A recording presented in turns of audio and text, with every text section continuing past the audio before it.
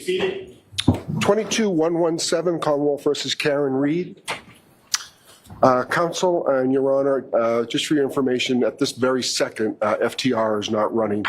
Ms. King is the official anyways, and she is on the record. Okay. All right.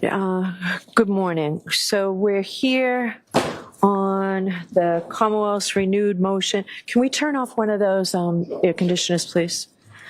The Commonwealth's renewed motion for reciprocal discovery and the motion to exclude the defendant's newly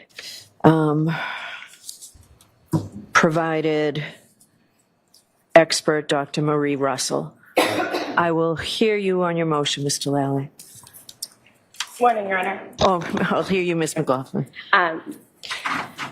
Essentially, the Commonwealth is just seeking that the defendant produce what the Commonwealth is entitled to under Rule 14 and what every criminal defendant in the Commonwealth of Massachusetts must produce to the prosecution. It was not until the day prior to trial on April 15, 2024, that the defendant provided notice of all their experts. During jury impanelment, the Commonwealth filed a renewed motion for reciprocal discovery, and the defendant was ordered within a week to produce the expert opinion testimony that the Commonwealth is entitled to. We are now entering, I believe, week 8 of the trial. The Commonwealth has not received any intended expert opinions, anything that those experts, any written reports, opinions, or anything that those experts have based their opinions on. Essentially, the defendant's strategic decisions not to retain their own expert, but rather rely on the U.S. Attorney's Office investigation does not alleviate them or relieve them from their Rule 14 obligations. As it pertains to Dr. Marie Russell, the Commonwealth did not receive notice that she's an intended expert until about week 6 of the trial on May 21st, and it wasn't until May 30th that the defendant provided a brief synopsis of what her expected testimony would be.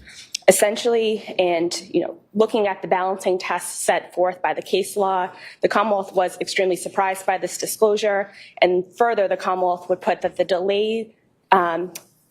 defendant's delayed decisions to produce reciprocal discovery is in bad faith. It is intended to ambush the Commonwealth and conduct a trial by surprise. We are still receiving reciprocal discovery. Over the weekend, we received additional photographs that the defendant intends to use. The Commonwealth is extremely prejudiced by these delayed disclosures. So looking at all the balancing factors, exclusion of Dr. Russell is really the only remedy that's appropriate given that we are in week 8 of the trial. The Commonwealth cannot seek a continuance. The Commonwealth has their hands tied with how to effectively prepare for cross-examination of that witness as well as all the other witnesses. We don't have any materials. We don't know what the experts' precise opinions are and what they were testified to. And it's essentially, it is in bad faith and there's no less severe sanction. So the Commonwealth would move to exclude Dr. Russell. And at this point, we are essentially just seeking the reciprocal discovery that the Commonwealth is entitled to be able to effectively prepare cross-examination of these witnesses so late in the game. Thank you very much. All right, who's arguing this for the defendant? There's no mic at council table, so I'm going to go to the podium with the court's permission. Yes. We need to be heard on this. That's why we're here, Mr. Yannetti. Thank you. I'd like to start with the most outrageous and false assertion that the Commonwealth made in its motion. Can I just ask you, there's no jury here, can I just ask you how long this is going to take? Between 5 and 10 minutes. Okay. Because I don't need, the hyperbole. Your Honor, I need to make my argument in the way that I think is most effective for my client. I will keep this brief and succinct, but I have points to make that I need to put on record. Okay, and I'm the person you are trying to convince, correct? I understand that. The Commonwealth, in a public filing, wrote the following on page 3 of its motion. Quote, during a pretrial hearing on February 15th, when asked by the court whether there was any dispute about a canine's involvement or canine DNA, Attorney Yannetti indicated no, and that the defense was not pursuing such claim. I was astounded to read that for 2 reasons. First of all, it is false. It is a lie. Second, the Commonwealth has knowingly lied about something where it's easily verifiable that they lied. We pulled the tape from February 15th. I don't have that. I'm sorry? I don't have that in my motion. It's on page 3, Your Honor. I have the Commonwealth's renewed motion for reciprocal discovery, a motion to exclude defendant's expert, Dr. Marie Russell.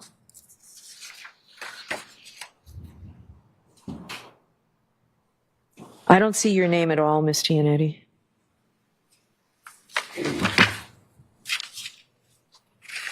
I'm on page 3. Sorry, it's not page 3, it's page 4. My apologies.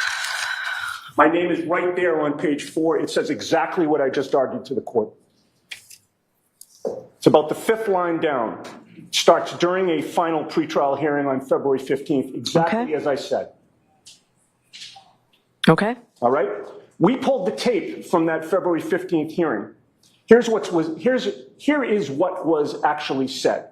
This court asked me the following, quote, while we're talking about DNA, Mr. Yannetti, do we need to be concerned about canine DNA? Where do we stand with that?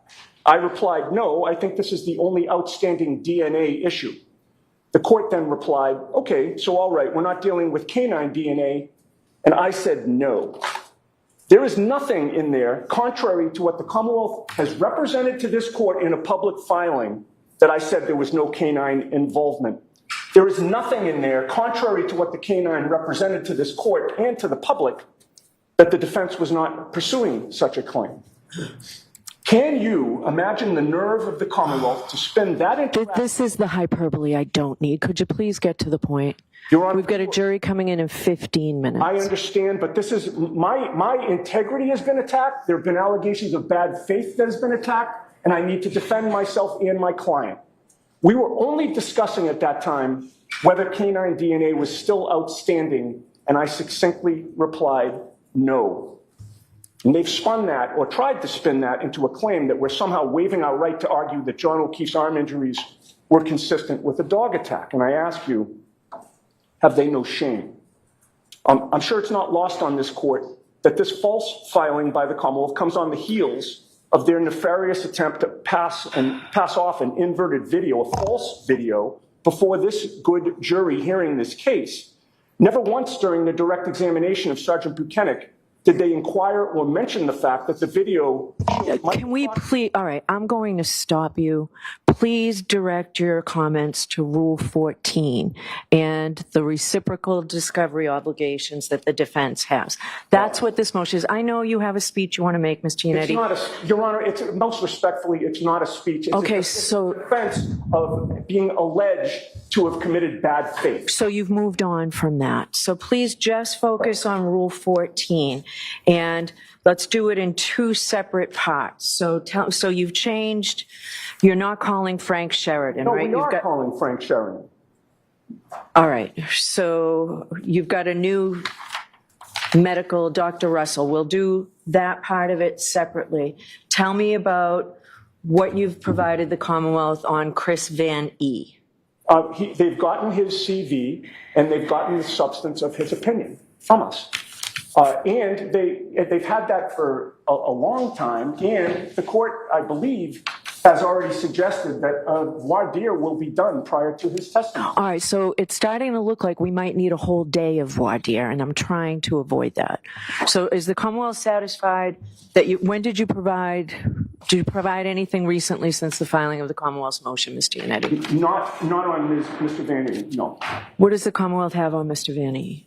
On Mr. Van E, all the Commonwealth has is what's contained, the synopsis on page 2, the first full paragraph. We do not know what his opinions are. It says he'll testify regarding his opinions and conclusions about reconstruction and EDR data obtained in connection with this case. He'll testify to chronological data derived from the EDR, including key cycles and triggering events from the time period in question. I have no understanding or information about what chronological data he's going to testify to, what his ultimate opinions are, anything beyond that relatively vague synopsis that does not comply with Rule 14. Okay.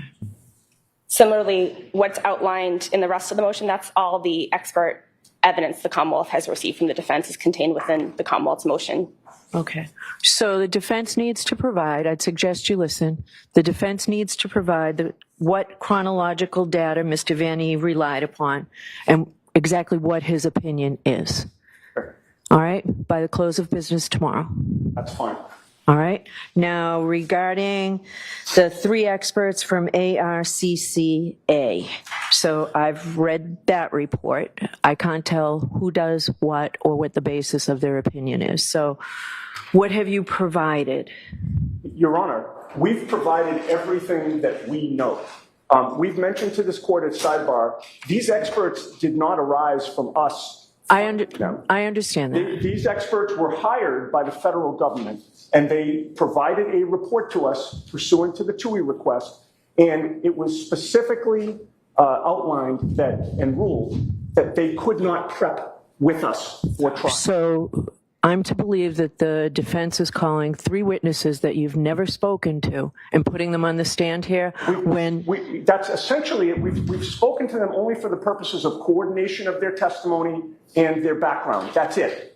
We have not been able to interview them regarding their findings, which are outlined in detail in the reports that both sides have. See, I don't see that as being, the report, I don't see that as being detailed. It leaves a lot of questions as the gatekeeper as to what they can testify to. Well, and you have not complied with your Rule 14 obligations. We can't, Your Honor.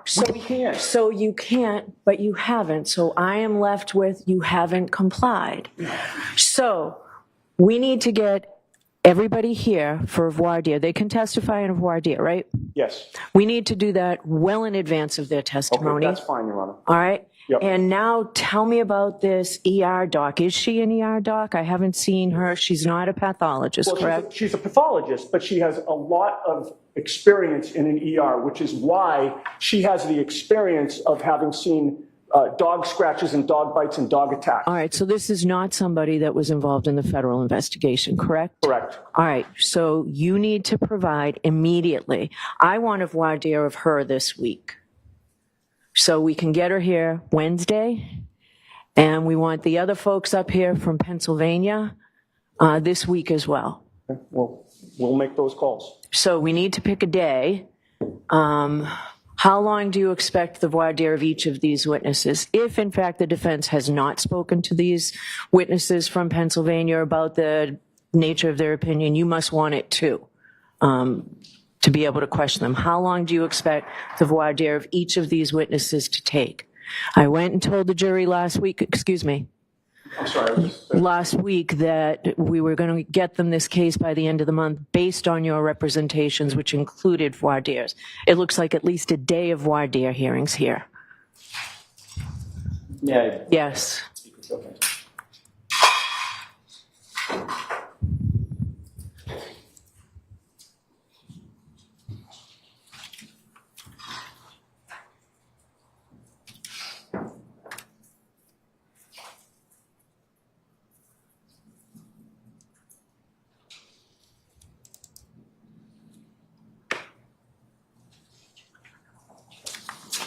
At least with regard to the, of course, at least with regard to the ARCO witnesses, that's my co-counsel's bailiwick.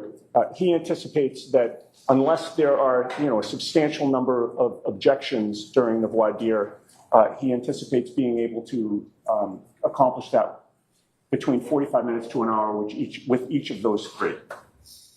With regard to Dr. Russell, we anticipate a half hour. Only 2 from us. Oh, I'm sorry, there's only 2 from ARCO, that's right. You're only calling 2? Which 2? Are you calling the 2 that are certified as accident reconstructionists? Doctors Rentschler and Wolf. Yes.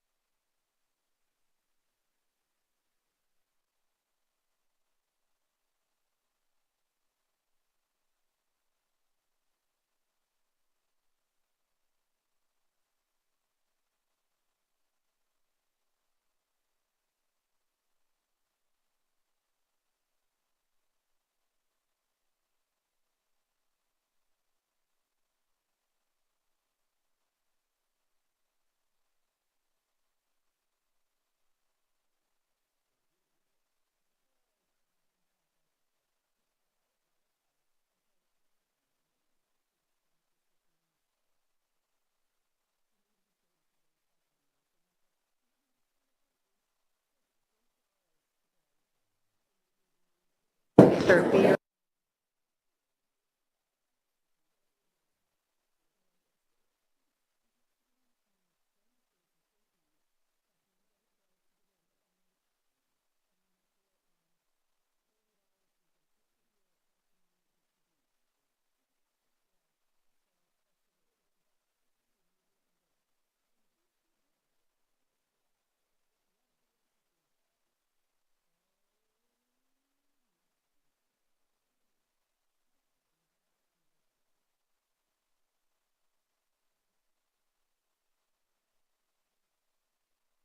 come on.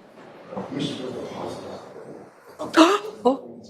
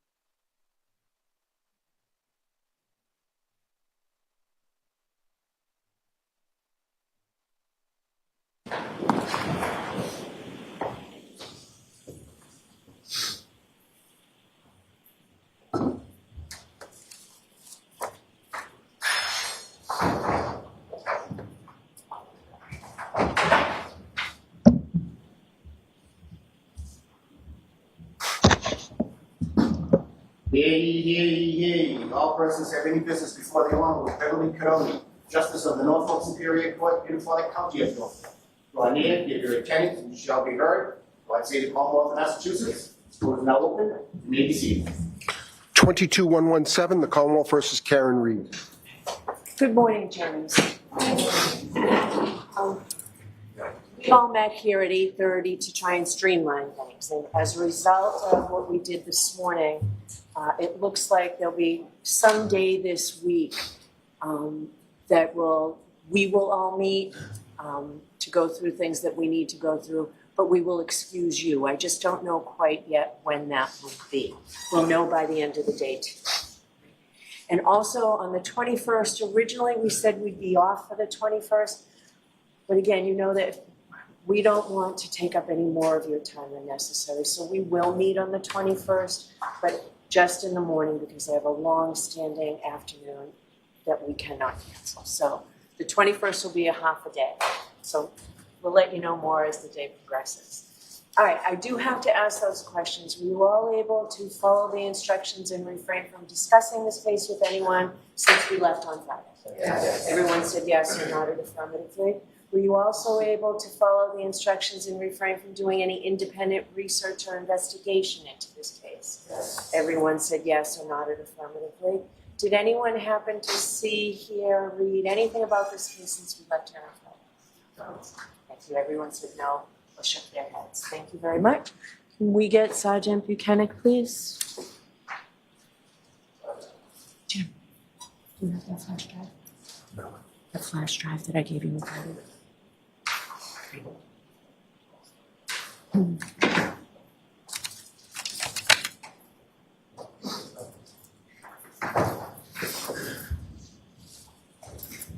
I feel the step up that remains there.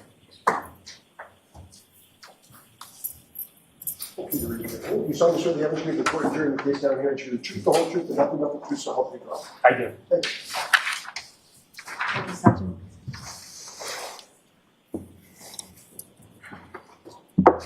All right, Mr. Jackson. Thank you. So when we left off on Thursday, we were discussing the Sallyport video that was introduced by the Commonwealth on Wednesday during direct examination. Do you recall that? I do. When he introduced that video, Mr. Lally asked you several very specific questions about the video, including if you recognized the video in general, correct? Yes, he did. And you said you did. I did. He also asked you whether you recognized any individuals in the video at a particular time where he paused the video and you used your green laser pointer to point out a couple of individuals that you recognize. Do you recall that? I do. And in that pause, you indicated at that time on Wednesday that you recognized Trooper Proctor and what you thought was yourself, the person slipping at the front of the SUV, correct?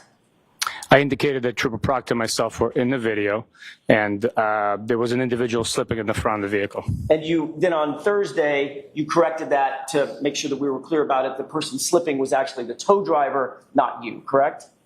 That's what it appeared, so yes. Okay. I'd like to take a quick look at that with the court's permission at 4:46. May I publish that? Yes. This is 4:46. It's the same video that you were shown by Mr. Lally. We're at runtime about 5:37 and 05 p.m. I'm sorry, I said runtime. I meant time of day. Thank you. As a matter of fact, the time of day would be most easily seen right down here, although it's pretty small from where you're at. If you can't see that, please let me know. I do not see that, no. Okay. Your Honor, I'll hold off on that question, and I may ask the court for relief in just a moment. If we can play this for just a quick second, and I'll ask you, Mr. Biggs, if you can pause it.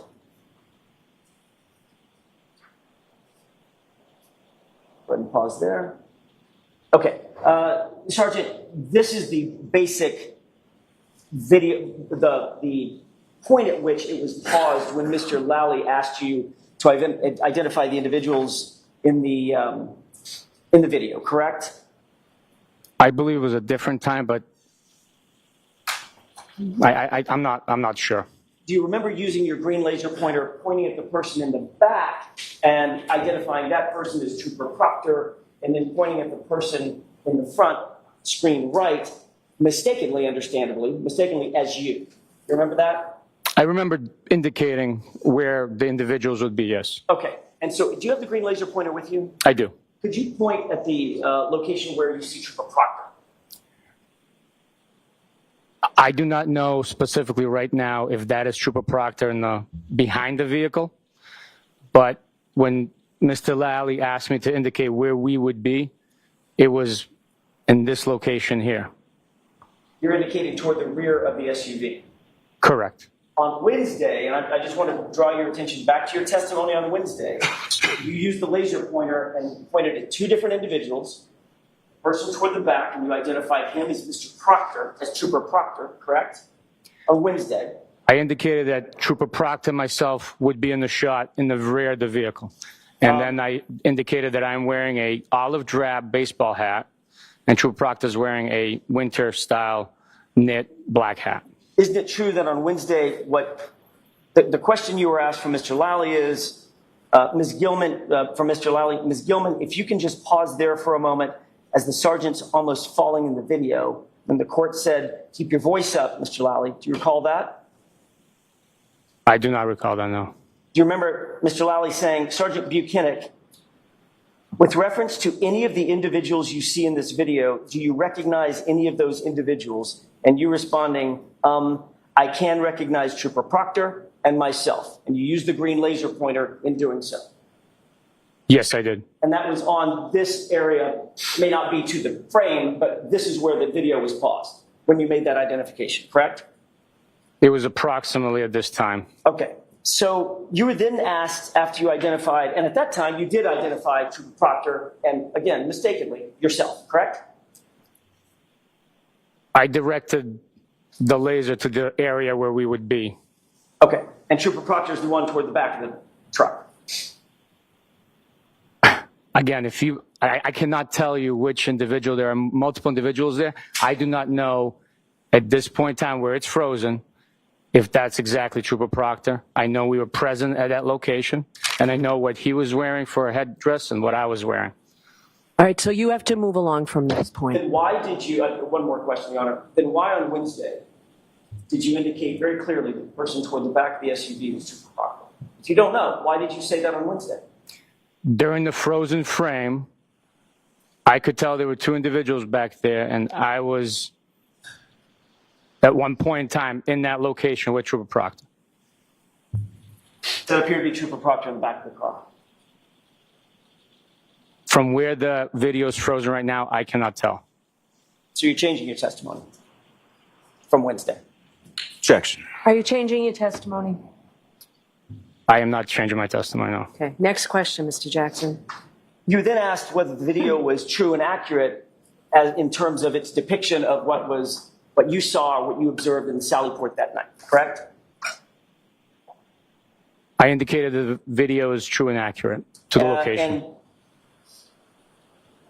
you were then asked whether or not, in looking at that video, watching it, either you or Trooper Proctor approached, manipulated, touched that right rear taillight at any time, and your answer was never, correct? That's correct. And while you testified, this is the video that was displayed for the jurors, correct? But it was this orientation, the front of the truck facing right, the rear of the truck facing left, correct? That's correct. And for all appearances, it would appear that the right rear taillight of the SUV is the one facing the jurors, if you will, facing the viewer, right?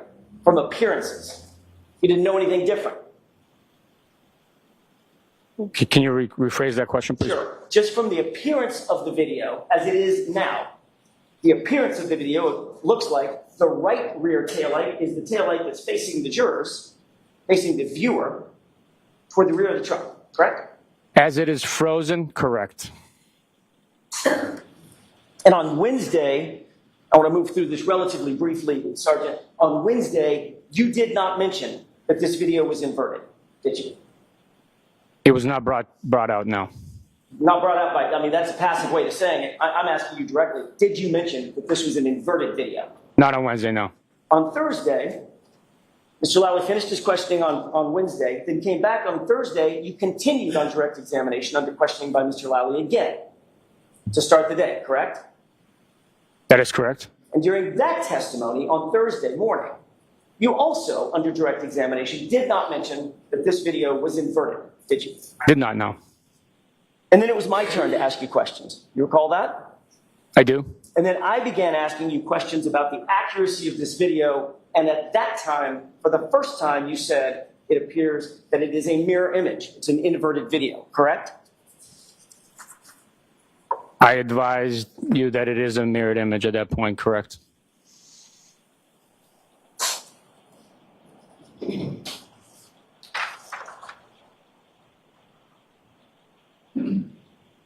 Would you agree with me now, as you sit here, that this video, as we're looking at it, is not a true and accurate depiction of what you viewed in that Sally Port that night?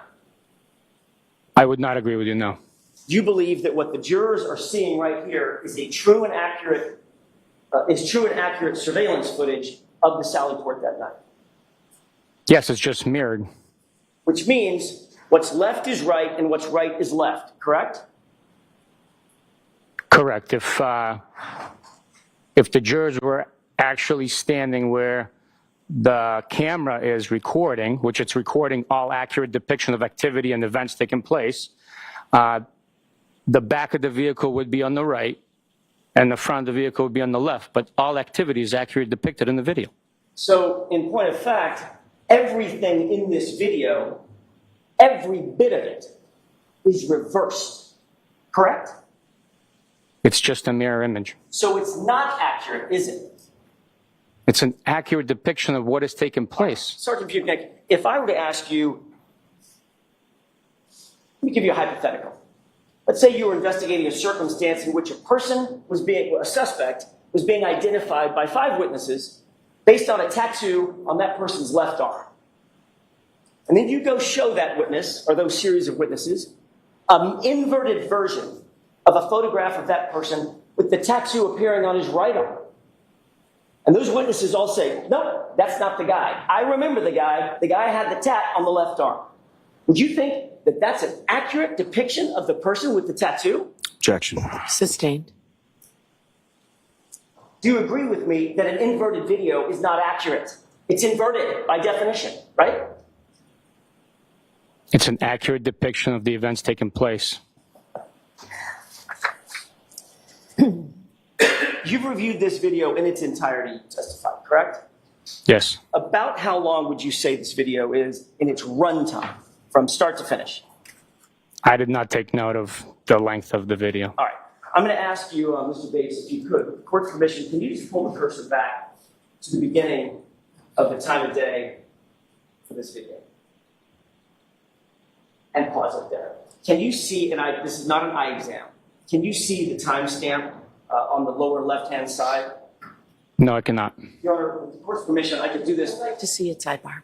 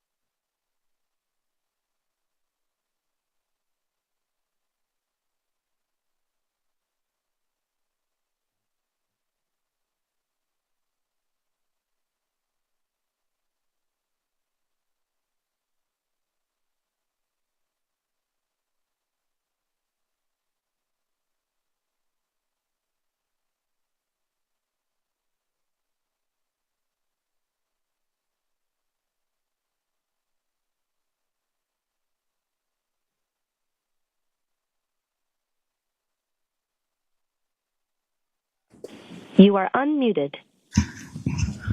Jurors, sometimes lawyers have what we call stipulations rather than prolonging either testimony or calling an additional witness. Lawyers agree as to certain facts. So what the lawyers have agreed to here is that this video begins at 5:30 and 23 seconds, 5:30 p.m. and 23 seconds, and it ends at 5:48 and 15 seconds.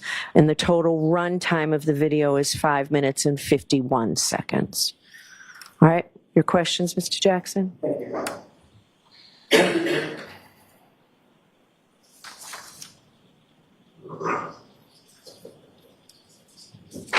Thank you for that, Your Honor.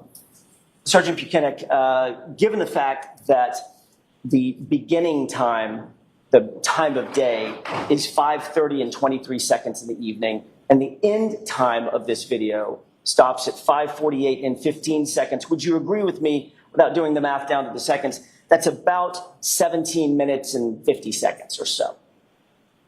In real time, yes. In real time. The actual time of this video, the run time of this video, however, is only 5 minutes and 51 seconds, less than 6 minutes. You'd agree with that? That is what's captured. So that means that about 2/3 of the video is missing, correct? It's not missing, just not recorded. It's not there. It was never there. I'm not saying it was ever there. I'm saying I don't know if it was ever there or not. Neither do you. I'm saying it's not there, correct? It was never recorded. Well, you don't know what has been or and wasn't recorded, do you? Objection. I'll let him answer that. Do you? I can only speak to what was turned over and what we received, and based on the evidence that was produced, the video that was produced is what we got. I understand. So based on that answer, you acknowledge you don't know what may or may not have been recorded without your knowledge. No. Right. Did you notice that there were obvious portions of the video that in which individuals just seemed to appear or apparate out of nowhere? It's not a smooth recording of the events. When the motion triggers the recording, the video appears as if a person appeared in the video. But that is due to the triggering of the recording. Well, you don't know what it's due to because you're not an IT person who actually captured the video, correct? Objection. Sustained. Ask that differently. Sure. You're not the IT person, the technical person who captured this video, correct?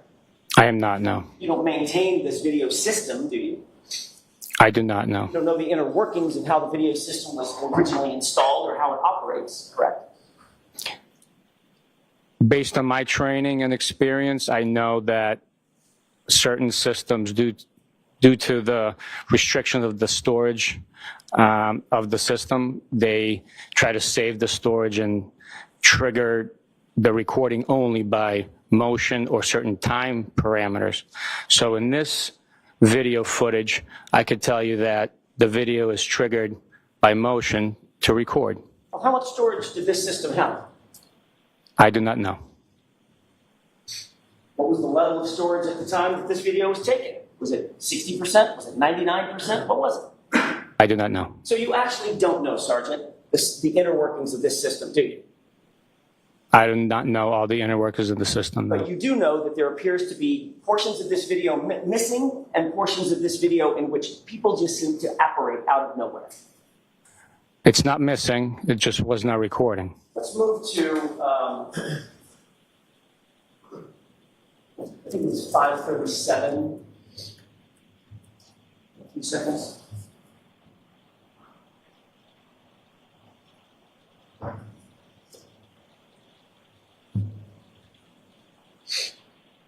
Okay, if we could, with the court's permission, can we play about less than a minute? Yes.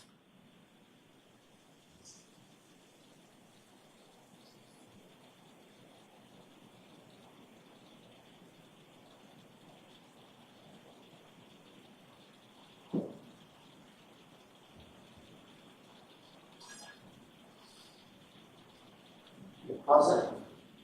Did you see where the person that was toward the back of the vehicle went in this video? It appeared they went behind the vehicle. Which would be which area of the vehicle, the right or the left, in real life, not on this video? In real life, it would be the right rear portion of the vehicle. Toward the taillight area. That quarter panel, correct? Let's go ahead and play it.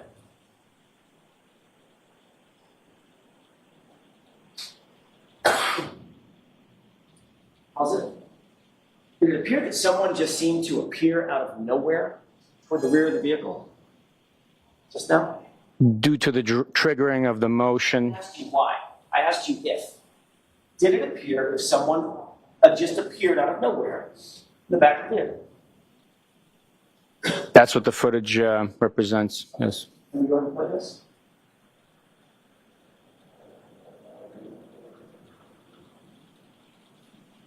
Pause it. Did you see that the person walking away from the vehicle that you earlier on Wednesday identified as Trooper Proctor appeared to have a notebook, black portfolio in his hand? Yes, I did. And can you see from there, I'm going to ask you this basically knowing the answer, can you see from there the time of day on the lower left side as that person leaves the screen? No, I cannot. Would you disagree if I indicated to you that was 5:38 and 7 seconds in the evening? I would have to see it for myself. I cannot agree with you based on your statement.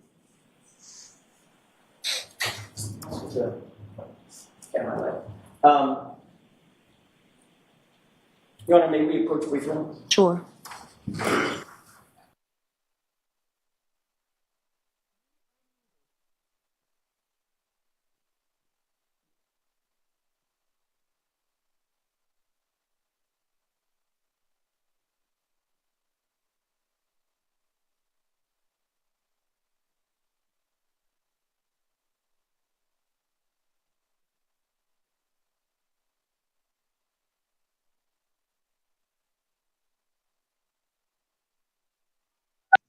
You are unmuted.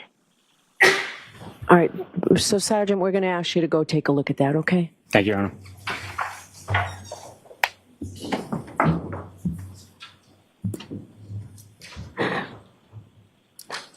And please don't speak until you're back in the witness stand.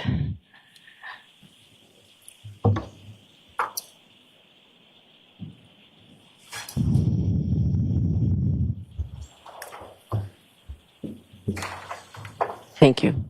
All right, Mr. Jackson? Thank you. Sergeant, did you have an opportunity to look at the time of day at the point that the video is paused right now? Yes, I did. What is that time of day? 5:38:07. 5:38 and 7 seconds, correct? That's correct. And remind me about how far of a drive in time is this location at Canton PD from 34th Fairview? With no traffic, no adverse weather and road conditions,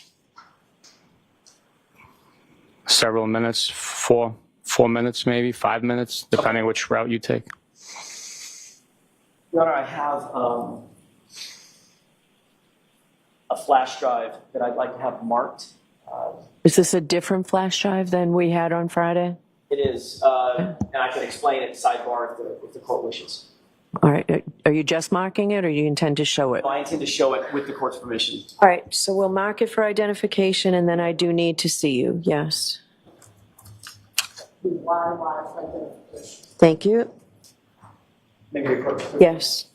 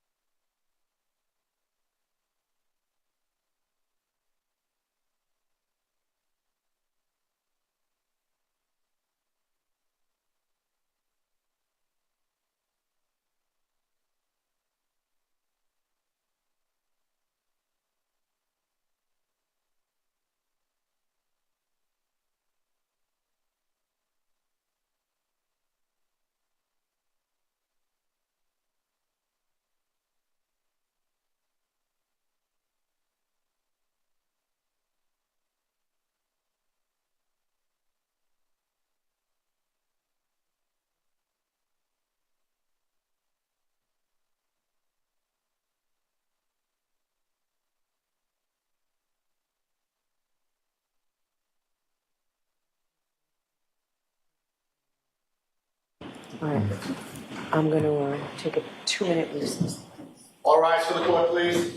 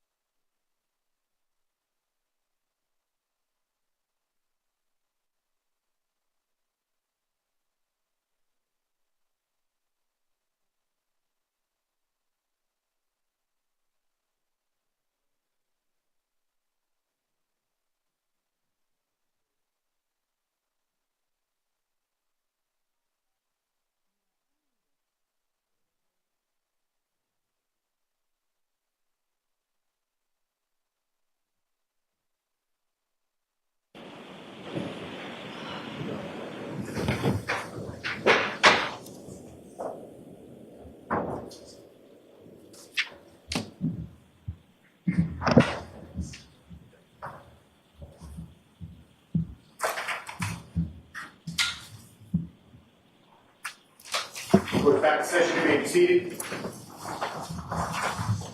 Does council need to see me, or are we all set? I think we're all set. Okay. Right ahead, Mr. Jackson. Thank you, Your Honor. As a matter of housekeeping, I would ask for the admission of the last item that was marked for identification. XX. I think Was it YY? Ah, it was back again, I did the same okay. thing. I think it's All right, exact. so that will now be what, Madam Court Reporter? 542. Thank you. And with the court's permission, I'd ask to display that video. Yours? Okay. Bates, if you could move that to a runtime of 1 minute and 17 seconds, so thereabouts. And go ahead and pause that.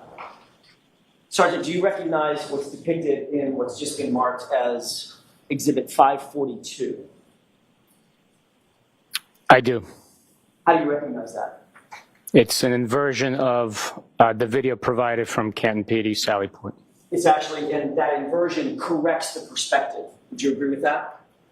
I would. Okay, so now we're looking at what we've always been looking at, but it's clear that we're looking at the driver's side of the vehicle, correct? That's correct. And everything in it's properly oriented, is that right? It's an accurate depiction of what is taking place. Meaning right is right and left is left in this video.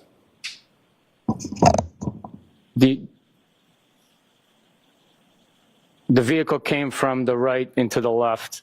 The driver's side is visible and is closest to the camera. If we could go ahead and, thank you, Sergeant. If we could go ahead and play this for just a few seconds, please.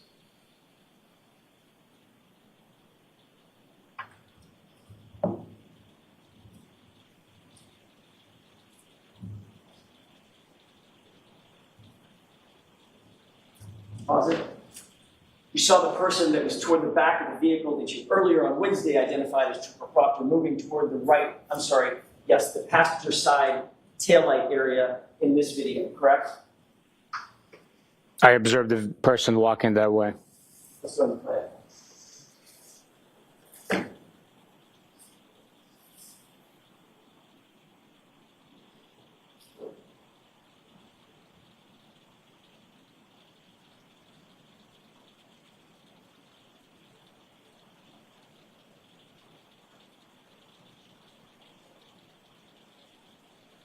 Awesome.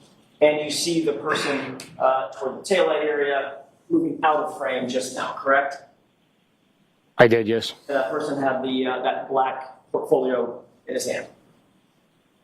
That's correct. I'd like to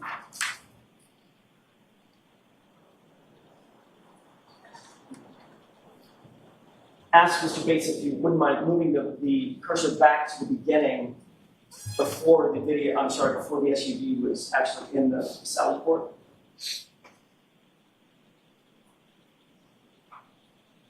And you can pause that. Do you see what's depicted in the video now at runtime, at the beginning of the video? I see the still frame. I'm observing the still frame. Okay, fair enough, fair enough. Can you see from where you are, sir, can you see the chyron at the bottom of the video in blue, indicating the date stamp and time stamp? Can you see that from where you are? I see the blue color. I don't know what exactly it is. Are your eyes good enough to see that that is completely inverted? They are not. They're not inverted? They are not good enough. That was a good answer to a bad question on my part. With the court's permission, would it be possible for the sergeant to approach the screen and take a look at that timestamp? Can you do that, Sergeant, please? Yes, Your Honor.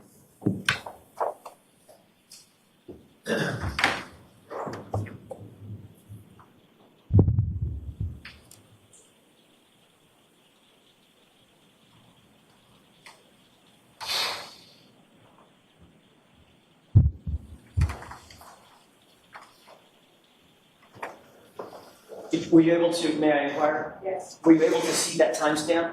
Yes, I was. Sergeant, did that timestamp appear to be inverted? The blue writing appears to be backwards. So in this version of the video, which has been inverted from the version shown by the Commonwealth, the timestamp also was inverted, correct? What appears on the screen is inverted. Thank you.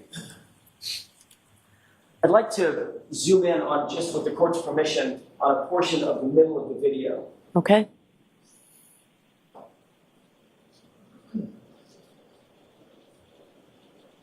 Sergeant, I want to direct your attention to an area of the video right above the hand truck. Do you see that area? I do. You see that white object just above the snow line? I see something there. I do not know what it is, if it's an object or it's more snow. Can you tell if that's a sort of a dirty white rag? I cannot tell what it is. Fair enough. Thank you, Mr. Fish. We can take that down.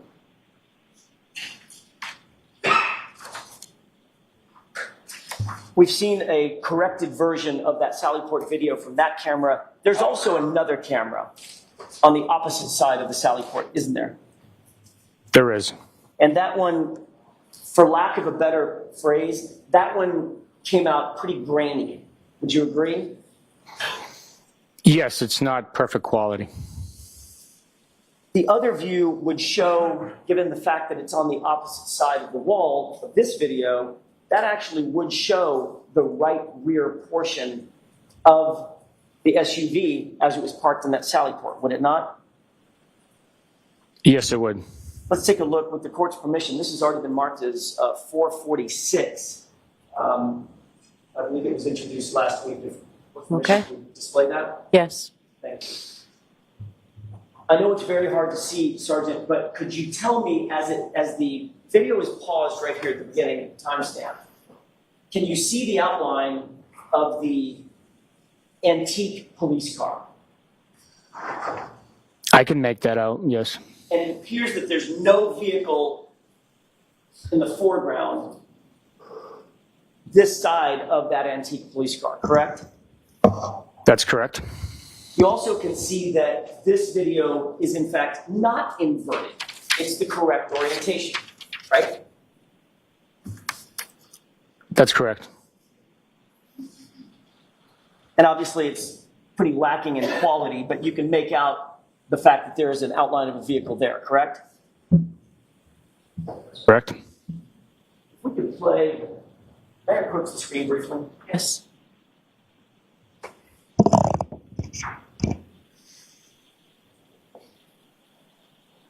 If we could, with the court's permission, begin playing at this time, this is about 5:07 and 10 seconds. That's time of day. We can play for about a little less than a minute. Okay.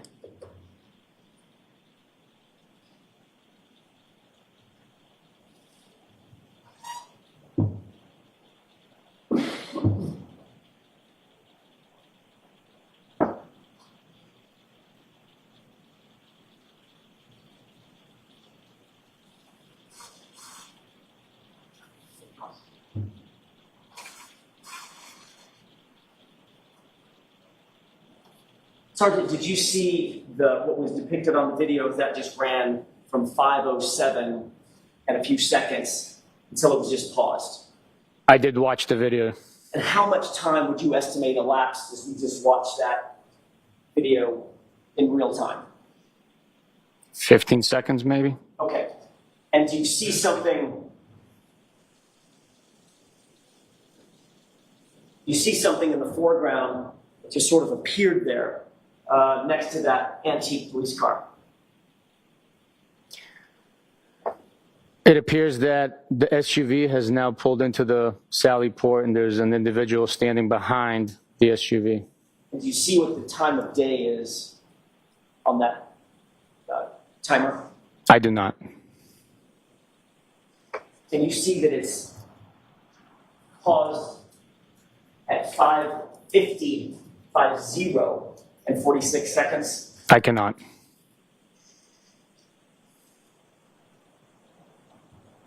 This is the last time I would ask that Unfortunately, I cannot zoom on this, Your Honor. With the court's permission, would the sergeant make one more trip to the screen to give us the exact time that this is paused? This is the last time, Sergeant. Would you please? Thank you, Your Honor. Thank you.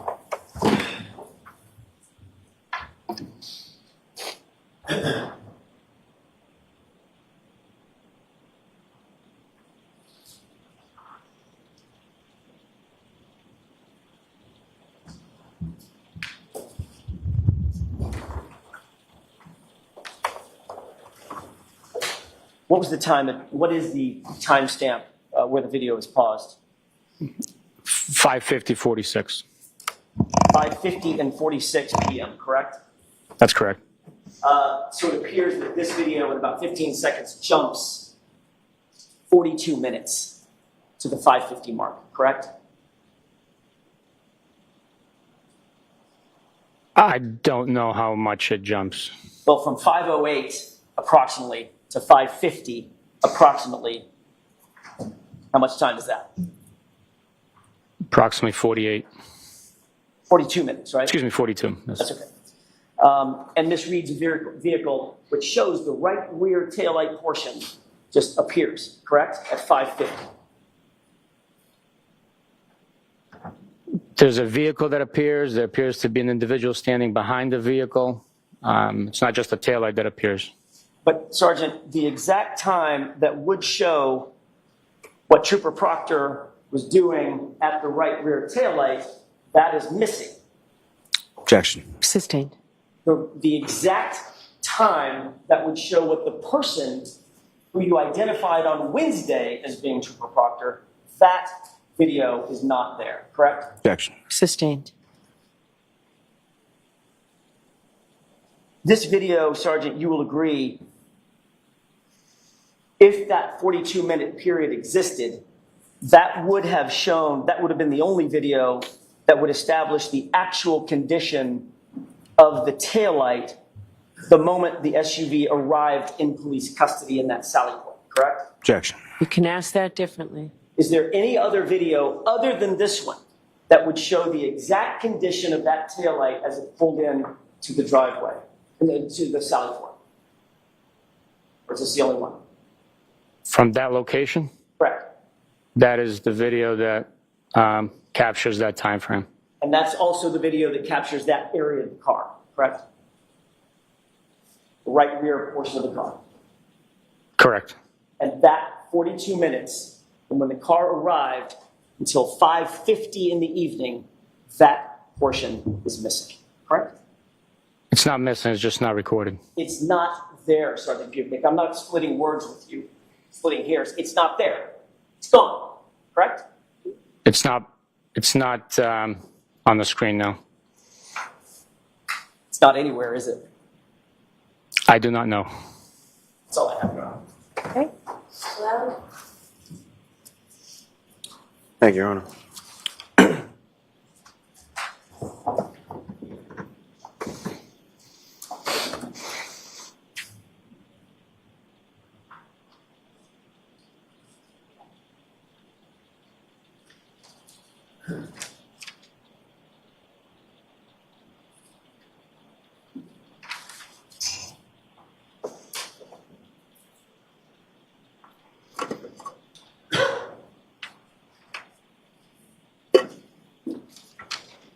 Morning, Sergeant. Good morning, sir. So how this video was played before the jury on Wednesday during your direct testimony, the condition of that video, the view of that video, that's how you received it from the Canton Police Department, correct? That's correct. So nothing was done to alter it, change it in any way, shape, or form from when you received it to when it was played before the jury? Objection. Sustained. You can't lead, Mr. Lally. What, if anything, was done to alter or change that video, received it to the time that it was played before the jury? Objection. Ask it differently one more time.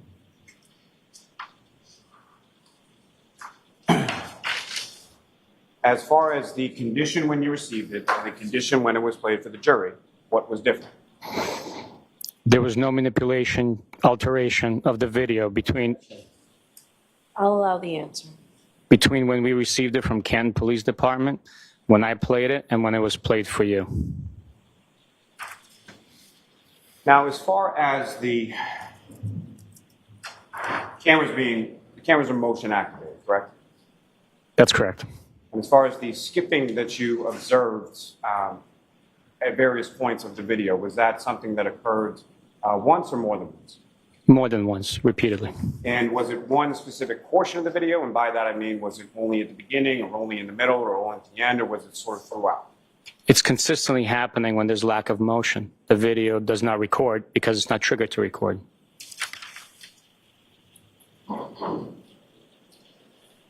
From the video, at least as far as you've seen, the one that you were shown on Wednesday and the one that you were shown today, or the portions that you were shown today, what, if any, difference did you note between the content of what's contained in the video? The content of the video is accurate depiction of what's taken place. The only difference that I noticed today is that the version played was actually inverted from the original version that I received and which was produced. Your Honor, with the court's permission, I would ask that the entirety of that 5 minutes and 51 seconds of video be played for the jury. Okay? You might have one moment, Your Honor. Yes.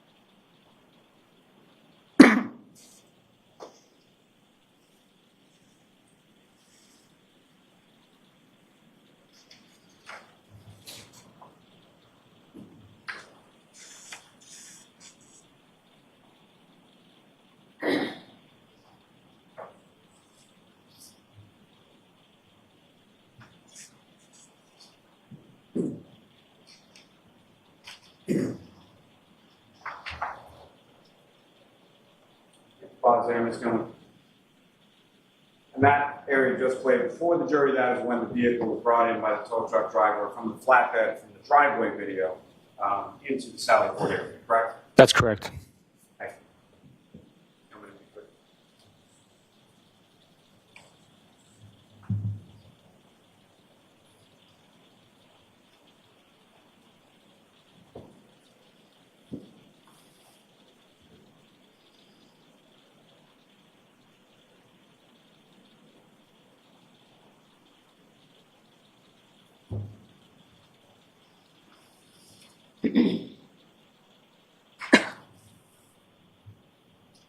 Gentlemen, if you could pause there for 1 second.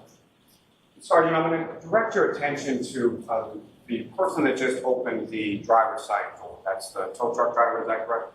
That's correct.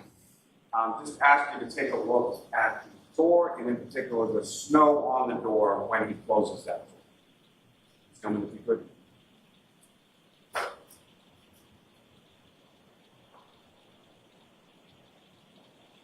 You can pause just for 1 moment. Now, Sergeant, if I could direct your attention back to the ring video. I think it was video 153 from Exhibit 6.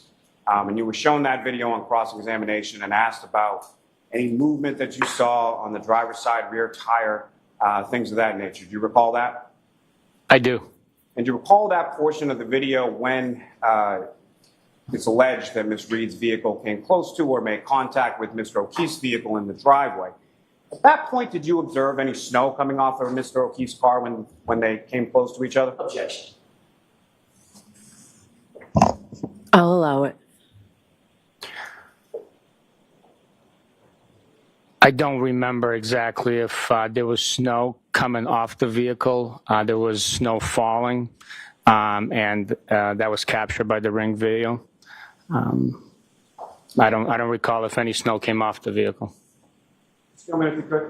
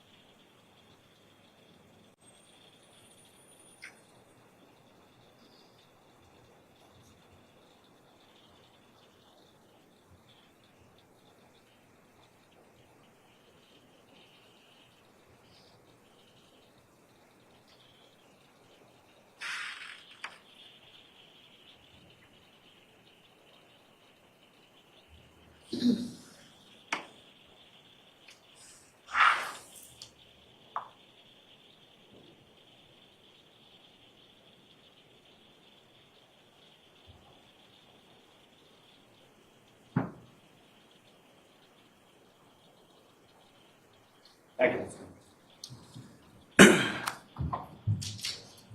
And Mr. Officer, we can have the lights back up.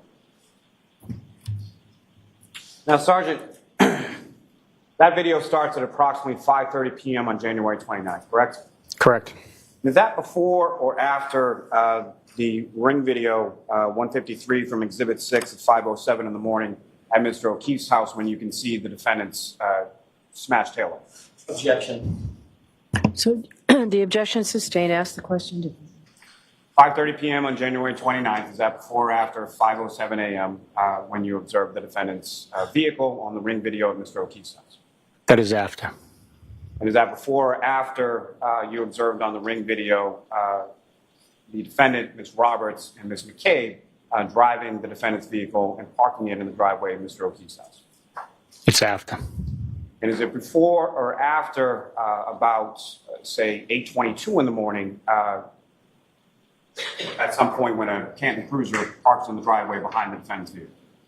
It's after. And is it before or after about 12:30 p.m. or so when the defendant and her father and her brother, from the videos from Exhibit 6, the ring videos on 1 Meadows Ave, are parked in and around the defendant's vehicle and then leave with the defendant's vehicle to go to Dyke? It's after. And is it before or after the video that you testified about on Wednesday in regard to the surveillance video from the defendant's father's house in Dayton when that vehicle is being loaded onto a truck and you can see the taillight there? John. Okay. It's after.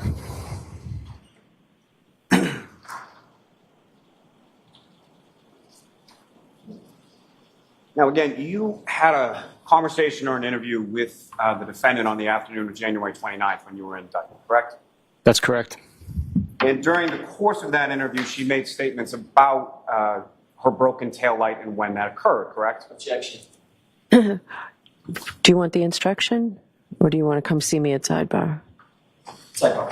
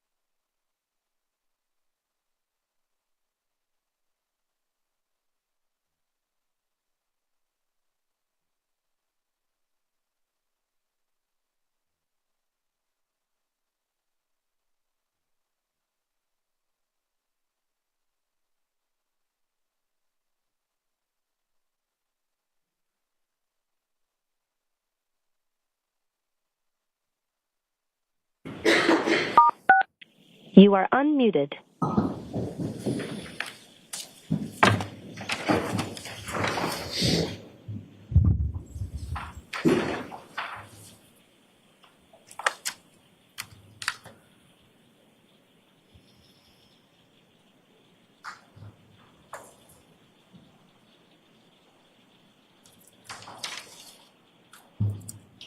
Now, Sergeant,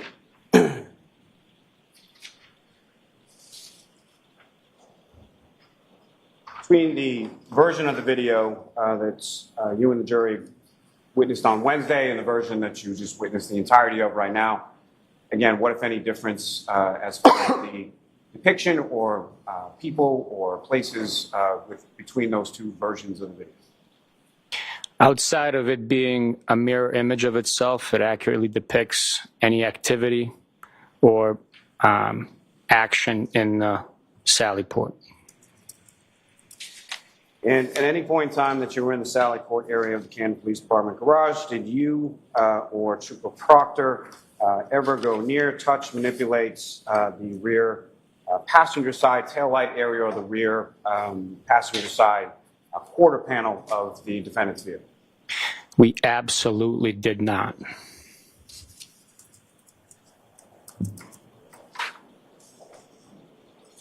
Now, if I could turn you back to some questions you were asked on cross-examination about something that was reported to the chief medical examiner's office. Do you recall that? I do recall that. And some questions about statements that you had made to the OCME at approximately 10:41 a.m. on January 29th. Do you recall that? I do recall that. And you were asked some questions about reporting it as a possible domestic assault, correct? That is correct. And can you explain to the jury what led to that statement as far as what you knew at that time and why you would make those statements to the medical examiner?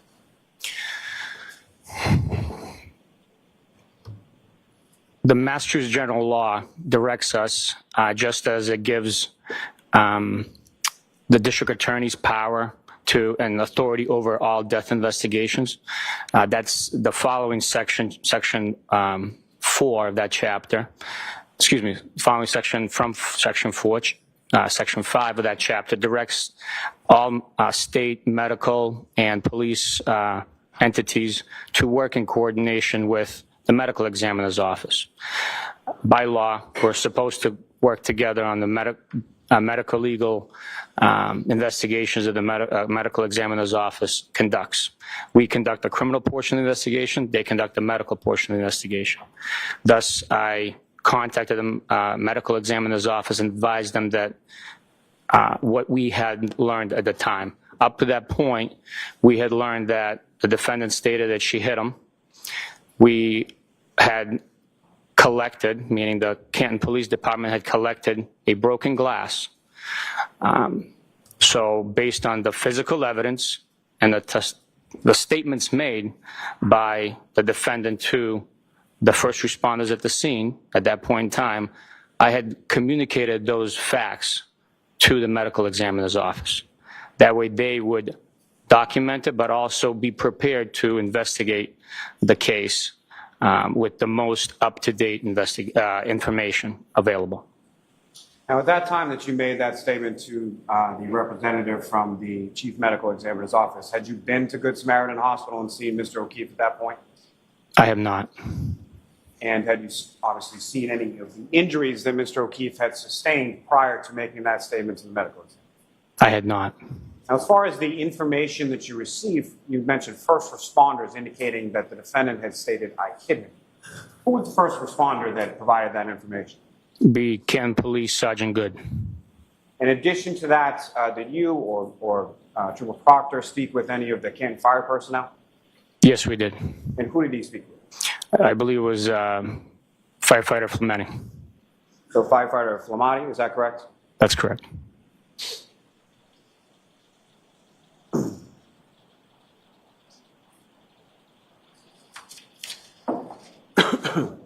Now, after going to Good Samaritan Hospital and viewing Mr. O'Keefe's injuries, as far as what you had earlier reported to the medical examiner, what, if anything, changed based on those observations as far as your opinion as to what had transpired? Based on what I learned from observing the injuries, I could tell that the glass. Objection.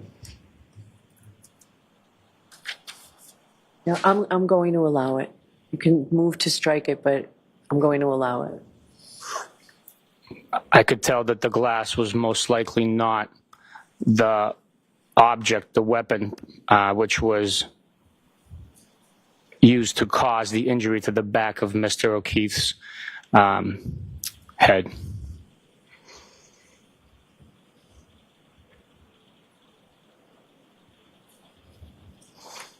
Thank you, sir. May I have a moment? Yes.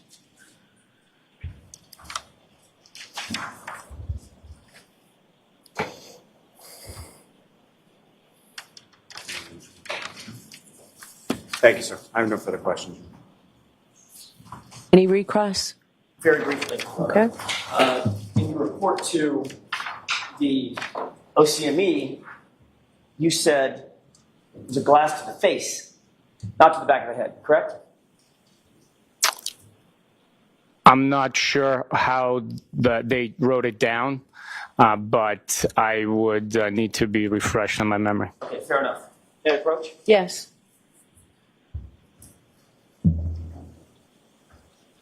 Last sentence.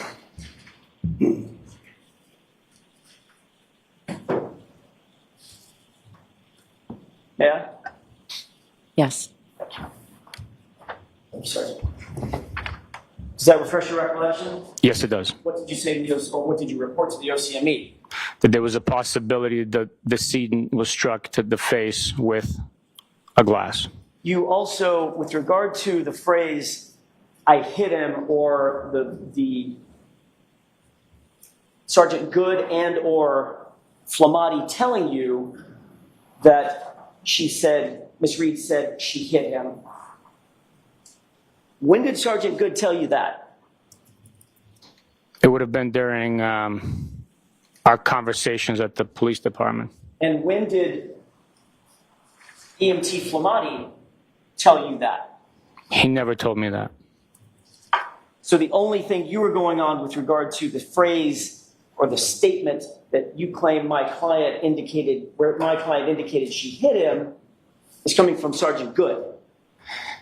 That information at that time was provided by the first responders from the scene. And Sergeant Good then relayed that to you, correct?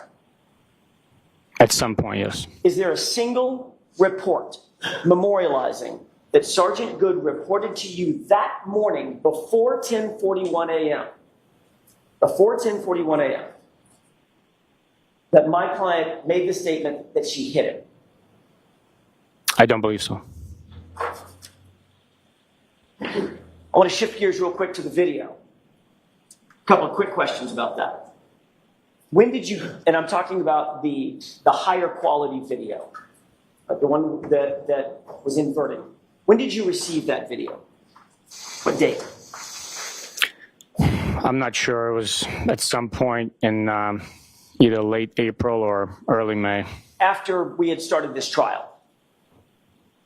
Objection. Do you know? I do not, Your Honor. Okay. If after mid-April, correct? I believe so. I'm strictly speculating. Who asked you to retrieve that video? I did not retrieve that video. I'm sorry, that was a presumptuous question. At what point were you asked to secure the video, or were you ever asked to secure the video? That video was never secured by me. I was not asked to secure it. I just was asked to review it. Okay, so who did secure the video to your knowledge? I do not know. You were aware that it was, well, let me ask you a couple of different questions then, based on that. You've already testified that you knew that the Canton Police Department was recused from any investigation concerning this case, correct? At one point, we learned that the Canton Police Department, the decision was made way above my level, and I was advised by Detective Lieutenant Tully that Canton Police had recused themselves from the investigation as far as interviews go. And you knew that that recusal was because of a connection between the Canton Police Department and the Albert family, correct? Objection. Sustained. Did you know, or were you informed, that the recusal was based on the connection between the Canton Police Department and the Albert family? Objection. So it's sustained for the same reason I sustain the Commonwealth's objection at sidebar, Mr. Jackson. Last question. Who provided the video? I do not know. Canton Police Department, wasn't it? You asked who. That's an entity. Okay. What entity provided the video? It came from the Canton Police Department. Thank you. That's all I have. All right, Sergeant, you are all set to. Thank you, Your Honor. Your next witness, Mr. Lally? Yes, Your Honor. The Commonwealth call Officer Nicholas Barrows to the stand. Okay.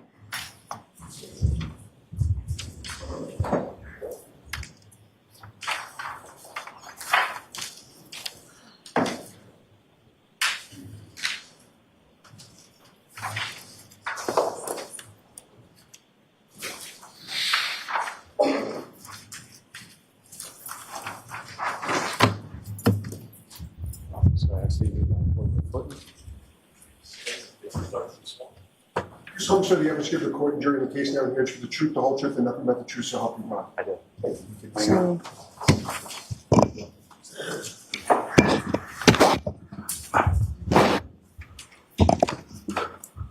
all right, whenever you're ready, Mr. Lally. Thank you, Your Honor. Good morning, sir. Morning. Could you please state your name and spell your last name for the jury? Nicholas Barrows, Barros, And how are you employed, sir? with the town of Dayton. And what, if any, role or what do you do for the town of Dayton? I'm a police sergeant for the police department. And how long in total have you been a member of the Dayton Police? In total, started in 2011, 14 years this December.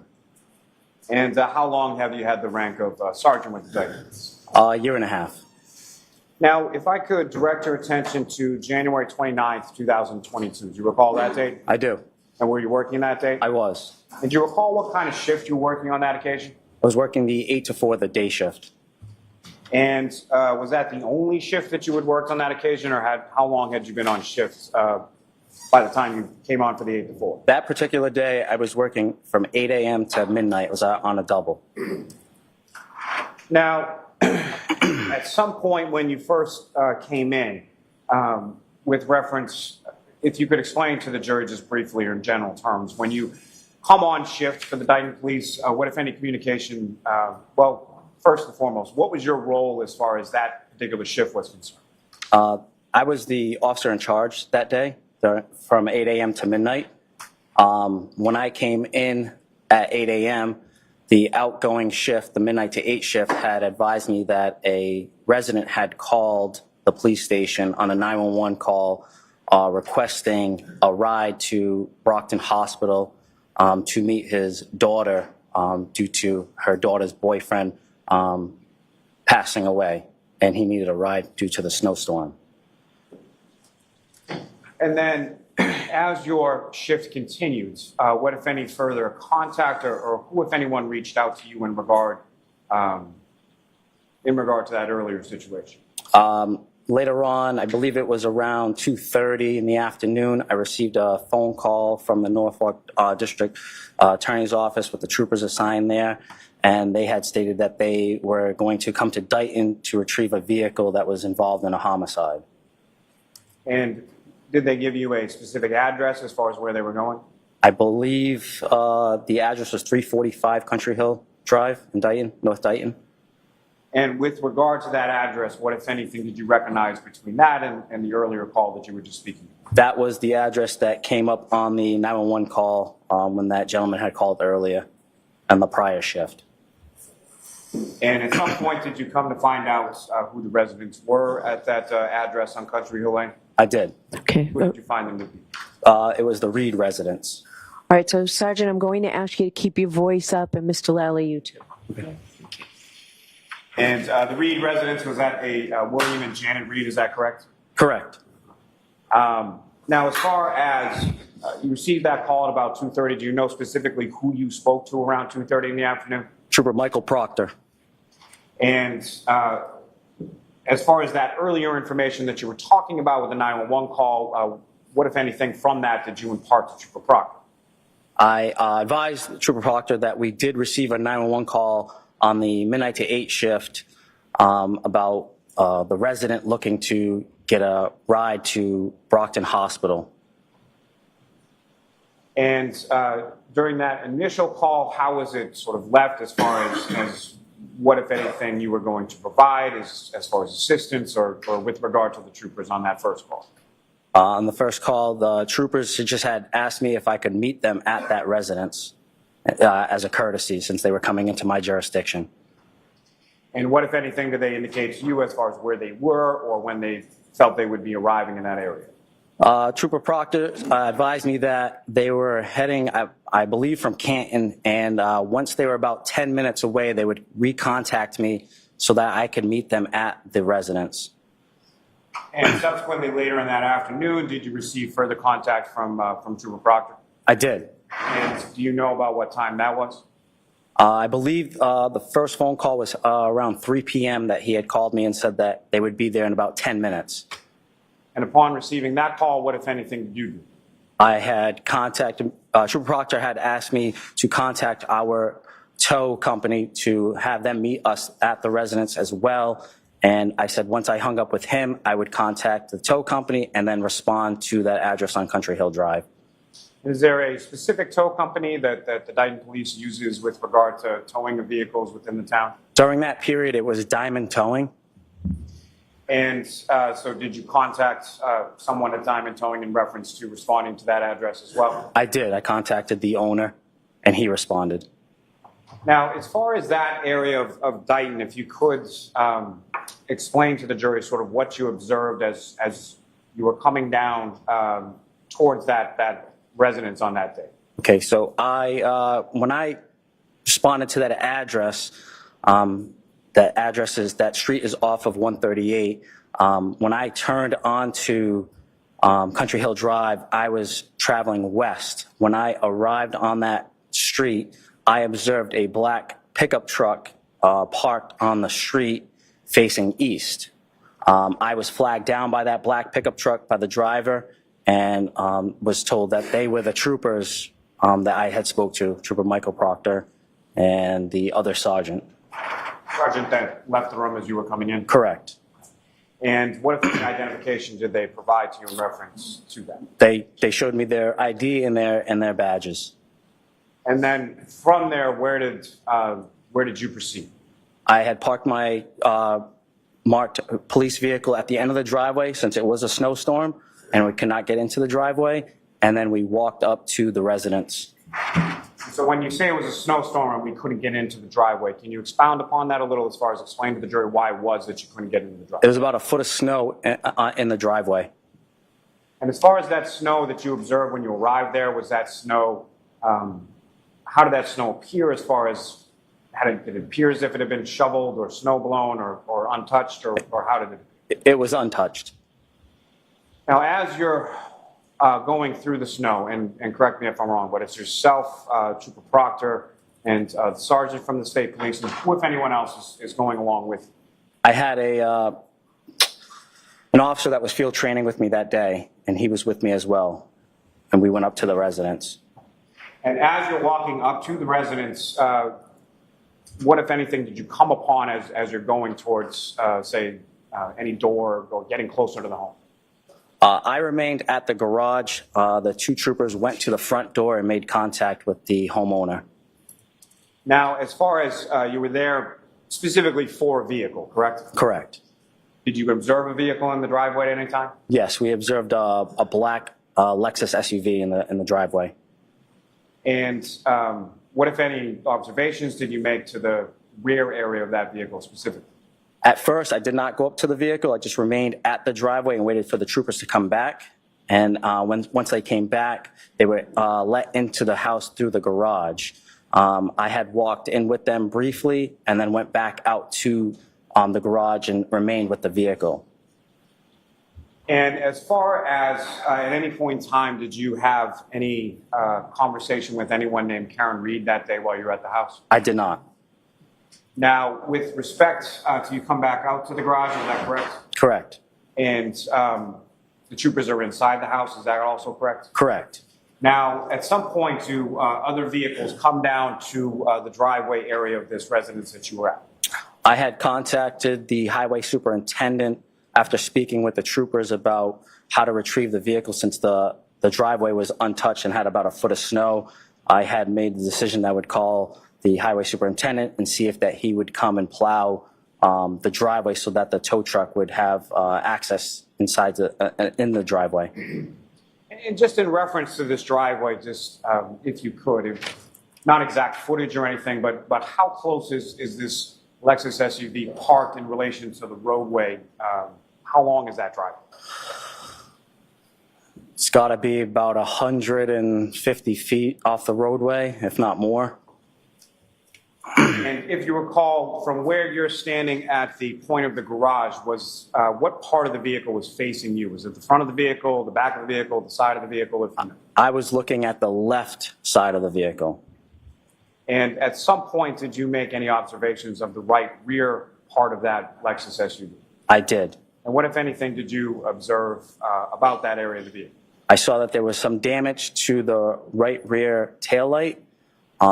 to my best ability and recollection, that tail light was not completely damaged. It was cracked, and a piece was missing, but not completely damaged. And then beyond the taillight area of that vehicle, what, if anything else, did you observe as far as damage to the rear passenger side area?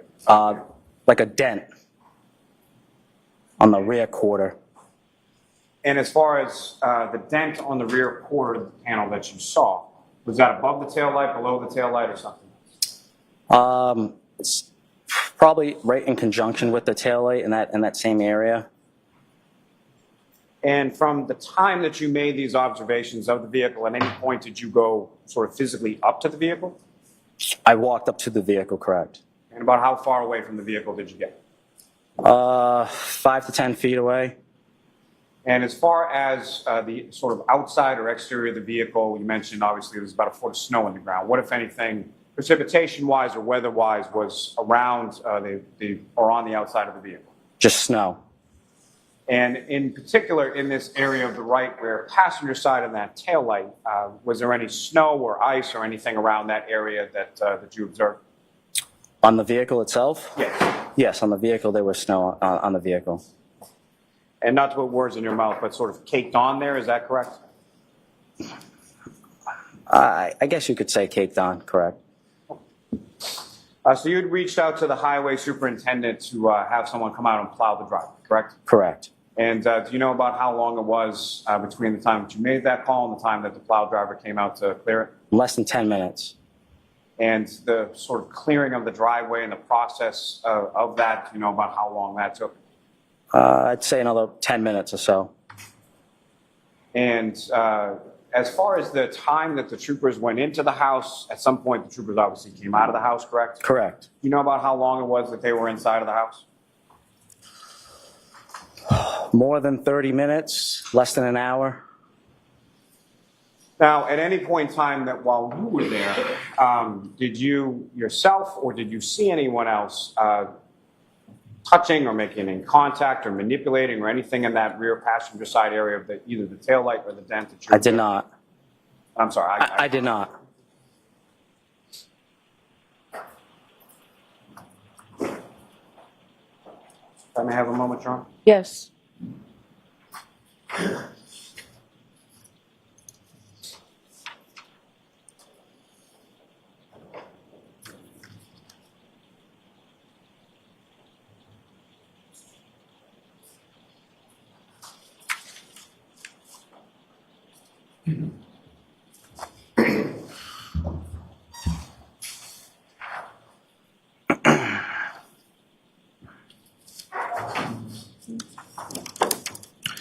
Thank you, sir. I have no further questions, Your Honor. Okay, cross-examination?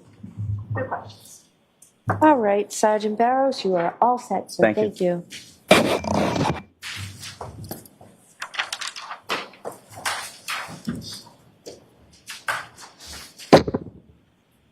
Do you want to call another witness or morning recess? Morning recess, but, Your Honor, if I could just, either before or after, I just need to address one thing with the court at sidebar. All right, so we'll send the jurors out. Jurors, why don't we take the morning recess?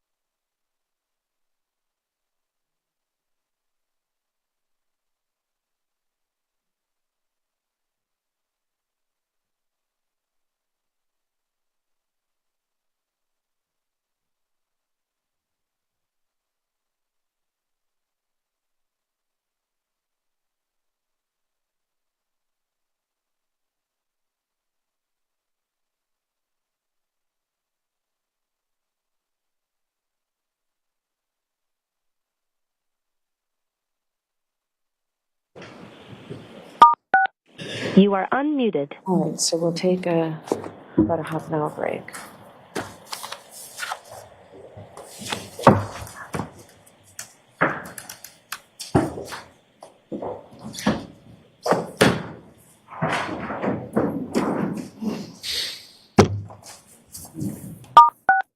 You are muted. Hey there, Karen Reed, trial watchers. This is a Law and Crime legal alert.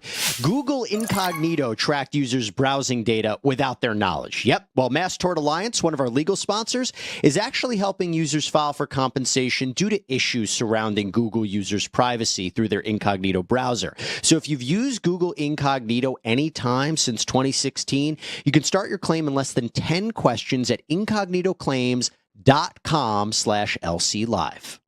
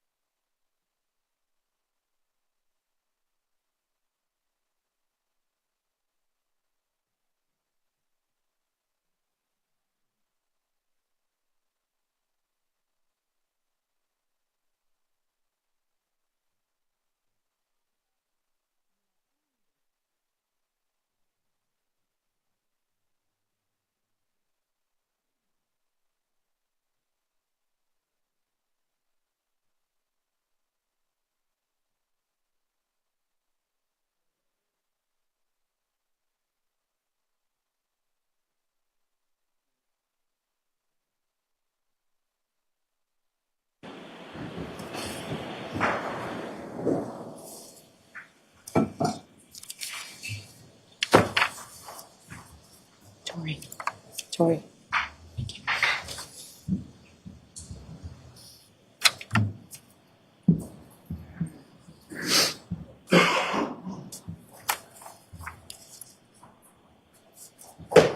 Court is back in session. You may be seated.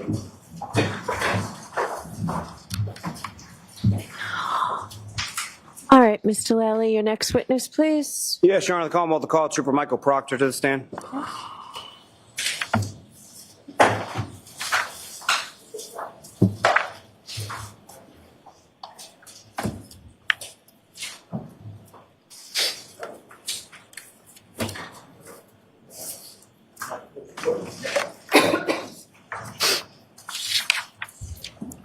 Welcome, officers down there. Do you mind please step up? Raise your right hand. You solemnly swear the evidence the court and jury in the case now hearing to be the truth, the whole truth, and nothing but the truth. So Good morning, Your Honor. Good morning, jurors.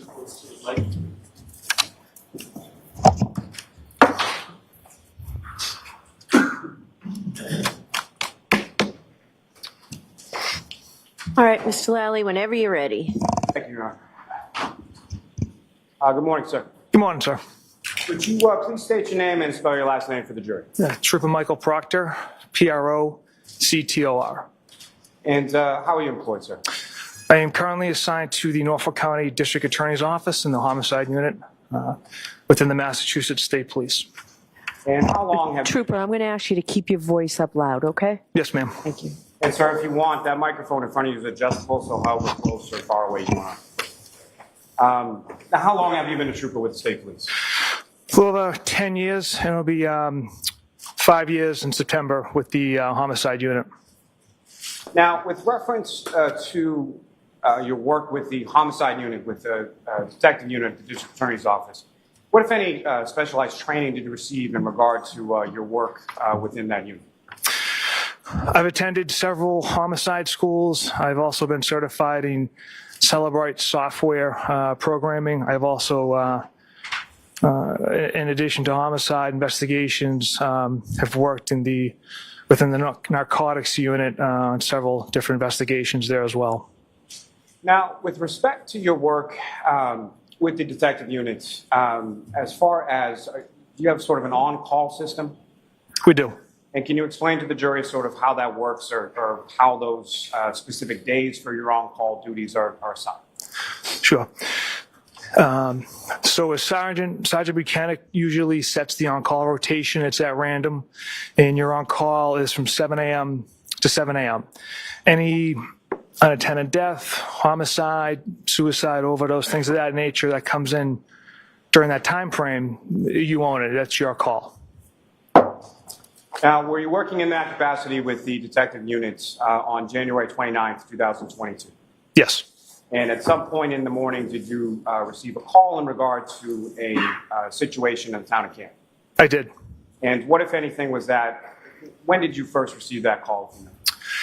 Sergeant Buchanan called me at approximately 6:48 that Saturday morning, advised that Canton PD had a mail party that was discovered in the snow outside of a residence, and he wasn't sure what had happened. It was originally given to me as a possible medical situation.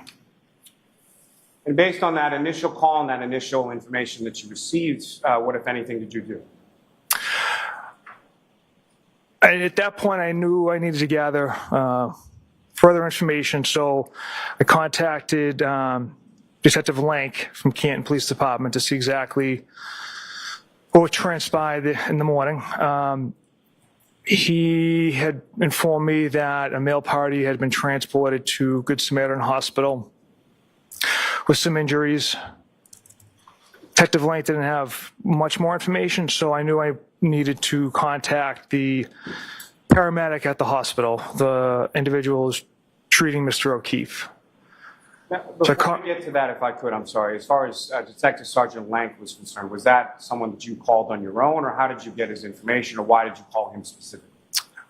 I knew he was on scene, so I called Detective Lank. So that was some information that you had received at some point earlier, and then you contacted Detective Sergeant Lank. Correct. And following that, you reached out to whom? I'm sorry? This firefighter Anthony Flamati. And with reference to that conversation, what, if anything, did you learn from that? Firefighter Flamati informed me that I'm going to allow it.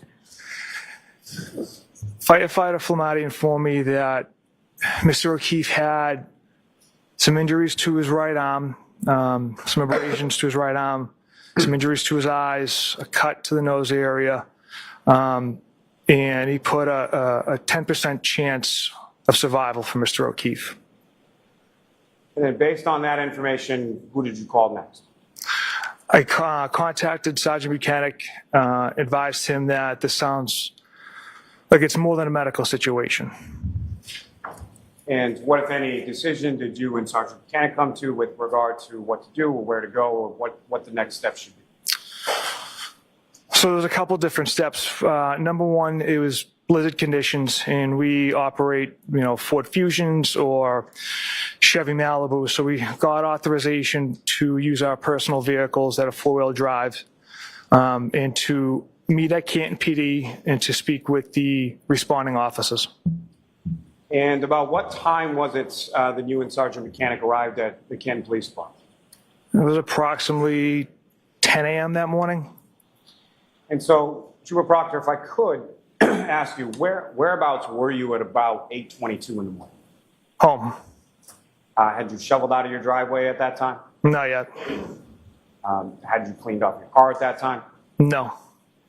So you arrived at the Canton Police Station about 10 a.m. or so. When was it that you arrived in relation to Sergeant Buchanan, if you know? At Canton PD? Yes. I don't recall if Sergeant Buchanan arrived first or myself. But suffice it to say, at some time you both arrived around 10 a.m., is that correct? Yes, sir. And where did you go with the Canton Police when you arrived there? We spoke with the Sergeant Sean Good. And what, if anything, did you learn from Sergeant Good?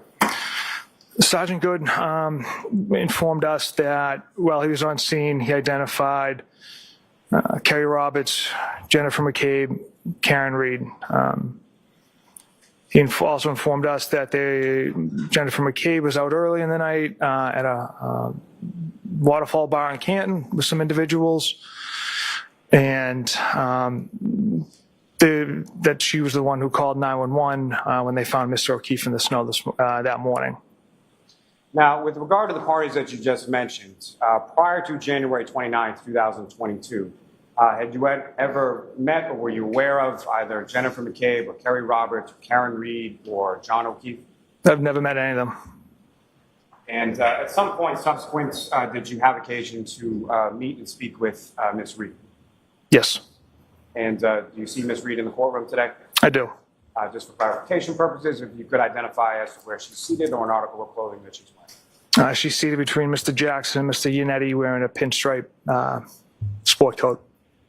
Just ask the record reflect identification of the defendant. Yes.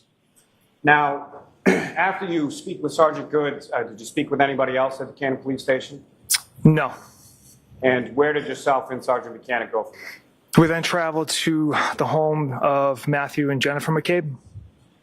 Now, with reference to when I say you and Sergeant Buchanan, at how long a period of time was it that you were with Sergeant Buchanan on that date of January 29th?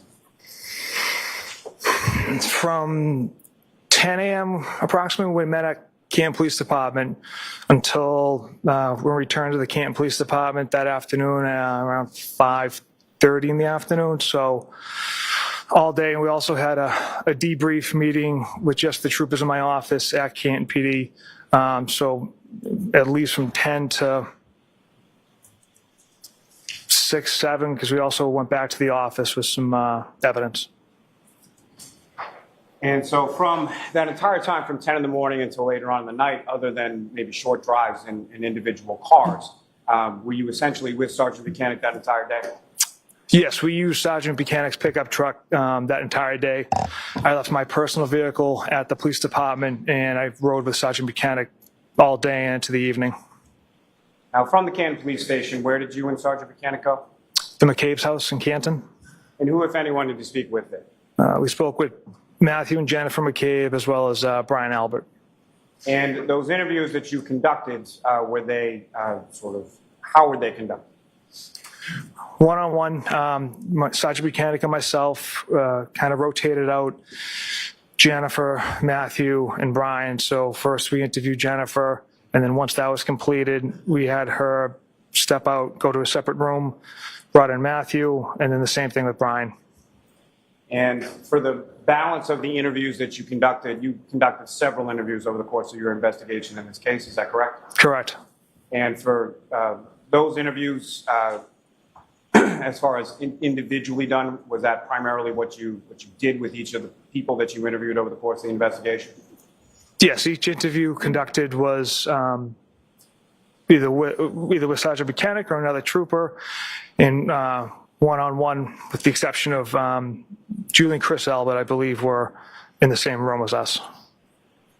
Now, with respect to, I believe you just answered it, but as far as each of the interviews that you conducted over the course of your investigation, was it at any point in time, was there an interview that you conducted just by yourself? There was just one. And who was that one that you conducted by yourself? That took place just at the grand jury across the street. It was the Currans. I had some difficulty locating them, so when they appeared for grand jury, I interviewed them one-on-one by myself prior to their testimony at grand jury. You had attempted to meet with them prior to them coming to the grand jury, is that correct? Yes. And they had not been responsive to that? Correct. However, they were responsive to the summons, and so you interviewed them before they went into the grand jury, correct? Yes. Okay. Other than those, as far as Mr. and Mrs. Curran, every interview that you conducted was in the presence of at least one other trooper? Correct. Now, as far as you mentioned one name that we hadn't discussed before at the McCabe household, a Brian Albert. Prior to January 29th, 2022, had you ever met or were you aware or did you know Brian Albert? I never met Brian Albert until that interview. Now, following the interviews that you conducted at the McCabe household, where did you go from there? After the interviews at the McCabe household, Sergeant Buchanan and I traveled to Good Samaritan Hospital for two reasons. One, we knew Miss Reed was there receiving treatment for Section 12. And two, we wanted to view Mr. O'Keefe. And when you arrived at the Good Samaritan Hospital, was the defendant, Miss Reed, still at that facility at that time? We had spoke with the security staff at Good Samaritan Hospital. They informed us that Miss Reed was released. I'll allow it, just to where you went. That Miss Reed was released several hours prior to our arrival. And do you know about what time it was that you arrived, yourself and Sergeant Buchanan, at the Good Samaritan?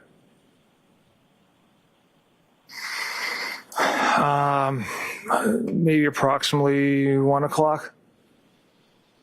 And you mentioned there was a second reason, and that was to view Mr. O'Keefe, correct? That's correct.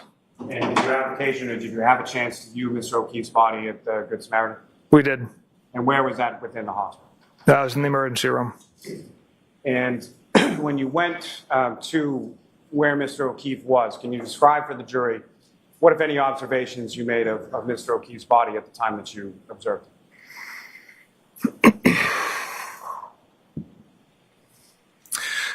The first thing I noticed on Mr. O'Keefe is he had abrasions on his right arm.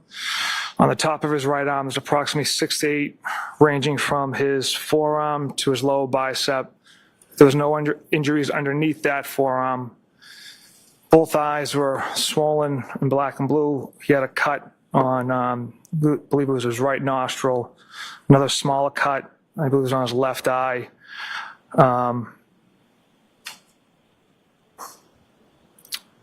Those were the injuries that kind of jumped out to me.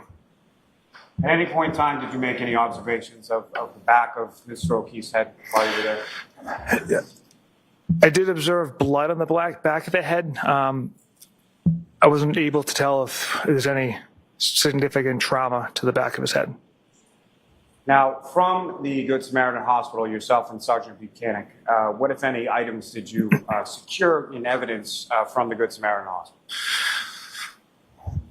So after we viewed Mr. O'Keefe's body, we observed a pile of clothes in the corner that hospital staff had cut off Mr. O'Keefe and kind of piled into the corner. The one thing that had jumped out to both of us was one sneaker. And it's fairly common in a motor vehicle pedestrian strike that... Sustained. Next question. I'll strike from fairly common, the observations. As far as the clothing that you observed, can you describe the clothing that you observed? Yes. We observed one black sneaker with the Nike logo, a pair of blue jeans, a belt, boxer shorts, an orange T-shirt, and a two-tone gray, light kind of hooded sweatshirt type of material. Now, Trooper Proctor, over the course of your career responding to unattended deaths or death investigations as a member, as a detective of the unit, how many of those have involved situations where a pedestrian was struck by a motor vehicle?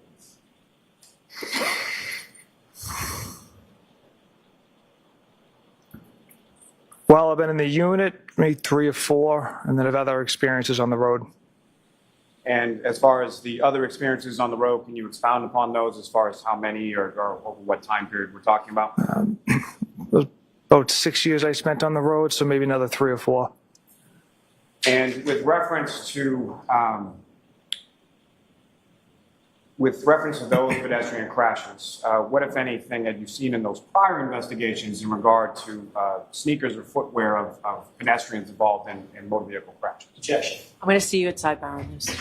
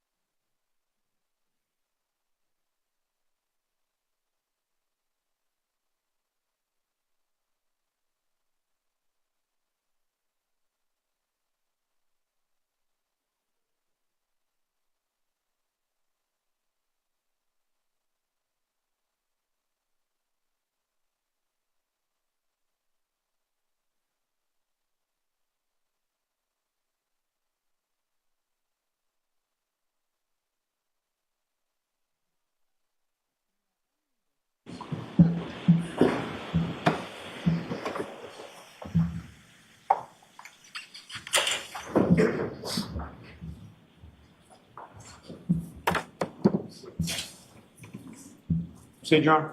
Yes.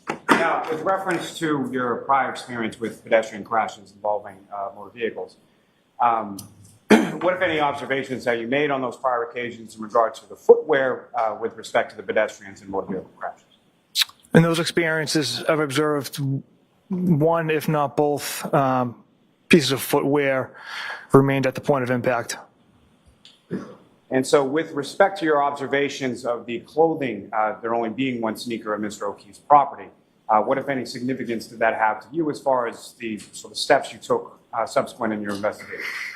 That was just a little piece of evidence that Sergeant Mechanic and I picked up that only one piece of footwear revealed the potential of a vehicle strike. Now, in addition to, Sergeant Mechanic is one of your supervisors within the detective unit, is that correct? Yes. And is another one a Lieutenant Brian Tully? That's correct. Now, with respect to the one sneaker that was found in Mr. O'Keefe's property, what, if anything, with regard to that, did you communicate to Lieutenant Tully? Objection. As to how it goes to the investigation, Yes. I'll allow it. Sergeant Buchanan and I informed DLT Tully that there was one shoe at the hospital. And with respect to Detective Lieutenant Tully, are you aware that subsequently in the afternoon that there was a search that was conducted in the area of 34 Fairview Road where Mr. O'Keefe was found? Yes. And are you aware of what, if anything, was recovered in the area where Mr. O'Keefe was found on that day? Objection. I'll allow it as to the investigation. Yes. And what are you aware of? We were informed, Sergeant Buchanan and I were informed that SIR team and Detective Lieutenant Tully discovered a black Nike sneaker with the white swoosh logo that was a match to Mr. O'Keefe's shoe at the hospital. Now, from these items of clothing, I'm sorry, let me just let the siren move on.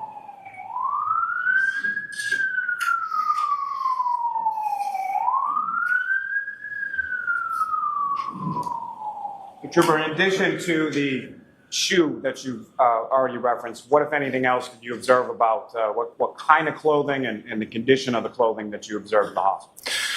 The clothing seemed, it was wet. It was pretty well saturated. The right sleeve had some like cuts to it, like tears to it. There's like blood and vomit on it, if I recall. Those were the observations I had made of the clothing. And they had been cut due to rendering first aid as well, the pants area. Now, subsequent to viewing these clothing items at the hospital at a later time, did you have occasion to observe surveillance video from a variety of places on the evening of January 28th into the early morning of January 29th depicting Mr. O'Keefe? Yes. And what, if anything, did you note with regard to the clothing that you observed at the hospital and the clothing that you observed in the video?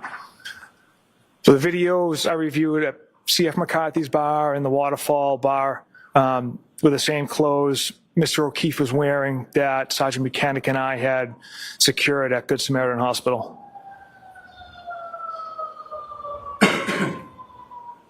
Now, Trooper, I'm going to ask you some questions just in regard to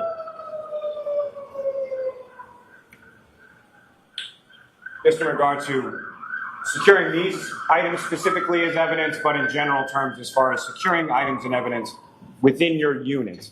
How is that accomplished? How is that done? What do you do with items that you deem of evidentiary value that you then secure?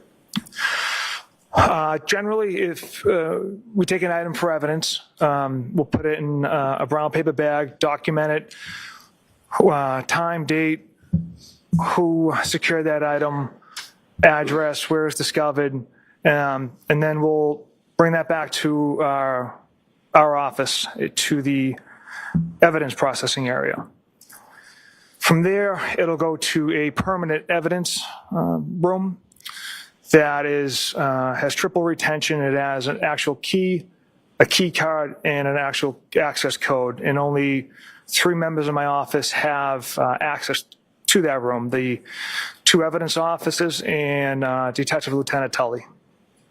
And at this time, in January 29th, 2022, who was assigned as the evidence officers who had access to that room? So that'd be Trooper David Ichiko and Trooper Jeffrey Kukowski. Did either yourself or Sergeant Buchanan have any access to that evidence storage room? No. Now, with reference to these items that were seized and, say, items that were seized subsequent during the course of your investigation, did they go through that same sort of evidentiary storage process that you were speaking about before? Yes. Now, with reference to, in addition to the clothing items, at some point did you come into possession and seize Mr. O'Keefe's phone? Yes. And do you recall where it was that you received or retrieved Mr. O'Keefe's phone from? We received it at the Canton Police Department. And was that prior to you going to the Good Samaritan? After, I believe. After. So following the Good Samaritan, where did you go from there? So after the Good Samaritan Hospital, Sergeant Buchanan and I traveled to 345 Country Hill Drive in Dighton. And why did you go to that location? That was the residence of Miss Reed's parents' home, and having a brief conversation with Miss Reed on the phone, she informed us she was at her parents' house.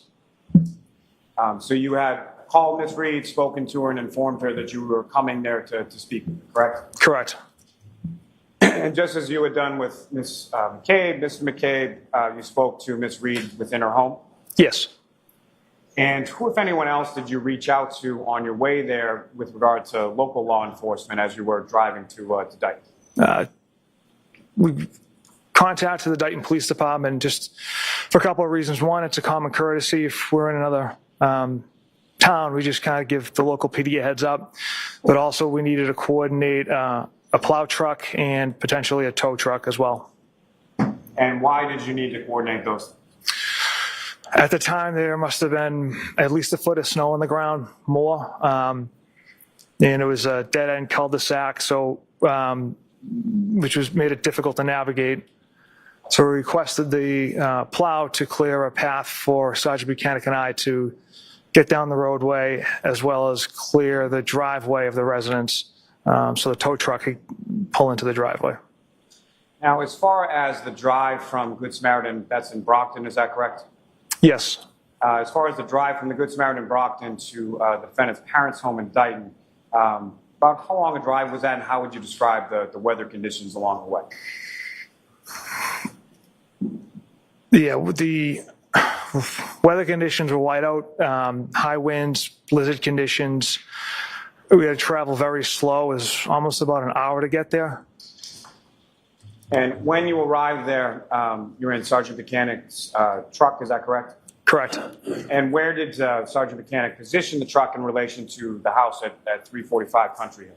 From what I recall, Sergeant Buchanan went down the cul-de-sac and turned around, and he actually had to let me out first because of the high snowbanks, and then he parked kind of along the snow, pointing essentially to Mr. Reed's house.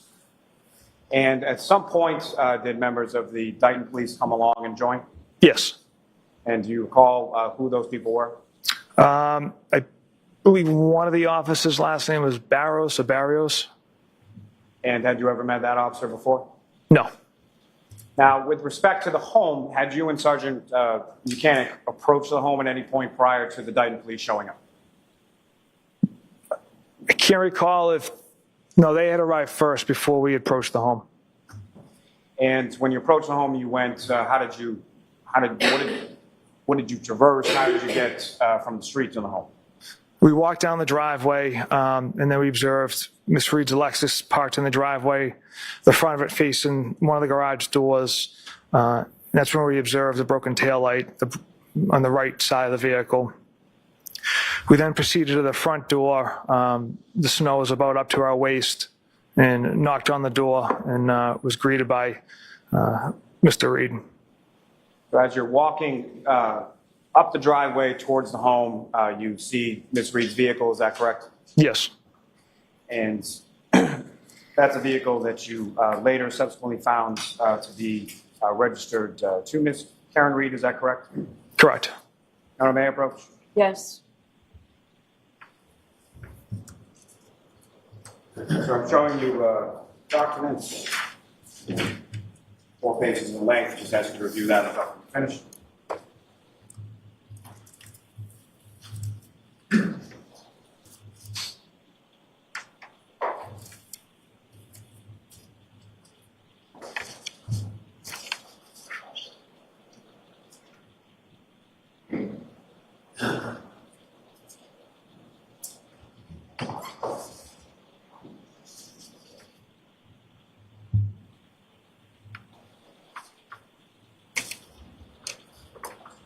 And do you recognize that document, sir? Yes. What do you recognize it to be? The Registry of Motor Vehicles, it's the certified document for Miss Reed's Lexus. Is that the plate information that's contained in there, is that the same plate that was affixed to Ms. Reed's vehicle on that day? Yes. And that also details sort of the history or how long she's had possession of that vehicle, is that fair to say? Correct. Going back to, I believe, 2021, is that correct? Yes. May I approach, Your Honor? Yes. Call will seek to introduce and admit as the next exhibit. No objection. Exhibit 543.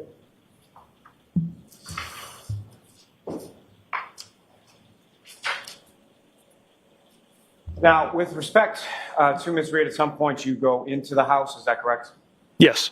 And how do you enter into the defendant's parents? So Sergeant Mechanic and I, after we had knocked on the front door, Mr. Reed directed us around the corner, opened up the garage door for us, and invited us in. Now, if I could take you back to, I'm sorry, just as far as when you're coming up the driveway and you're passing by the defendant's vehicle, you mentioned some damage that you observed to the right rear passenger side area, is that correct? Yes. Can you describe to the jury what it was specifically that you observed as far as damage to that area of the vehicle? Yeah, the right rear tail light had essentially large pieces missing from it. So you proceed inside the home, and where is it that you're directed, and where is the defendant? We're invited into a large living room area. Miss Reed is seated on a couch, and her parents, William and Janet, are present for the conversation and kind of standing off to the side. And that conversation goes on for approximately how long? Approximately half hour, 40 minutes. And when you terminate that conversation, you come back outside of the home, is that correct? Yes. And where is the vehicle at this point? That is being put on the tow truck. Now, in addition to the defendant's vehicle, what, if anything else, was taken and seized as evidence from the defendant on that morning? After confirming the phone Miss Reed was holding was, in fact, hers, we told her we were seizing the phone and we'd be writing a search warrant for that. Now, during the course of the conversation that you and Sergeant Mechanic had with the defendant that afternoon at her parents' home in Dayton, were there some questions in relation to contact information for other people that were at bars or different establishments the night before?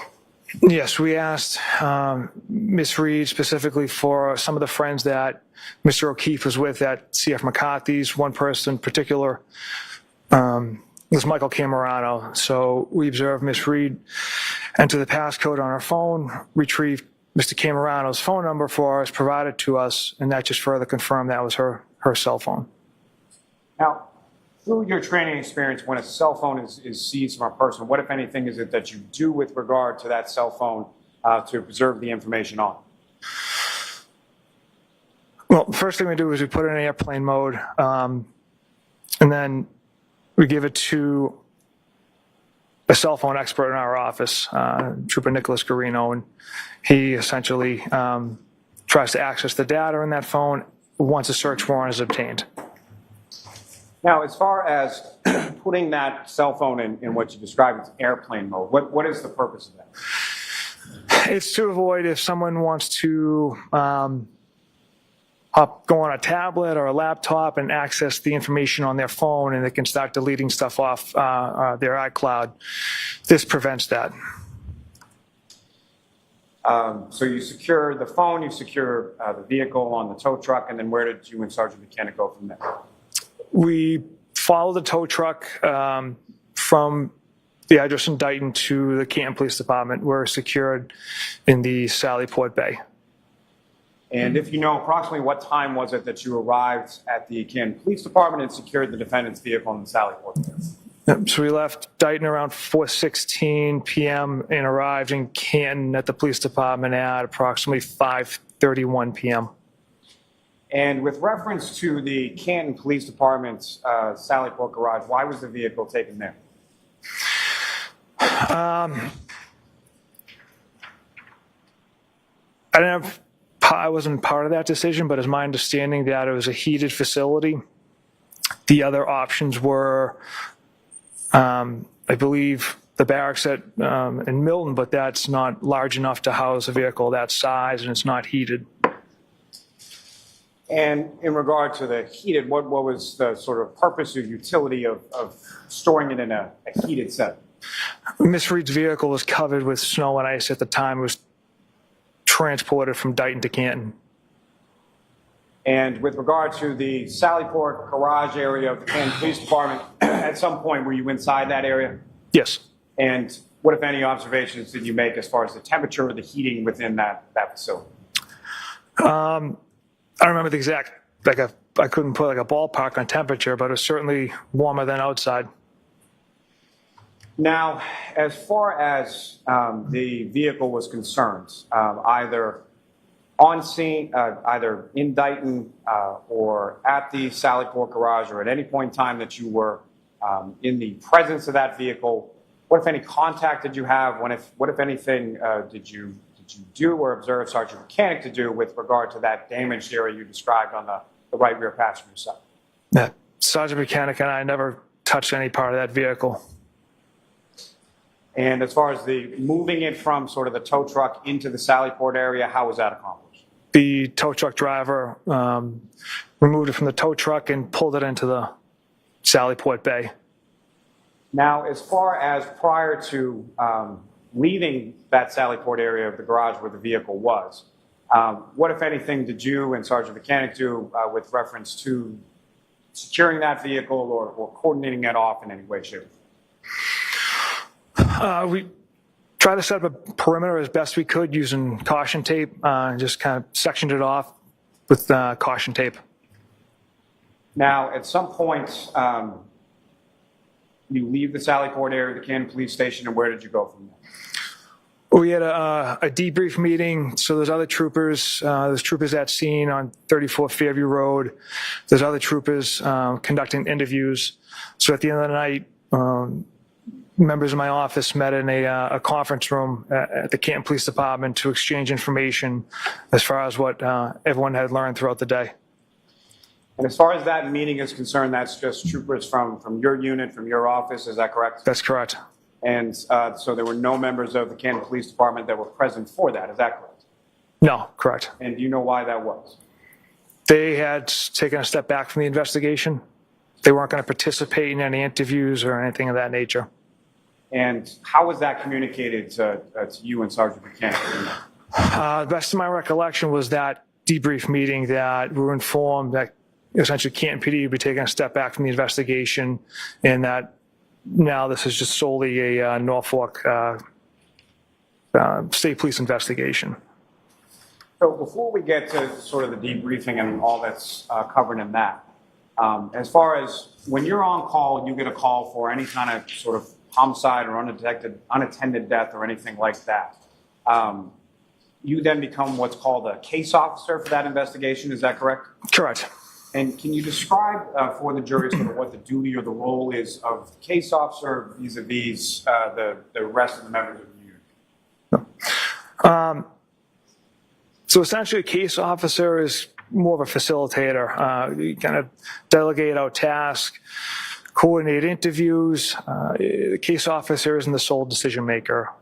I have supervisors. I have that we bounce ideas off of, I get feedback from. I also keep them updated. It's a collaborative effort in each investigation. We're a small office, so when a homicide comes in, everyone essentially drops what they're doing, and we all work on it together. So it's a collective effort to work on these cases, and essentially a case officer is just kind of the record keeper of all the reports that come in and video that comes in.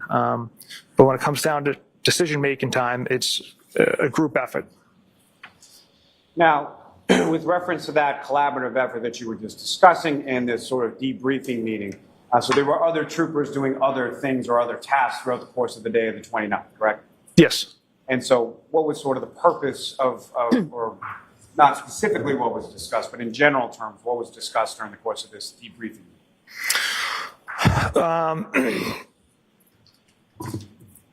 The taillight piece is found at 34 Fairview Road by CERT. The one sneaker found at 34 Fairview Road.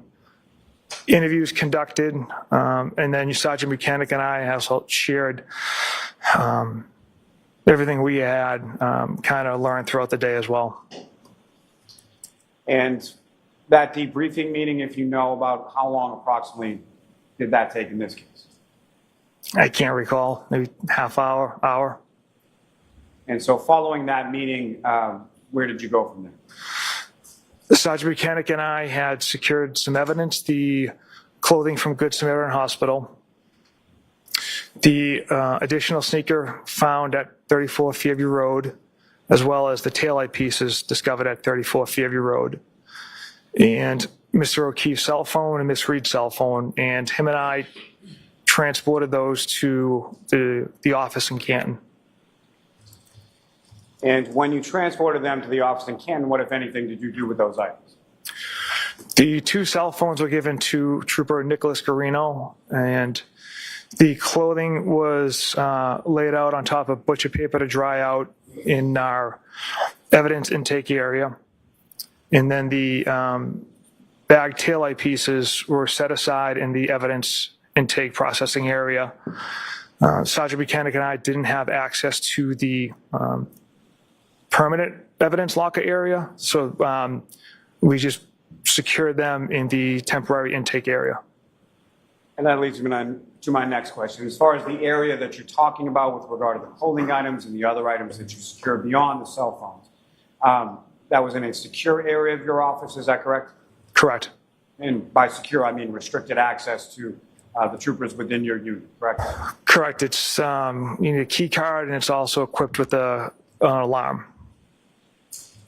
Now, following that, as far as these items of evidence and other items of evidence that are seized throughout the course of an investigation, how is it that they go, or what, if anything, is done, if you know, between the time that they go from this temporary storage area to the permanent storage area?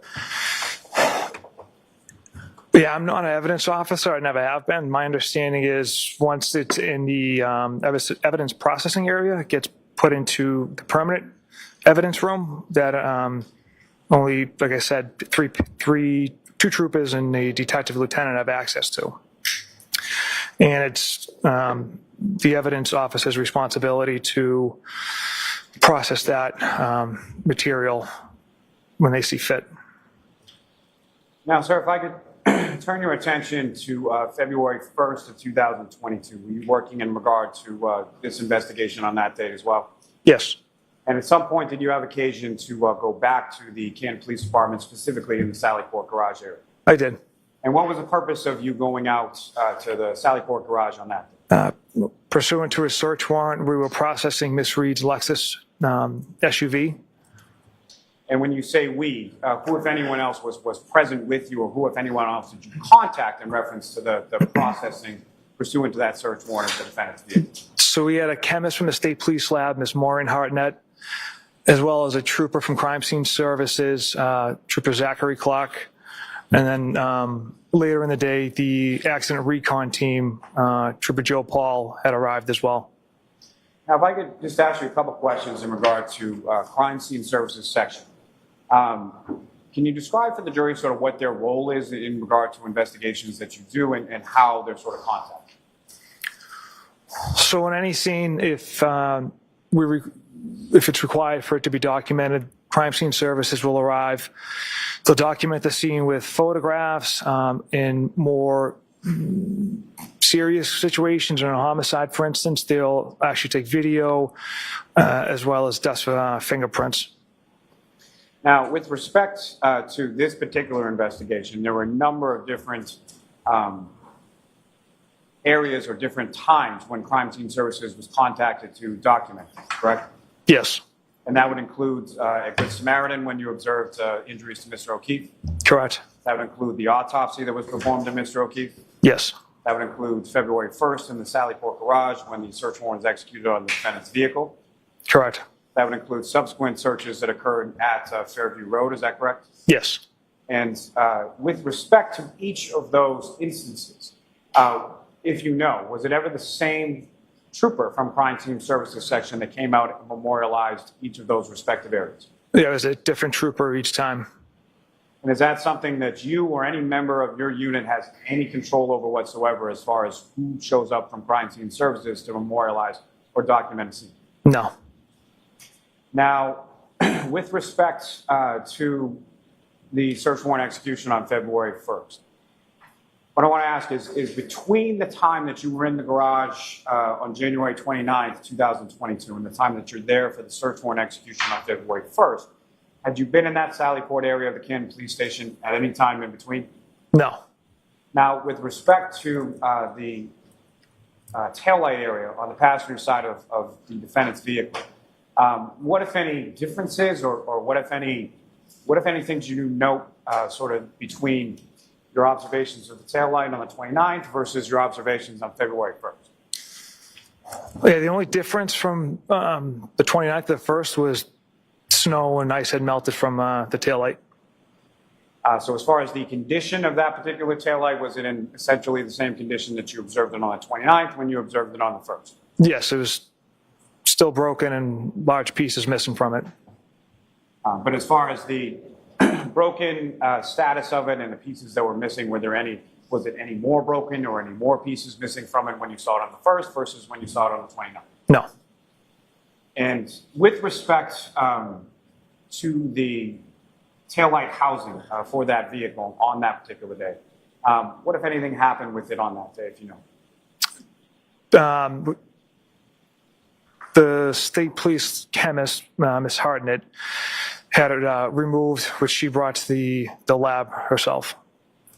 So she had it removed it herself, and then physically took it with her when she left to the lab? Yeah, it was with the assistance of a Canton police officer who had an auto body shop, so he's kind of well versed in cars, so he was able to assist the chemist with removing the housing unit. Now, at any point in time on that day of February 1st, 2022, did you come into contact physically or otherwise with that tail light? Did you handle it in any way, shape, or form? No. Your Honor, if I may, with the court's permission, I would request to publish. Give me one moment, Your Honor.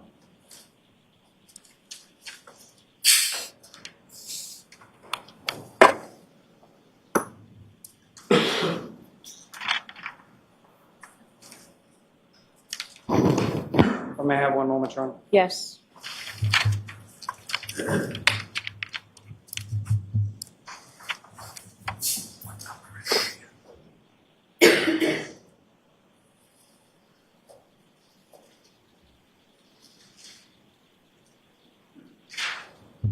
My apologies, Your Honor. With the court's permission, if I could publish a portion of Exhibit 34, Okay. the Sally Port video.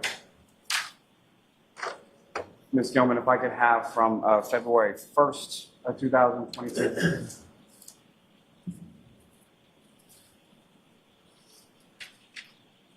At approximately 9:12 a.m.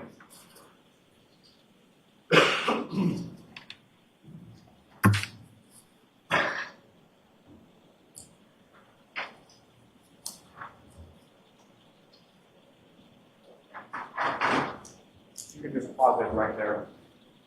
Okay. Now, if I may, it may be easier and more visible with this particular video with the lights on. Okay. Try that. Sure.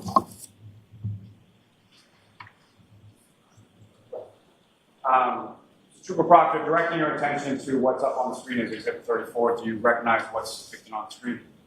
Yes, that's the Sally Port area Canton Police Department and Miss Reed's Lexus kind of roped off with yellow caution tape. And this is the execution of that search warrant that you were speaking about before, as far as your presence and some of the other members of the state police and the state police lab that you were talking about. Correct. And Ms. Gilman, if you could run it from here for just a few minutes.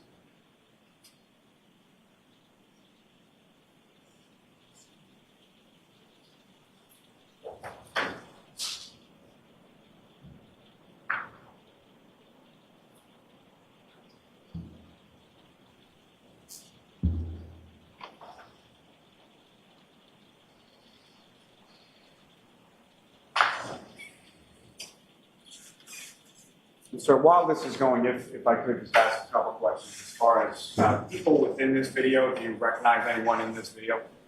Yeah, myself, kind of the top of the screen.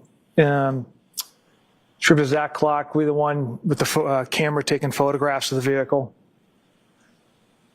Now, with reference to this video from the Sally Port Garage of the Canton Police Department, what, if anything, did you learn over the course of this in regard to how that video is reported or how it's, what, if anything, sort of activates that video? Objection. Ask it differently, Mr. Miller. As far as this video is concerned, is this one continuous time frame that we're looking at, or how is it? Objection. Sustained. My understanding, it's motion That activated. means you can't answer. Oh, I'm sorry. You can ask a different. I'm not sure there was anything said. No. Oh, right. I'll strike if there was anything.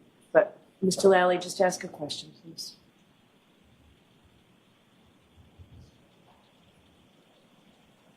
With respect to this video, as far as the recording is set up, how is that activated, or how does it record? Objection. Same question. Yeah. How does he know that? It's sustained. Have you watched this video or other videos from the Canton Police Department, Sally Port Garage? Yes.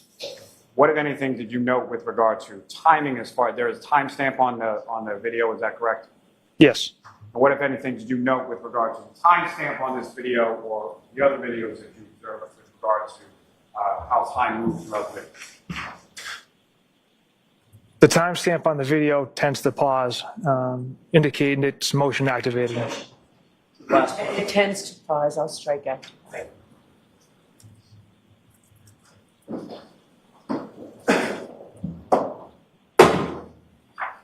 It's going to run it to about 9:24.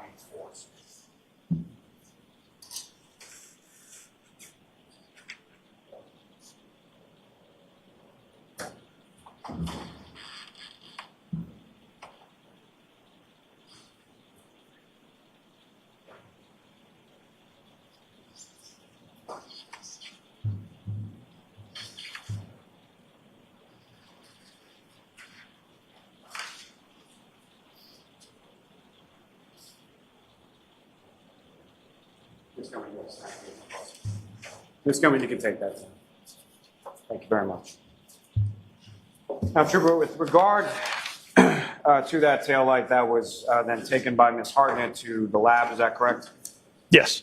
And at some point that was returned to the custody of the state police, your detective unit? Correct. And do you have that taillight housing with you today in court? I do. And Your Honor, with the court's permission, if the trooper could retrieve that. Okay? May I approach, Your Honor? Yes. Probably be easier that way. Sir, you can stay right there.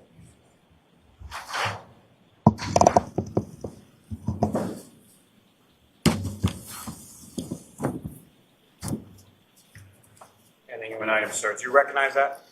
Yes. And what do you recognize that? That's I recognize that to be the housing unit. And as far as your recognizing of the housing unit, is there any sort of denotation or anything on the outside of that box indicating what's contained therein?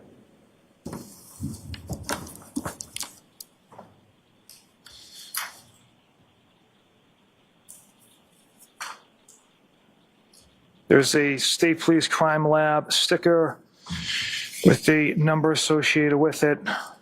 It also indicates fragile and evidence tape that is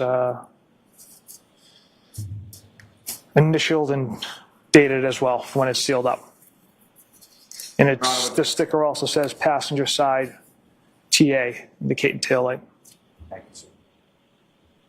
Your Honor, with the court's permission, I would seek to admit and introduce that as the next exhibit. Do you want it out of the box first, Mr. Jackson? We could just take a quick look at it. Sure. Sure. With the court's permission, if the Yes.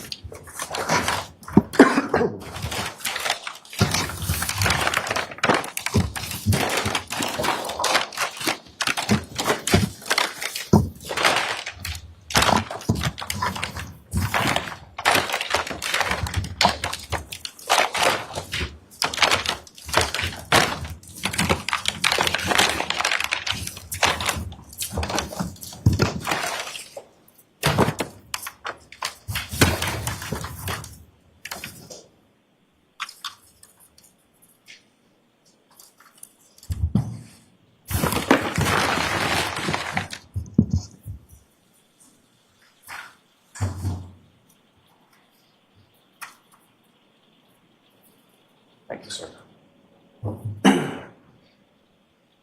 And Trooper, you can go ahead and put that back in the box. Thank you very much.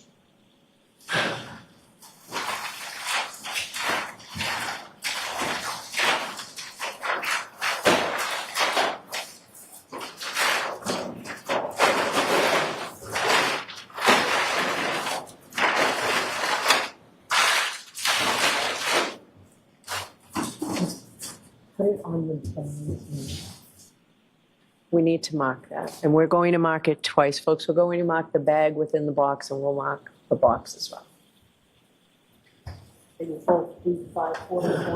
Thank you. Nancy.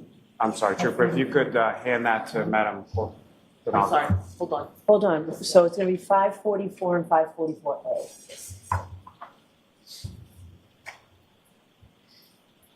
Your Honor, may I inquire, is the A the light and the 44 is the bag? We're not even putting it right on the light because it's broken. Understood. So we're putting 544 on the bag, 544A on the box. Understood. Thank you.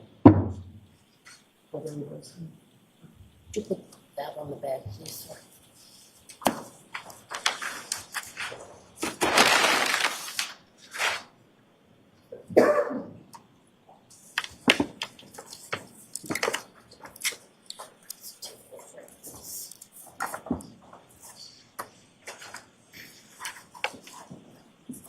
$544, $544A. Thank you.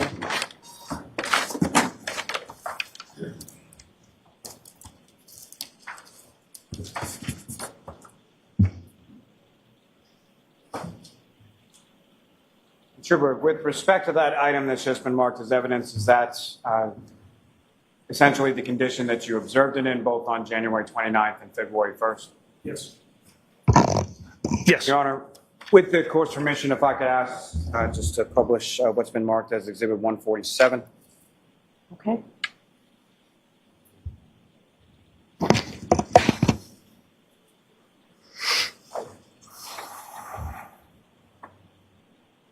Trooper Proctor, do you recognize what's up on the screen that's been marked as Exhibit 147? Yes. What do you recognize that to be? That is the right taillight of Miss Reed's Lexus SUV, and you can see large pieces of it are missing. Again, is that the same condition that you observed it both on February 1st as well as January 29th, obviously minus the snow and the ice? Yeah, minus the snow and ice, sir, yes. Thank you, sir. Just when you can take that down, Mr. Officer, you can have the lights back up. Thank you.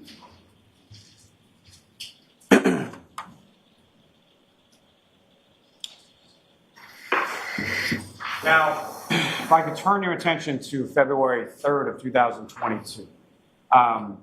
In the morning hours of that date, where did you go in regard to this investigation?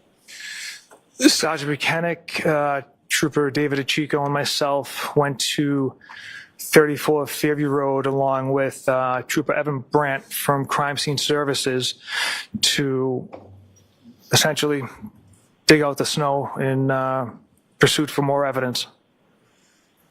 Now, as far as you mentioned, as far as dig out the snow in pursuit of other evidence, what, if any, tools or implements did you and the other troopers bring with you in order to effectuate that on February 3rd? We just had kind of standard snow shovels. And with respect to that, as far as going back to 34 Fairview Roads, and let me clarify as far as that's concerned. Prior to that date of February 3rd, 2022, had you been to 34 Fairview Road at any point in time in the course of your investigation? No. So that morning of February 3rd, that's the first time that you went? Correct. Now, with respect to,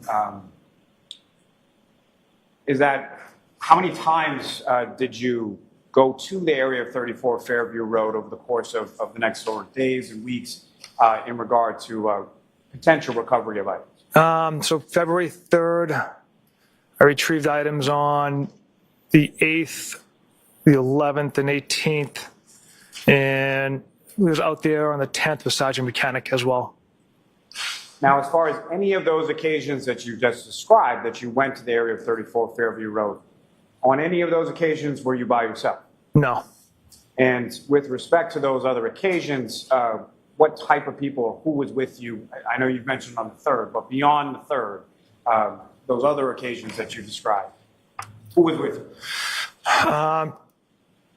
On the 18th, I believe it was Trooper Chico, based on the handwriting on the evidence bag, kind of recognized his handwriting. And the other 2 dates, I don't recall who was out there with me. Now, with respect to items that were located, starting with the third, do you recall specifically what, if any, items were located on the third? We've located a black drinking straw, consistent with the one seen in the waterfall video of Mr. O'Keefe walking out of the bar holding the glass. We located his hat that had the American flag that was deep underneath the snow. As we were digging, we discovered that. We further discovered other pieces of plastic as well. Now, as far as these return trips on successive dates to 34 Fairview Road, what was the reasoning behind that, or what was sort of the plan in reference to why were there so many different dates that you returned to 34 Fairview Road with other troopers? So after the 29th, there was close to 2 feet of snow that had fallen. And in the days and weeks that had followed, the temperatures ranged from 30 degrees up to 60 degrees. And there was about a half a dozen days mixed in of, heavy rain. So as the snow started to melt, more evidence started to present itself. So there were items that you recovered on the third, and then items you recovered on successive dates that weren't visible or you didn't see on the third, correct? Correct. Now, if I could, keeping you on February 3rd, you mentioned that there was Trooper Evan Brent that was present with you during the search on that day as well? Yes. Now, in addition to going to 34 Fairview Road, where else did yourself and Trooper Brent go on that particular day? We traveled to One Meadows Ave, Mr. O'Keefe's residence. And is that the first time that you had been to One Meadows Ave or Mr. O'Keefe's residence? Yes. Now, with respect to that residence, why is it that you and Trooper Brent went there on February 3rd? We wanted to document Mr. O'Keefe's vehicle to show that there's no damage to it, as well as the garage doors. And why did you want to document that? During the review of Mr. O'Keefe's ring video, particularly the one above the garage that displays the driveway, on the 29th at approximately 5:07 a.m., Miss Reed's pulling her vehicle out of the garage door, backing up towards Mr. O'Keefe's vehicle, and comes extremely close, if not slightly hitting the vehicle. So we wanted to at least go document that there was no damage to Mr. O'Keefe's car. And Your Honor, with the court's permission, if I could publish that for the jury as far as what's been marked as Exhibit 6, Video 153. Okay.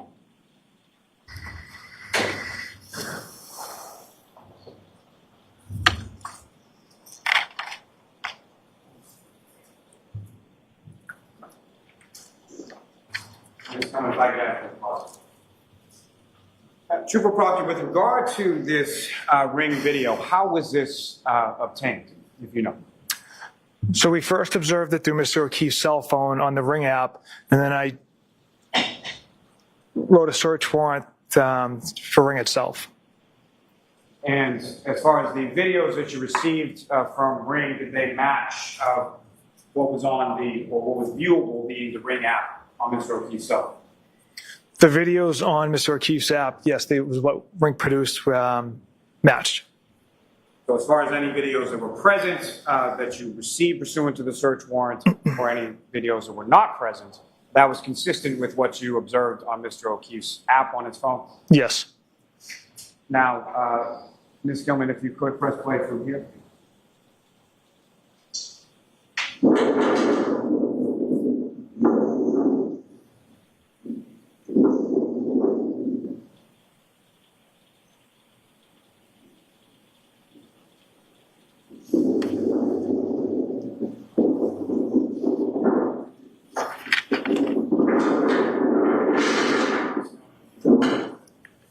Now, Trooper Proctor, with regard to this video, you've seen this before, is that correct? Yes. Now, at the point from this video, are you able to discern who the operator of that vehicle is? Based off the attire, Miss Reed driving. Now, with respect to when that vehicle, the defendant's vehicle, if you could, there's a laser pointer up there in front of you on the desk. If you could, I would just ask you to draw the jury's attention to what, if any, vehicles you observe in this video and whose vehicles you believe them to be. So right there, it's Mr. O'Keefe's vehicle and Miss Reed's vehicle. Now, as far as when those vehicles come close or come into contact with each other, as far as Mr. O'Keefe's vehicle is concerned, what, if anything, do you observe, like, on Mr. O'Keefe's vehicle at the time?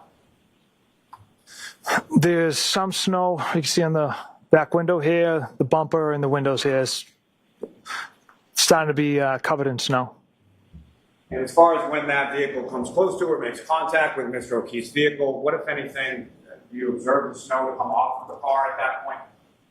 I do not know. Now, with reference to the back area of Mr. O'Keefe's vehicle, specifically in the area of the ground, as far as that area on the ground, what, if anything, did you observe in reference to any red pieces or any pieces of taillight or plastic or glass or anything in that area that you observed on this video? So this area here is, you can see the white snow. There's no red pieces of taillight, which would show up in the contrast of the white snow. Ms. Gilman, if you could run it from there for a moment. Now, as far as the damage area that you were discussing previous that you observed in the January 29th in the Sally Port, February 1st in the Sally Port, and then the item that was just marked as evidence, what, if anything, do you observe in the right rear passenger side taillight area of the defendant's vehicle from this video? You can see the inconsistent lighting. If you compare it to the left versus the right, there's a gap right there. If what you observed from that video, does that appear to be consistent with what you observed on January 29th at the Canton Police Department, February 1st, and in the item of evidence that was just marked? Yes. Thank you. Ms. Gilman, you can take that down. Mr. Officer, we can have the lights back on. Thank you.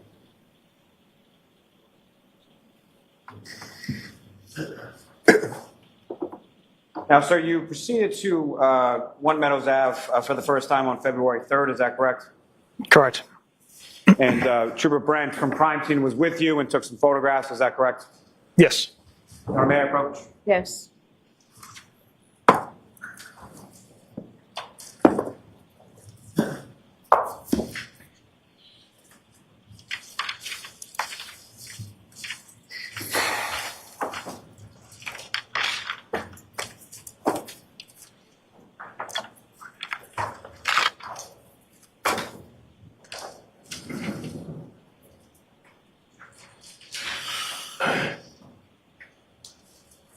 Trooper, I'm showing you a set of 10 photographs. Ask you to view those, look up when you're finished.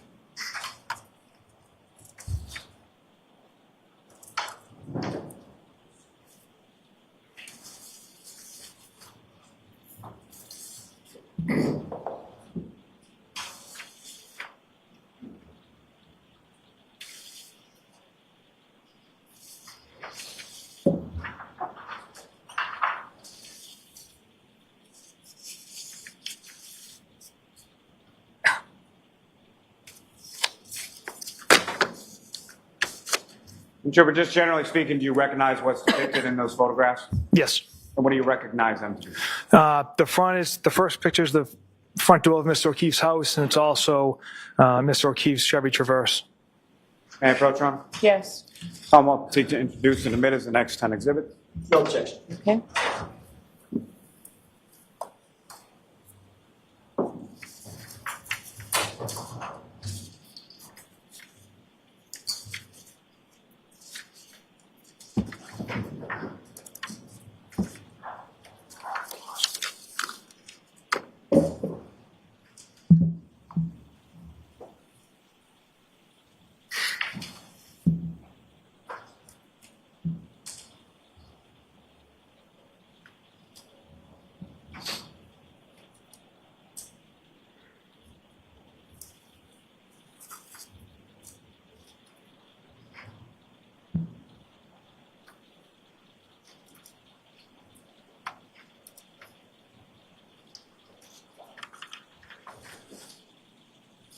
It's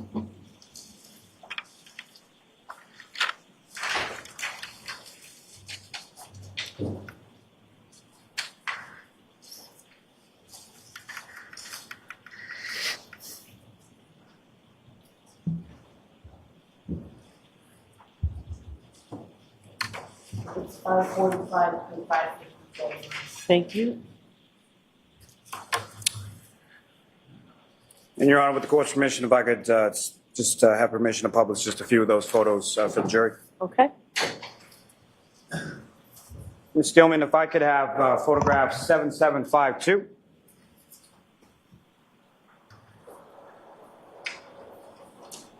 And Trooper Proctor, do you recognize what's up on the screen is now been marked as Exhibit 546? Yes, Mr. O'Keefe's Chevy Traverse vehicle. And with respect to this particular foreground here, if you could describe to the jury what we're looking at there. So that is Mr. O'Keefe's driveway. You see two garage doors there that lead into the house. And above those garage doors is the Ring camera. Now, with respect to the rear of Mr. O'Keefe's vehicle, from your viewing of the video from Exhibit 6, from the Ring video, video number 153, if you could, using that laser pointer, direct the jury's attention to where it is on this vehicle that there's contact, if any, between Ms. Reed's vehicle and Mr. O'Keefe's. It would have been in this general area here. And as far as your observations on that date, February What's the, 3rd, hold on. May we approach briefly? Okay.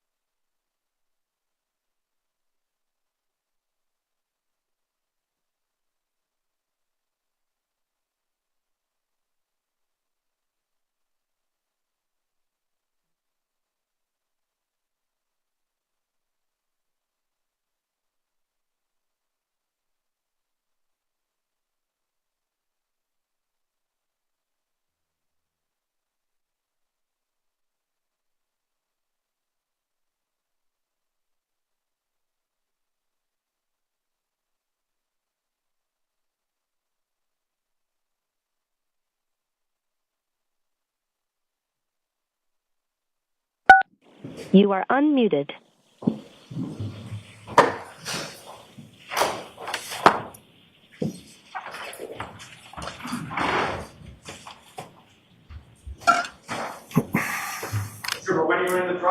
Mr. O'Keefe's residence on February 3rd, 2022. You had occasion to make observations to Mr. O'Keefe's vehicle, is that correct? Correct. And what, if any, damage did you observe to the driver's side rear area of the vehicle? I didn't observe any significant damage or any damage. As far as the entirety of the vehicle, that was all photographed on that day by Trooper Frank, is that correct? Yes. And memorialized in those photographs that were just presented to you, is that correct? Correct. As far as your observations on that day or in those photographs, what, if any, damage did you observe to Mr. O'Keefe's vehicle? I did not observe any damage. And Brooke Drum? Yes. So there's another 8 photographs that I placed before you. Have you had a chance to review those?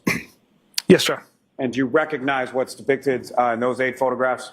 Yes. And what do you recognize those to be? More photographs of Mr. O'Keefe's vehicle as well as the garage doors.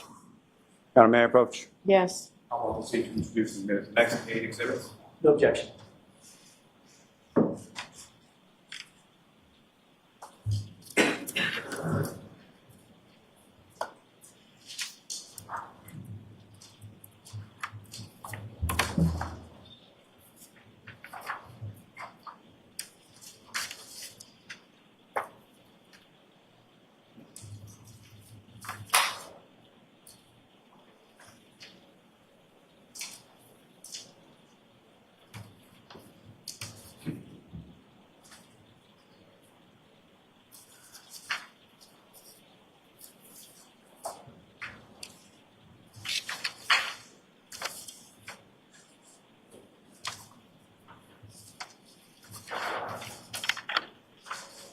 Exhibits 555 and 561. Thank you.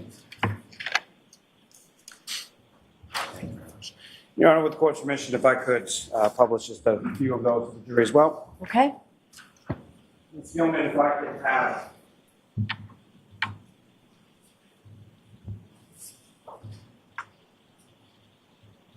photograph 7779. And Trooper, do you recognize what's depicted on the screen now as exhibit 559? Yes. And if you could describe to the jury what we're looking at in 559. It's the rear bumper area of Mr. O'Keefe's vehicle, That's the driver's side or the passenger side? the driver's side. And what, if any, damage did you observe in that area of the vehicle on February 3rd when you were there? No damage.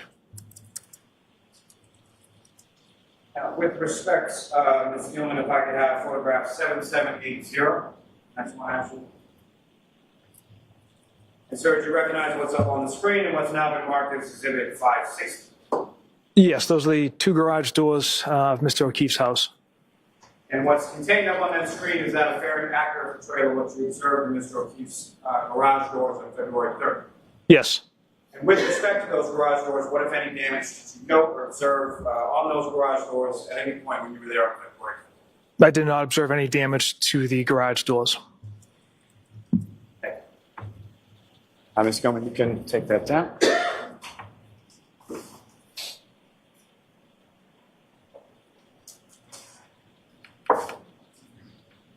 Now, Trooper Proctor, subsequent dates following February 3rd, specifically February 8th, 11th, and 18th. Did you have occasion to return to 34 Fairview Road on those days?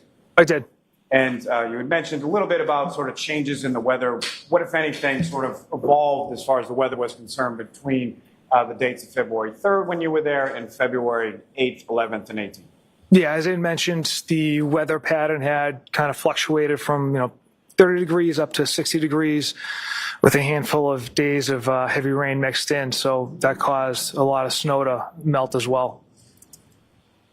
And with respect to each of those respective days of February 8th, 11th, and 18th, what, if anything, did you observe or recover, you and the other troopers that were present on those days? Yeah, it was further evidence that was originally buried under the snow because of the warm temperature and the rain and the snow melting kind of revealed itself, more pieces of plastic, clear and red. Now, with respect to the residents at 34 Fairview Road, each of these times that you were at the residence, including February 3rd, where in relation to the house were these items observed and recovered by you and the other troopers on those respective days? So if you're looking at 34 Fairview, looking at the front of the house, it's the left side of the property between like the flagpole and kind of the fire hydrant in that general area, the front and left of the property. Now, with regard to these three subsequent dates, as far as February 8th, 11th, and 18th, these items that were observed and recovered on those dates, where were they in relation to the roadway? Where were they in relation to the hydrant, the flagpole, other sort of markers in the area? I don't specifically remember exactly if they were around the flagpole, because the CERT team had came and shoveled an area around. So that stuff had melted first because there was a lot less snow, and then they created more piles. But as far as the general area was by the flagpole and fire hydrant, it wasn't like on the other side of the property. It was in that general area. And just with respect to those items, were they generally found, or were they specifically found either on the grass or the roadway area? Grass. Asphalt or grass is basically what I'm asking. I'm sorry, grass area. And with regard to each of those items that were recovered on those three successive dates, as far as February 8th, 11th, and 18th, did you bring those items with you to court today as well? I did. May I approach your honor? Yes.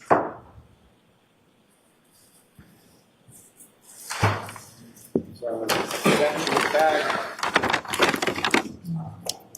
You recognize that bag, sir? I do. What do you recognize that to be? It's an evidence bag containing 3 smaller evidence bags.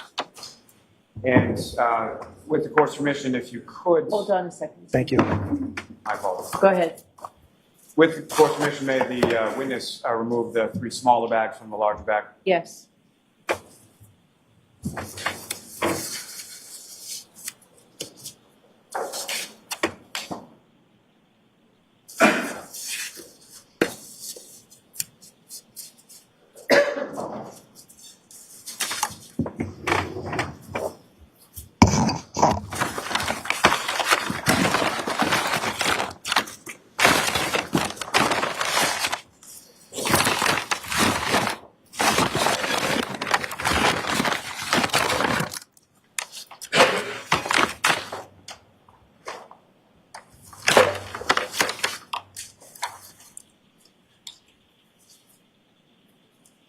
Trooper, if I could just, in succession, if I could ask you to please open the bag with respect to February 8th first.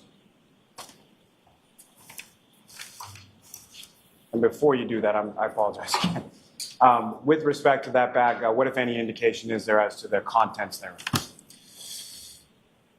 It says taillight, 1 large piece of plastic, color red, 1 small piece of red plastic, and 1 piece of black plastic. Located at 34 Fairview Road, front lawn, left side. Thank you, sir. If you could please remove those.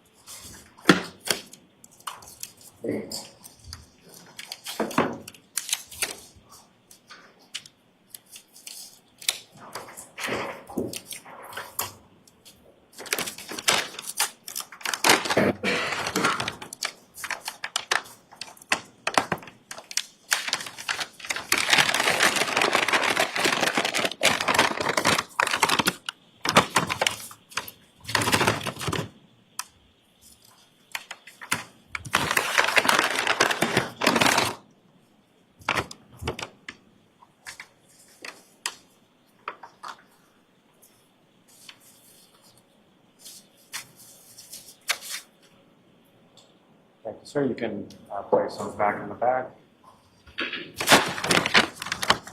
I'm also seeking to introduce you to the next exhibit. Okay. Exhibit 563. Sir, if I could ask you just to retrieve the bag that's marked, retrieve the bag of items that were seized on February 11th. And if you could read to the jury what the description is in regard to that evidence bag. So it's 2 on the 11th. This one is described as glass fragments. You can't tell how many pieces. It's been taped over. The second bag from the 11th says 3 pieces of clear plastic, 5 pieces of red plastic. And with the court's permission, may the witness remove those items from the back. All right.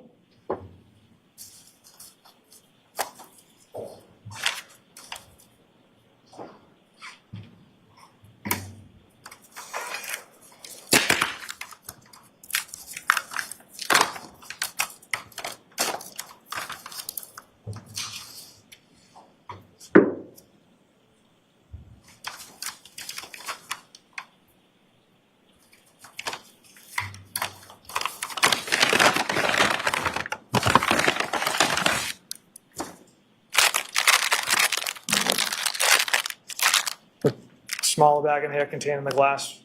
Cut that open as well. I think that's sufficient. All right, so Madam Clerk, are you moving to introduce it? Yes. Madam Court Reporter, any objection? We can go ahead and open One it. that objects, but I don't know what's about that. Go ahead and open it. Yes, Your Honor.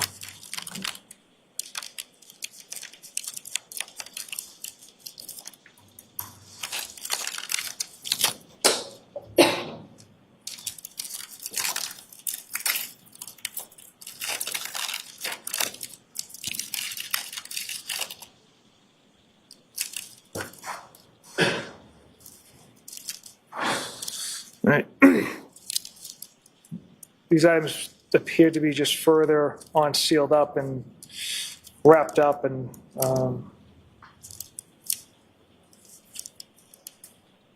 Do you want him to open every one, Mr. Jackson? Yeah, approach. Yes. I can't see that far.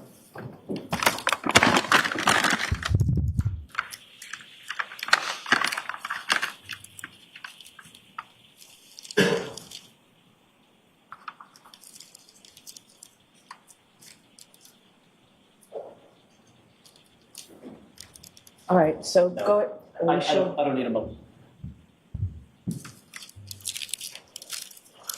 No objection. We've got a number of how many small pieces. How many pieces are in there? 1, 2, 7.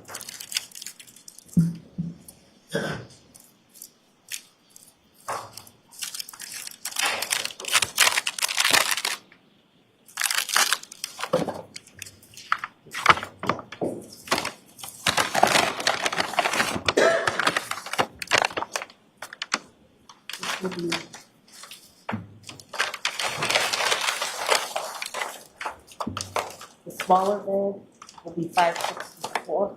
Thank you. The brown bag will be 564A, Thank you. containing 7 pieces.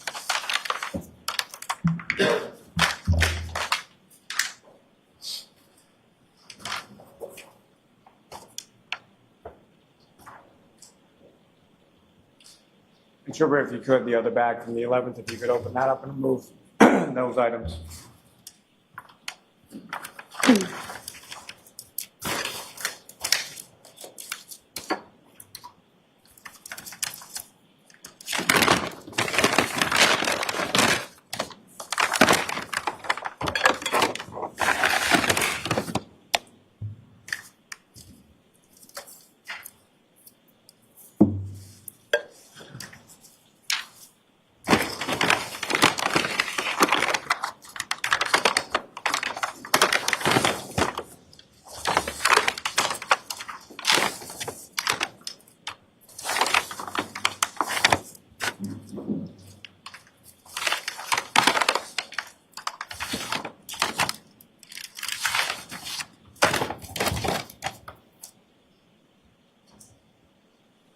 Thank you, sir. If you could put those back in the bag.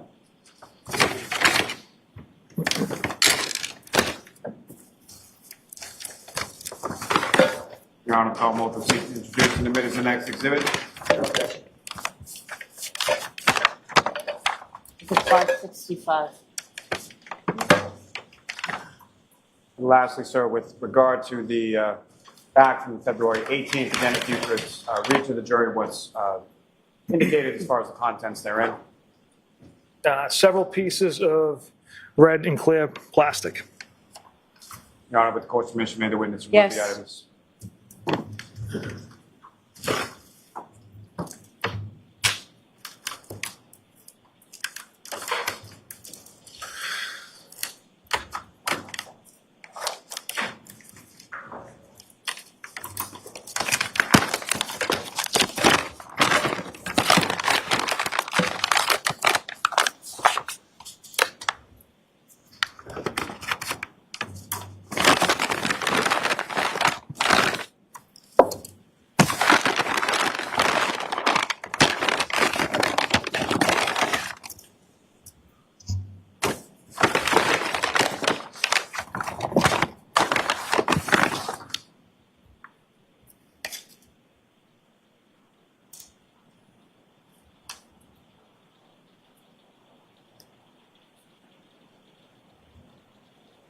Thank you, sir. If you could return those items to the back.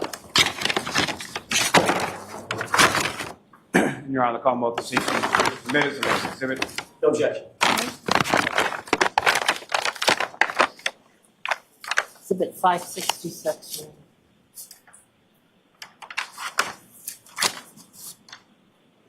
Here's the original bag.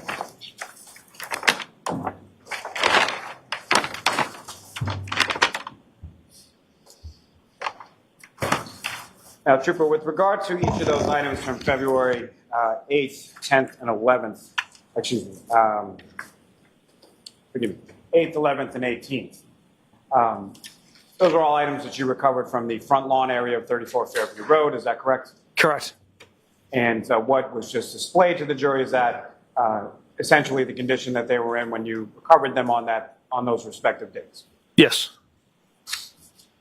Now, if I could turn your attention just briefly regarding the search warrants in regard to the ring video from Mr. O'Keefe's house. Was that one search warrant or more than one search warrant that you did in respect to those ring videos? There was a second search warrant for the ring videos for Mr. O'Keefe's house. And if you recall, what was the general time frame that was asked for in that warrant as far as from what date to what date? The second one, I believe, was January 30th to the 3rd or the 4th, I believe. Was the first one essentially from the 24th to the 29th? Yes. Now, with respect to the video that you received in regard to the first search warrant to ring, what kind of information did you receive from Ring as far as what beyond sort of the video itself? What, if any, other information did you receive as far as accounts or activity or anything like that? It was just confirming that the user account was under Mr. O'Keefe's email, and then there was an Excel file where you kind of have to transcribe.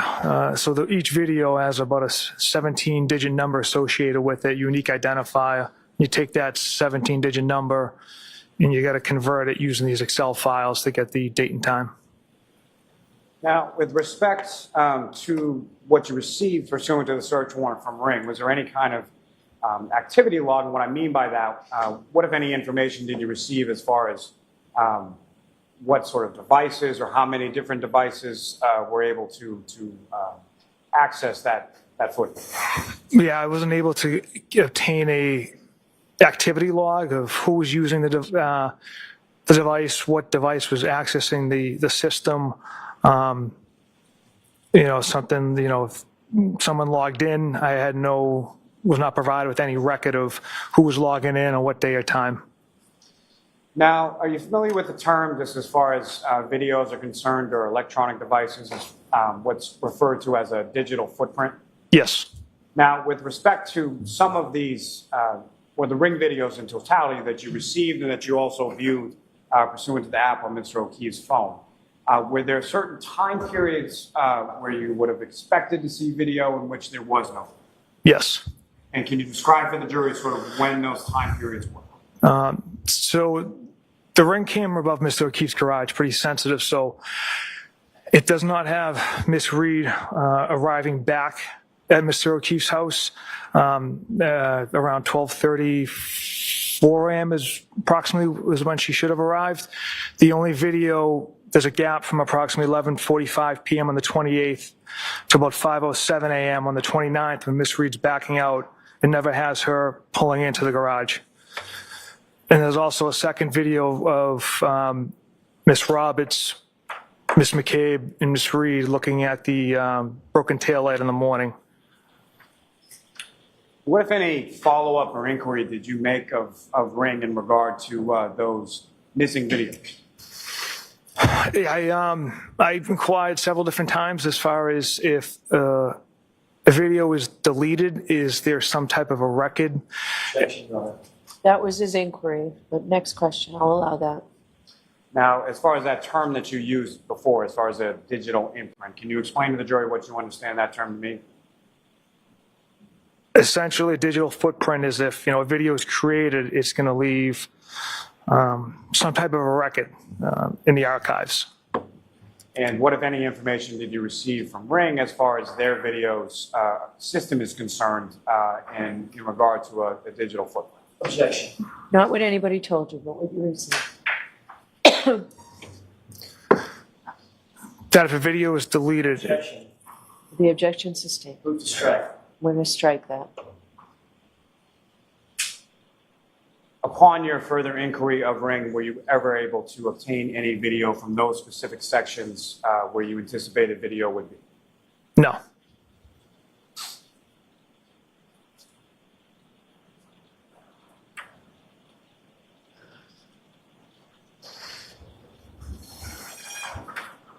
Now, sir, if I could turn your attention to January 16th, 2024. Do you recall that date? I do not, sir. At some point over the course of your investigation, were you made aware of forensic evidence in relation to the taillight housing that was introduced earlier as an exhibit? Yes. And with respect to that, at some point, did you have occasion to meet with a Sergeant Brian Gallerani of the Needham Police Department? Yes. And where was that? In the DA's office. And who, if anyone else, involved in this investigation, as far as yourself, was Sergeant Buchanan with you there as well? Yes. And what, if anything, did Sergeant Gallerani do with respect to yourself and Sergeant Buchanan on that date in January of 2024? Sergeant Buchanan and I voluntarily provided our DNA for comparison testing. And again, taking me to my next point, that was a voluntary decision that both you and Sergeant Buchanan made as far as availing yourself or availing of that particular testing. Correct. And as far as the testing or this, you know how that was, or can you describe for the jury sort of how that sample was collected or how it was conducted? Essentially, it's just a swab of the mouth under the tongue with like it's basically just like a little pad on a stick, and you get swabbed, and that's how the DNA or saliva is collected. And as far as those samples that were collected from both yourself and Sergeant Buchanan on that particular day, where did they go from there as far as you know? It was my understanding it went to the Bodie lab in Virginia. And I'm sorry, but I should have asked just prior to that, as far as when they left from the room that you were in with Sergeant Gallerani, did you take those swabs, or did Sergeant Gallerani take those swabs, or where did they go? Sergeant Gallerani took possession of those items. Thank you, sir.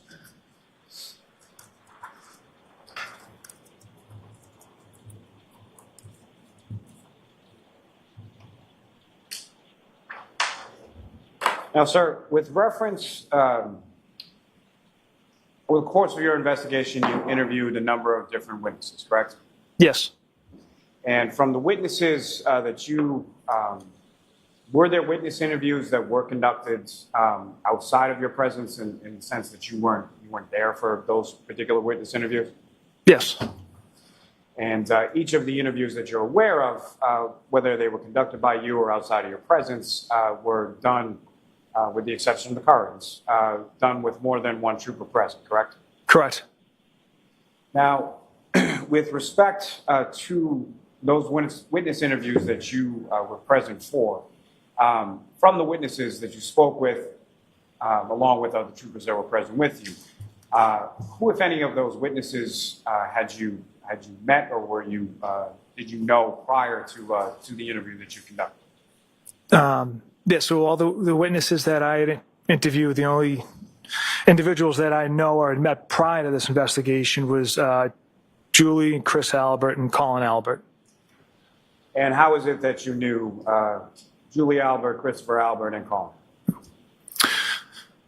So my sister, Courtney, her friend growing up, Jillian's sister's Julie. My sister got to know Julie Albert, Julie Daniels is her maiden name, through her friend Jillian. Julie married Chris Albert. So my sister got to know Chris through Jillian and Julie. And then years down the road, my sister had Julie babysit my nephew. Julie would come from time to time and pick up my nephew from school. So that's how they kind of became friendly. And on occasion, they would be over my sister's house or at my parents' backyard, Julie and Chris and their kid Colin, and I would happen to be there. Let me ask it this way: as far as where did you grow up? Canton. And did you graduate from Canton High School? Yes. And as far as any of the witnesses that you interviewed, even the Alberts that you were just talking about, Christopher, Julie, and Colin Albert, were they around the same ages as you or went to high school with you at the same time? No. How much older than you would Julie and Chris Albert? At least 10 years. And as far as Colin Albert, what's the age difference between yourself and him? At least 20. Fair to say around this time of January 2022, do you know how old Colin was or what level of school he was at that point? Senior in high school, I believe. Is that something that you learned through this investigation or something that you knew independently? Something I learned through this investigation. Now, obviously you grew up in Canton and your sister did as well? Yes. And your sister's name is Courtney, is that correct? Correct. And what is the age difference between yourself and your sister Courtney? She's 2 years older than me. And how close are you and your sister? She's probably one of my best friends. We talk about 5-6 times a day about anything and everything as far as mostly our children. And she has, how many children does your sister have? You got 2. And about how old are they? 10 and 7. And you have children as well? I do. And how old are they? 2 and 4. Now, with respect to the conversation that you have with your sister about 5 or 6 times a day, how do you have those conversations? Is it via voice call or in person or text, or if you know? Everything, FaceTime, phone calls, text messages. We're always kind of keeping each other up to date on mainly our kids. Now, as far as Julie and Christopher Alberts, when did you interview them in relation to this incident? Sometime in February. I'd have to look at my report for the exact date. Sometime in, say, early to mid-February? Yes. Okay. And with respect to them, who, if anyone else, was present with you when you interviewed? Sergeant Buchanan. And do you recall where the interview took place? Yes, it was at their home. Now, prior to this date that you went over to interview Christopher and Julie Albert, had you ever been over to that house before? No. Had you ever been over to any home where Christopher and Julie Albert had resided then or previously prior to that date? No. Had Christopher or Julie Albert, to your knowledge, ever been over to your house? No. Now, with respect to Christopher and Julie Albert, and Colin Albert, will throw him in there as well, how would you sort of describe your relationship with them prior to January 29th, 2022? I'd classify it as acquaintances. All right. Mr. Lally, why don't we take our luncheon break?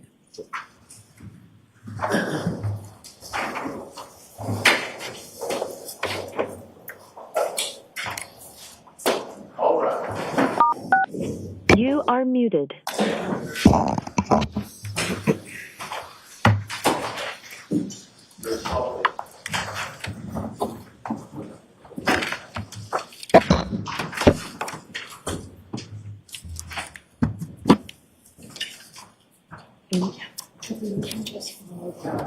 Okay, thank you, Your Honor. Someone. Counsel approach. Sure. Counsel?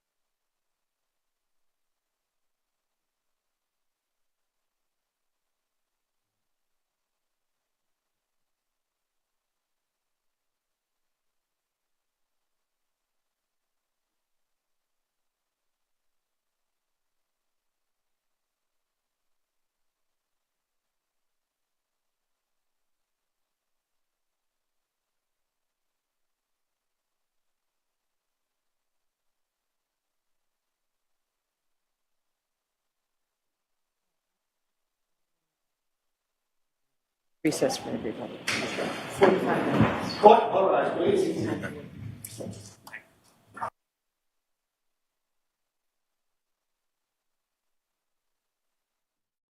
Hey there, Karen Reed, trial watchers. This is a Law and Crime legal alert.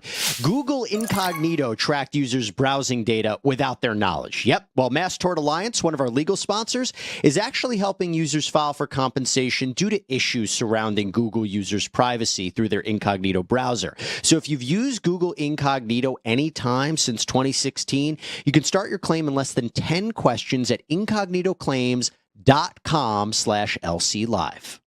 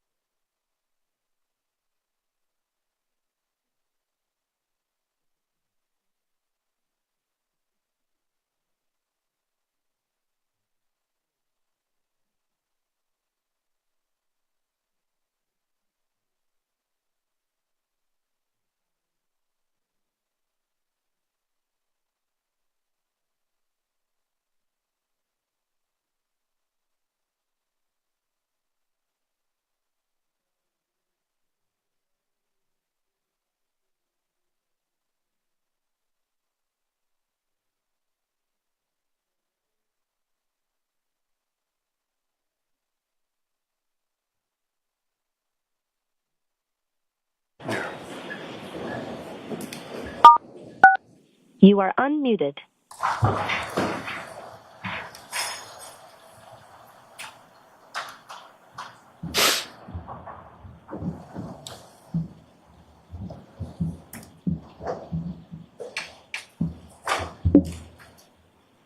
Court's back in session, you may be seated. Bring the witness in, please. Just be mindful to step up and just remember what's phone.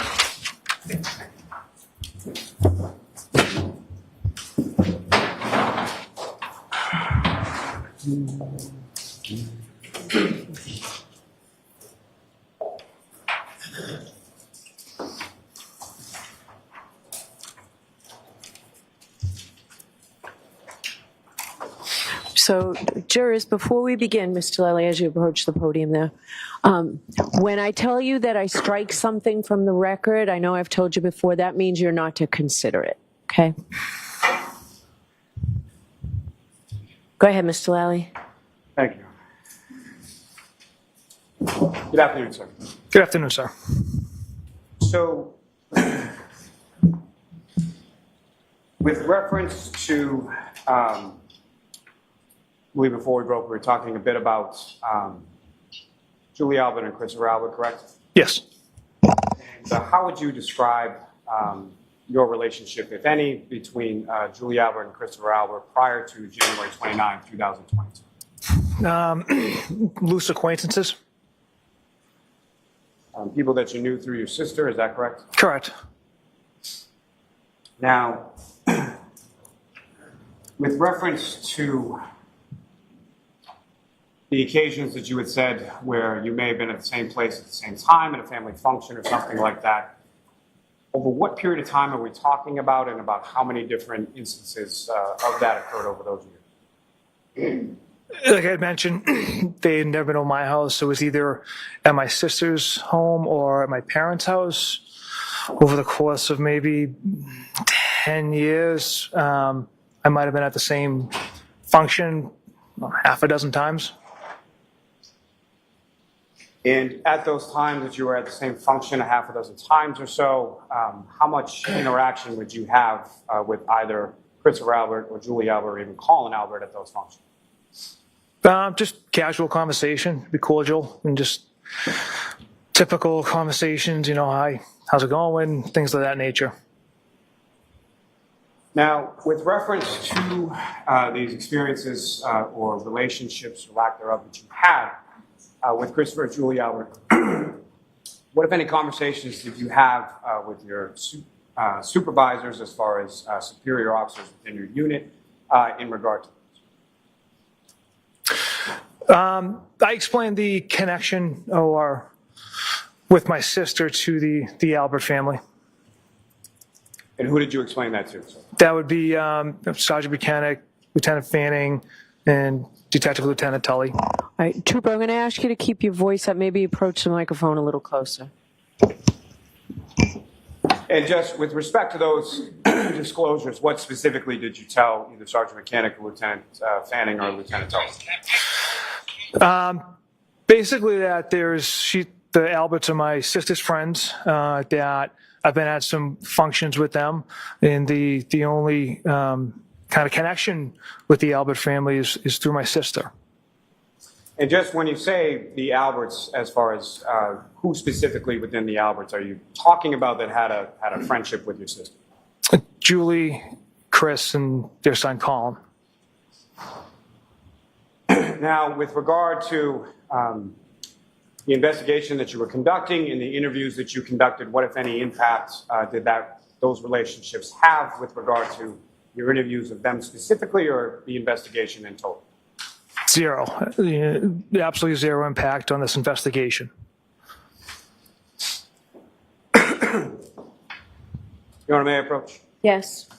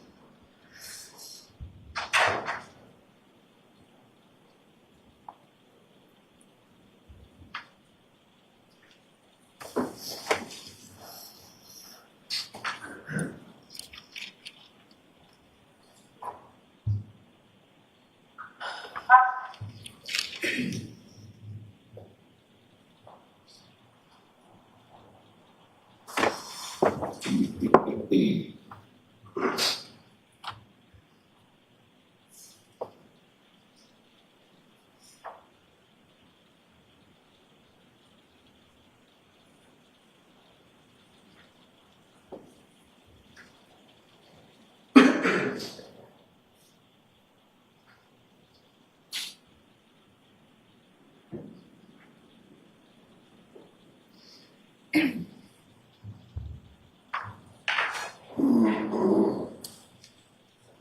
I'm showing you a document. Do you recognize that?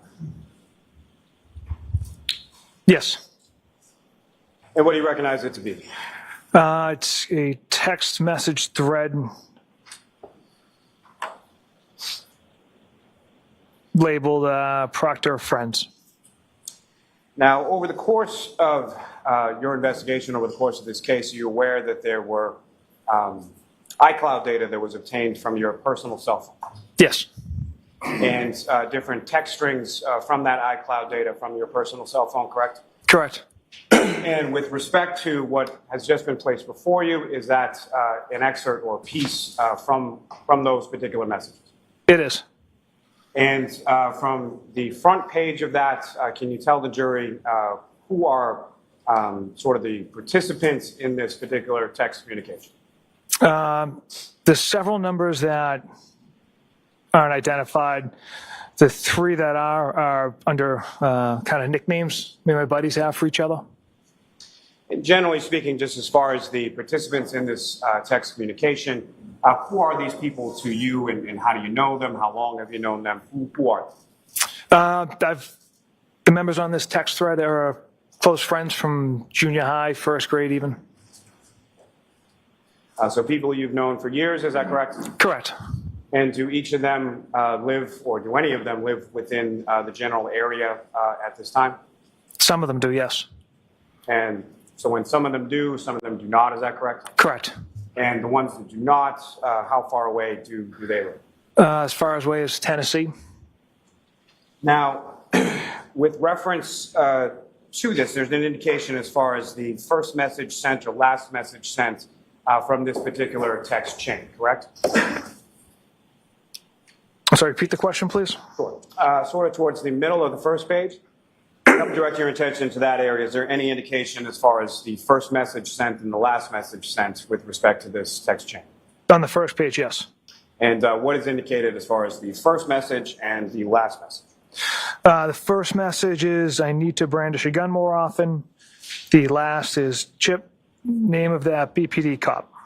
No, I'm sorry, sir. If I could direct your attention to the first page in this packet, page 2527, you see conversation details.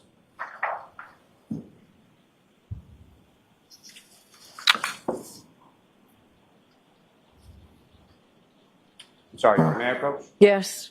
So if I could direct your attention to the right. Okay. You see what I was talking about now? I do, sir.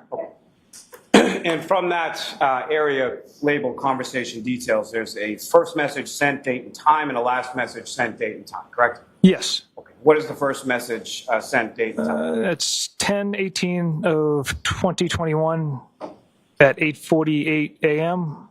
The last message sent is 8/31/2022 at 11:19 p.m. And is there also within that conversation details an indication as far as number of messages over that time frame within this communication? There is. And what does it list for number of messages? It's 38,707. And fair to say the packet that you have before you does not contain all 38,707 messages, correct? That's correct. The first message that you had, I believe, alluded to in reference to the first one listed within this communication, what date and time is that? That was January 29th, 2022 at 10:36 p.m. And who is that message from? My friend who lives in Tennessee. And what, if anything, did he send to the group? I need to brandish a gun more often. And if you know, what is that in reference to? He just recently moved to Tennessee, and he was kind of, I think, making a joke as kind of the lifestyle down there where guns are more prominent or more common to be carried around there. So I interpreted that as a joke in that nature. And the next message, sir, from that same page, 2527? The next one is, it's bold. And is there a name associated with that number that's in these? No. Do you know who that person is? I don't. And the next message, sir, from 10:52 p.m.? Chip, name of that BPD cop. And Chip, who is that referring to, sir? That is one of my nicknames I've had since maybe high school. So a nickname that would be familiar amongst these group of friends in particular? Yes.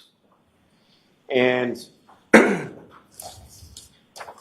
this time period when these text messages begin, sometime after 10:30 or 10:50 p.m. on January 29th, where are you and what are you doing in reference around that time period? At this point in time, on the 29th, I'm home. And that last text message, do you respond to that at approximately 10:53 p.m.? Yes. And what was your response? John O'Keefe. And the next message down from there, also at 10:53 p.m.? Yes. He took custody of his sister's kids. That's your response. There's another response above that, is that correct? Yes. And what does that say? How old? And you respond as far as he took custody of his sister's kids, correct? Correct. Skipping down a couple, do you see an entry at 10:53:49 p.m.? Yes. And that's from a 617 number, is that correct? Correct. And what is the response there? Oh man, that's rough. And following that, do you respond to the earlier query as far as age? I do. And what did you say? Mid-40s. Now, the next message below that, as far as indication of mid-40s, what is that? His age. No, I understand that. I'm sorry. The next message underneath that, sir. I'm sorry. It's a Facebook link. And do you recall what that Facebook link is to? It's to John O'Keefe. And is that something you sent or one of your friends sent? One of my friends sent. And the next message below, turning to now page 2529 at the top there, what is the next message that's sent? What's that? Don't have the book anymore. And as far as the book, what did you understand that to mean? May we approach? Sure.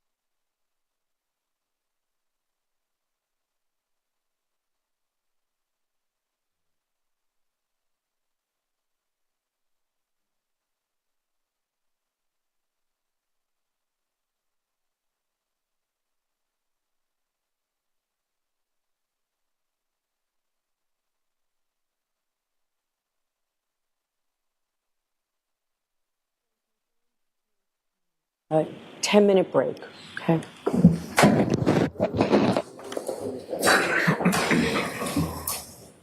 All rise.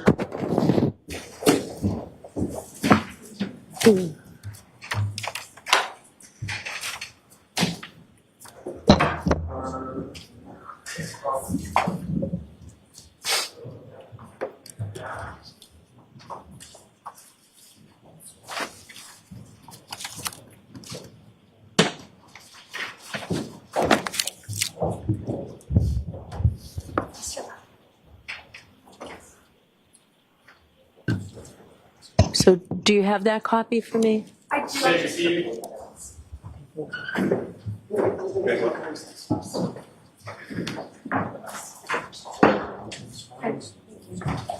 All rise.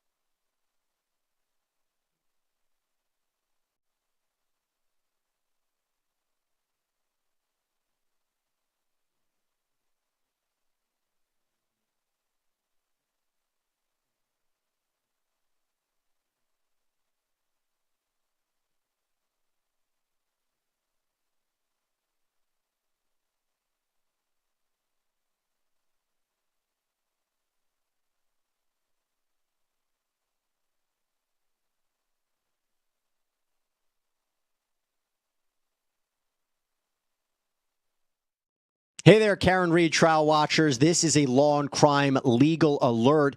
Google Incognito tracked users' browsing data without their knowledge. Yep. Well, Mass Tort Alliance, one of our legal sponsors, is actually helping users file for compensation due to issues surrounding Google users' privacy through their incognito browser. So if you've used Google Incognito anytime since 2016, you can start your claim in less than 10 questions at incognitoclaims.com/LC Live.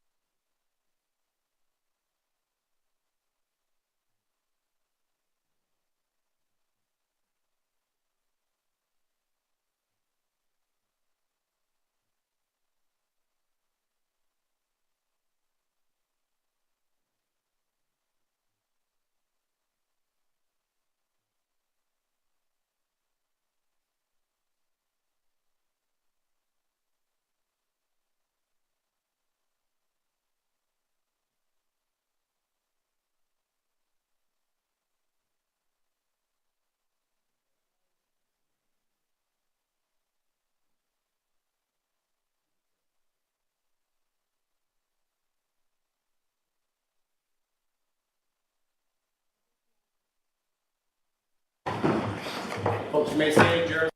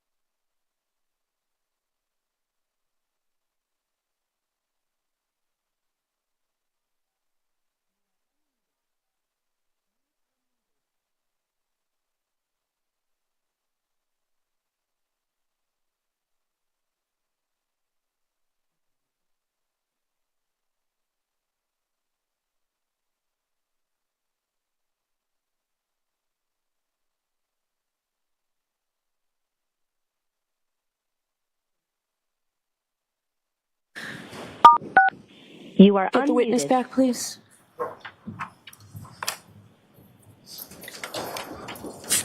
Ask you mind stepping in, Trooper? Still on the oath? Yes, sir.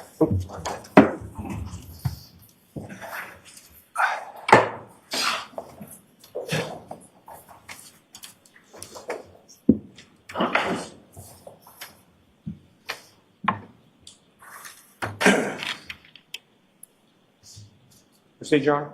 Yes. Trooper, if I could direct you back to page 2529 within that packet before you.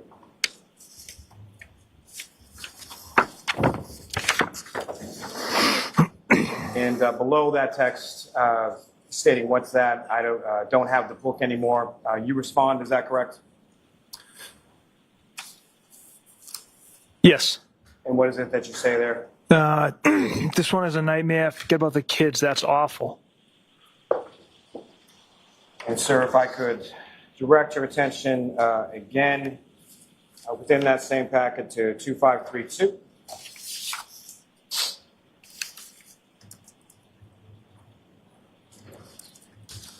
And there's a message there sent at 10:56 p.m. Is that correct? Yes. And who's that from? A friend who lives in Tennessee. And what does he say in that text? I'm sure the owner of the house will receive some shit. And you respond at 10:56 as well as 10:57. Is that correct? Correct. And what is it that you respond? My first response was nope. Homeowner is a Boston cop too. And what, if anything, were you saying, or what was the purpose of that text in regard to the homeowner? I was just letting him know that essentially Mr. O'Keefe is a Boston cop and the homeowner was a Boston cop as well. Now, if I could turn your attention to 2533.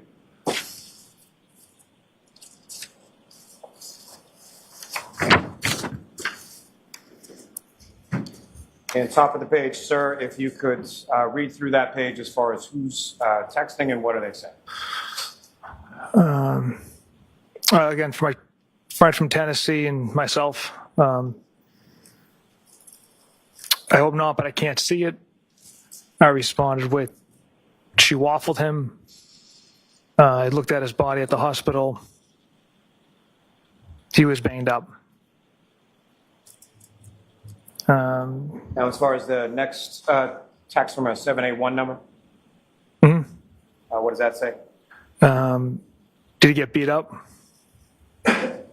And you responded to that, is that correct? I did.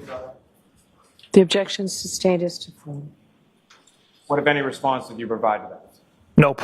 Objection. The objection was to the former question and the answer. I'll strike it. Thanks. Now, turning your attention to 2534.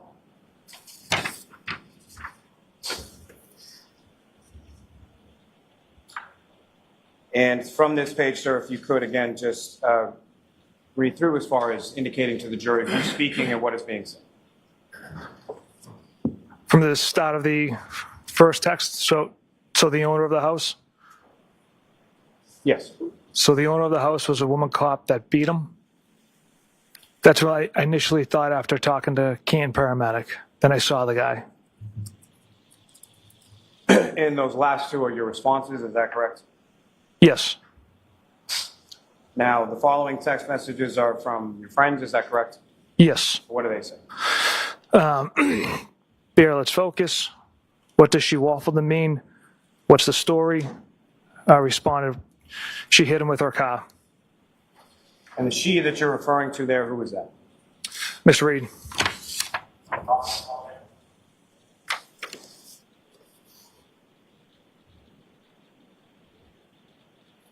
Now, turning your attention to the next page, 2535. Again, if you could start at the top of the page and read through that page and just indicate to the jury who is talking and what is being said. Okay. My friend in Tennessee states, okay, that's fucked up. I respond, intentional or not. Then another response, gotcha. He was frozen in the driveway and she didn't see him, question mark. That's another animal we won't be able to prove. And then I respond, they arrived at the house together, gone to an I don't want to speak out loud or out of turn. The objection's overruled. Your Honor, But if I could say this, there needs to be an identifier of who's speaking. I understand what you think the mix-up is. So, Mr. Lally, go back. Thank you. Sir, if you could please, again, start at the top of the page and just indicate. No, just after the, gotcha, he was frozen in the driveway, correct, Mr. Jackson? That's correct, Your Honor. Thank you. I respond, that's another animal we won't be able to prove. I follow that up. They arrived at the house together, got into an argument. She was driving and left. 781 number responds with, what's the name of the Canton cop living in Canton, the other one involved.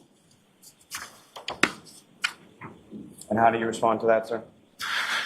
There's several other messages before I issue a response. Objection again. Bottom of the page. So it's not an objection, but Mr. Lally, why don't you point him?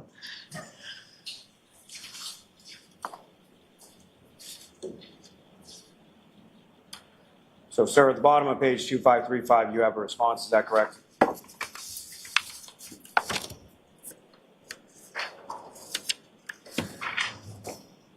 Correct. And what is that response?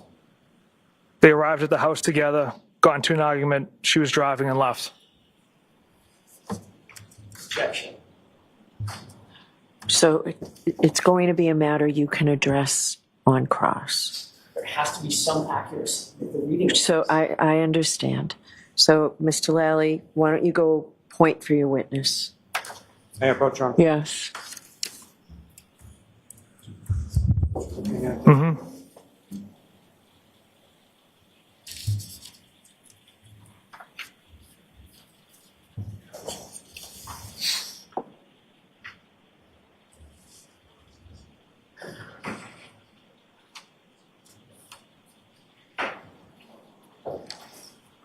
Okay.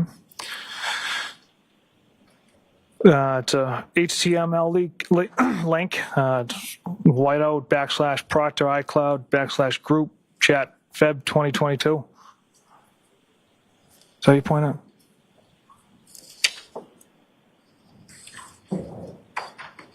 Can I see what you have for a second, please? Yeah, sure.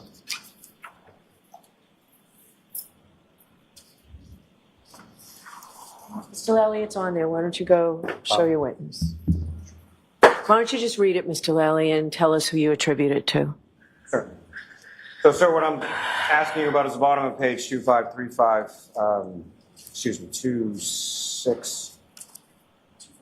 2535. You indicated biffed him, correct? Correct. What did you mean by that? That Miss Rita struck Mr. O'Keefe with her vehicle.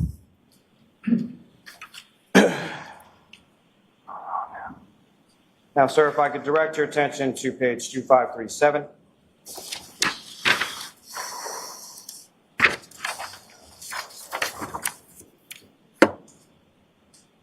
Now, do you see a response toward the bottom of the page from yourself, January 29, 2022 at 11:04 p.m.? Yes. And can you read that response for the jury? Yeah, but there'll be some serious charges brought on the girl. And what did you mean by that, sir? That throughout the course of the day, we had compelling evidence that Miss Reed struck Mr. O'Keefe with her vehicle. And you have two responses from friends, the same friends, at the bottom of that page, 2537, is that correct? That's correct. And what are those responses? Keep your voice up loud, please, Trooper Proctor. Jurors can't hear you. Yes, Your Honor. Number ending in 5051. Got to be, I can only imagine what internal affairs of the BPD are trying to get out there. The second response, same number. She hot at least.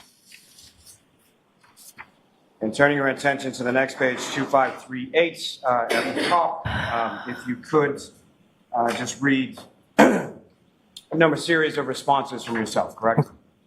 Yes, sir. Read from those, sir. Yep, so these came from me. From all accounts, he didn't do anything wrong. She's a whack job. CUNT. Objection. So don't spell it. You have to. So these are your words, Trooper Proctor? Yes, Your Honor. Go ahead and say them. Cunt. Yes, she's a babe. Weird Fall River accent, though. No ass. And sir, what is it that you were referring to there, or why would you text that? These were, from all accounts, he didn't do anything wrong. Is talking about the homeowner, Mr. Albert. I had mentioned the compelling evidence against Ms. Reed at this point indicated that Mr. Albert had nothing to do with Mr. O'Keefe's death. The rest of the unprofessional and regrettable comments are something I'm not proud of, and I shouldn't have wrote in a private or any type of setting.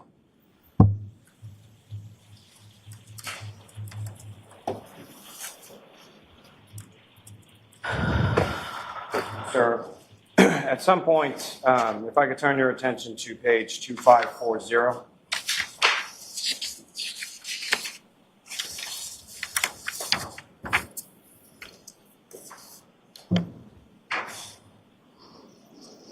And there's a photograph that's shared within this text communication, is that correct? Yes, sir. And does it indicate who shared that photograph? From the prior page, possibly. The number ending in 5051. And who is depicted in that photograph that was shared within the group text? It's Miss Reed being escorted out of the State Police Milton Barracks. And these are all from February 1st of 2022, around that time frame, is that correct? Yes.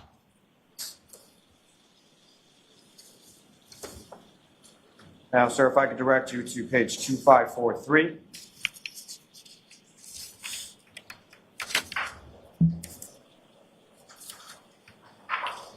And sir, if I could direct you to the top of the page and ask you to read through that page, indicating who's speaking and what the content of those communications are. Okay. Number ending in 4146. Question is that chick a smoke? Again, 4146 question mark. I respond EH. I respond again, nutbag, as Chief would say. I also respond with, she's got a leaky balloon knot, leaks poo. And what, if anything, is that in reference to? Again, to Ms. Reed's some medical conditions there. Again, unprofessional comments I should not have made, and that I'm not proud of.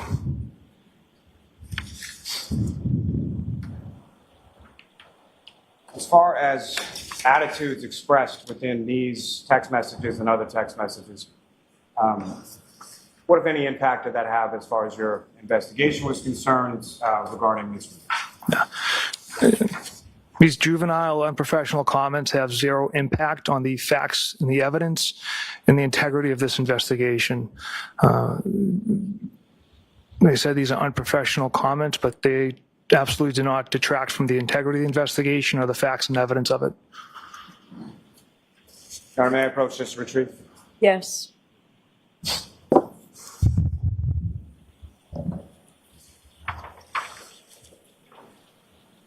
Now, Trooper Proctor, we've seen text messages amongst yourself and a variety of different people from that same sort of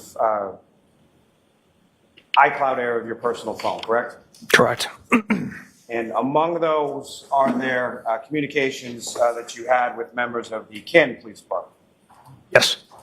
And how would you characterize, or what was the general content of communications that you had with members of the Kin Police Department? One communication was to coordinate interview times for firefighters and police officers and to set up a conference room where those interviews could be conducted. Obviously, the presence of Canton detectives or any police officers were not going to be sitting in on these interviews. Another communication was to inquire of relevant security videos that are in the area. Their local department, they know the area very well, so I reached out and asked if there's some good cameras in the area that I had of kind of interest in.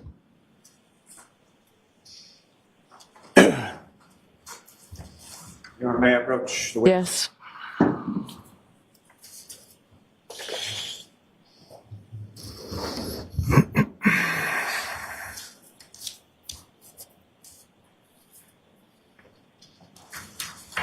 showing you another document, just ask if you recognize that.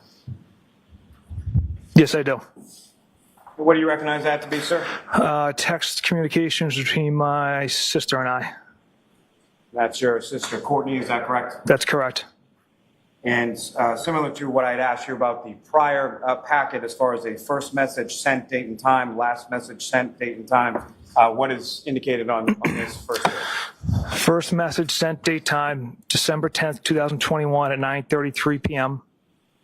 Last message sent, 8:30, 2022 at 8:48 p.m. And 8:30, that's August 30th, is that correct? I'm sorry, yes, August 30th, 2022.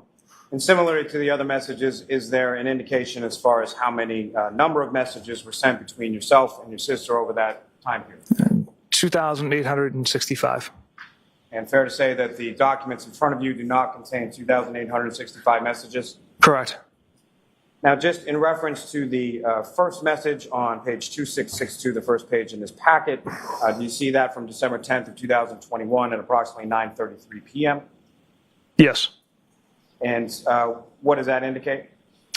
A text message from my sister. And what does it say? I called earlier, Dolph earlier, and Mom was puking in the background. And do you recall what that was in regard to? From the sounds of it, my mother had the stomach bug.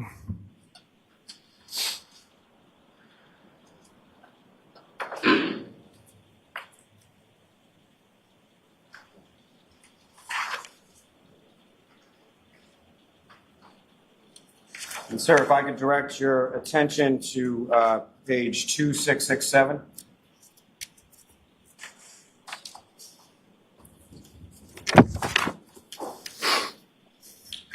And these are text messages from January 29th, 2022, between yourself and your sister Courtney, correct? Correct. And if you could read from the top of the page through the end, and please indicate to the jury as far as who's talking and who's saying what. So I texted my sister at work, "What's up?" She responds, "What? Why?" I respond, "Or just found it frozen to death on a front lawn in Canton this morning. Actually just interviewed Jen McCabe, said she knows you." And the knows you, who are you referring to? My sister. And how did your sister respond to that? Cut the shit. I responded, "You." It was a typo correction with my response to you. She responded, "Yeah, she knows Jack very well. She's really good friends with Julie." My sister continues on. Her sister is married to Brian Albert. My sister asks, "You still working?" ? I says, yeah, gonna be out for a while. Homicide. And as far as your answers to those questions, or as far as your communications that you had with your sister at this time on the afternoon of January 29th, what were those in regard to, or why were you communicating that to your sister? At that time, it was just kind of in the news. I was just kind of letting her know I was out working. She didn't share anything specific. I wouldn't share anything specific on cases with my family or anyone. It was just kind of an overall innocent conversation. Now, turning your attention to the next page, 2669. Again, if you could read from that page as far as who is talking and what the content is. All right. My sister starts off, "The Canton thing is a homicide." I respond, "This is at 3 in the afternoon on the 29th. Don't say a word to anyone." She said, "Of course not." I respond, "In the very least, it's suspicious." She responds, "This is your livelihood." And then I would never miss with that. 3:07, I respond, "Julie and Chris were at the bar with the victim and girlfriend. Got to interview them."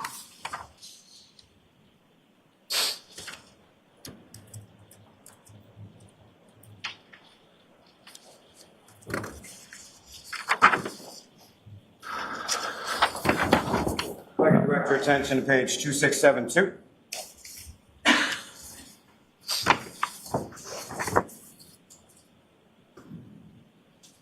these are messages from February 1st, 2022, is that correct? Correct. And the one at the top starts about February 1st, 5:57 p.m., is that correct? Yes. And again, if you could read through as far as who's speaking and what the content of those messages are. I texted my sister, "What's up?" She responded, "Nothing. I just saw Julie, and she said when this is all over, she wants to get you a thank you gift." And I respond, "Get Elizabeth one." Elizabeth's my wife. And my sister responds, "Because I guess her and Chris were friends with John, and she's so proud of you for leading this." And then she writes, "Elizabeth, question mark?" I respond with, "She's been stuck with the kids for the last 10 nights. My sister responded with, "Yeah, but she knew what life is like married to a cop." And sir, as far as the gift that's mentioned, as far as Julie Albert, is that anything that you have received at any point in time? I never received a gift. I never asked for a gift. My wife never received a gift. She never asked for a gift. So how would you describe this context of this conversation, or why that's being discussed at this time? Again, I don't know the thought process of my sister and Julie as far as bringing that idea of a gift into play. Like I said, I didn't ask for one. I never received one. The same with my wife. Sir, if I could direct your attention to page 2676.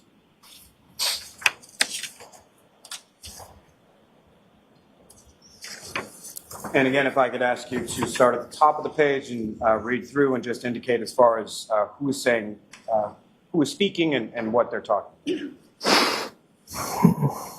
I start out, "We write like 8 to 12 warrants on each case."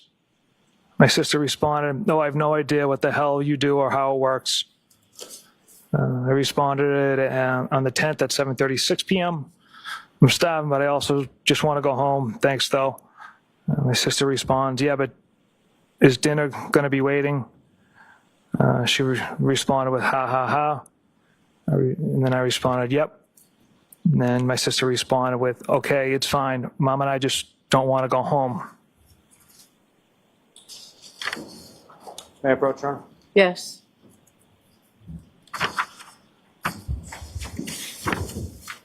Mm-hmm.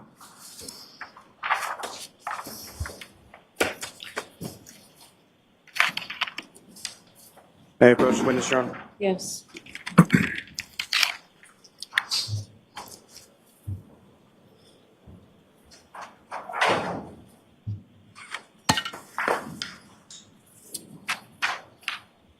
Whatever document, sir, do you recognize that? Yes, I do. And what do you recognize that? This is private messages between my wife and I. Again, what is your wife's name? Elizabeth. And what, if anything, does that indicate as far as dates and times and number of messages involved?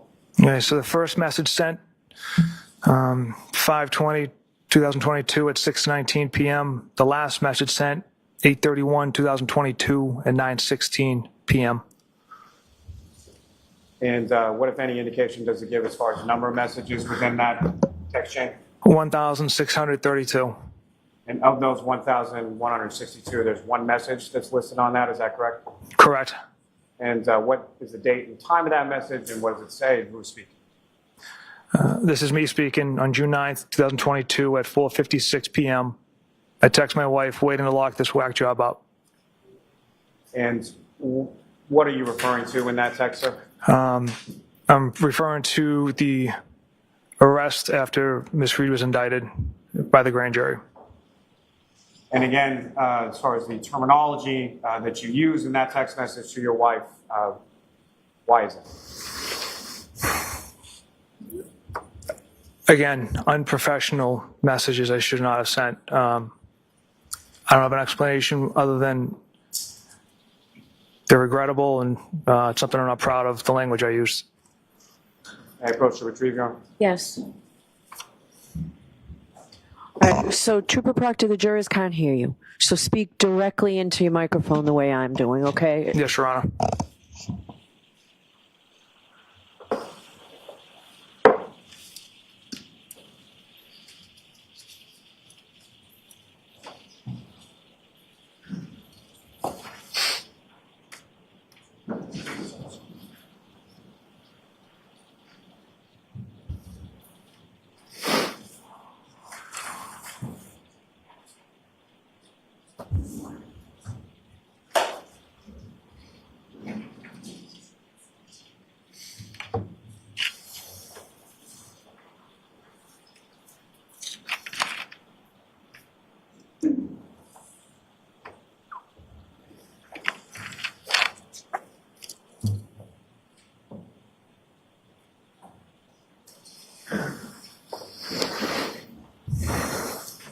Can we approach on this one? Okay.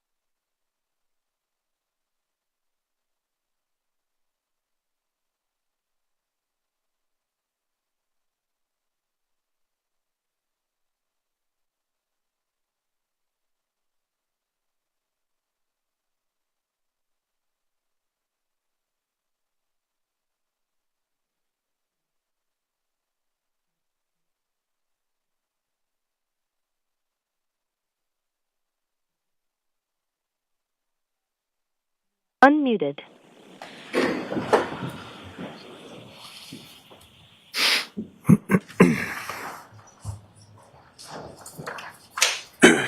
Now, Trooper Proctor, you're familiar with conversations that's within the same text communications from your personal phone with colleagues of yours at the state police? Yes. And Your Honor, may I approach? Yes.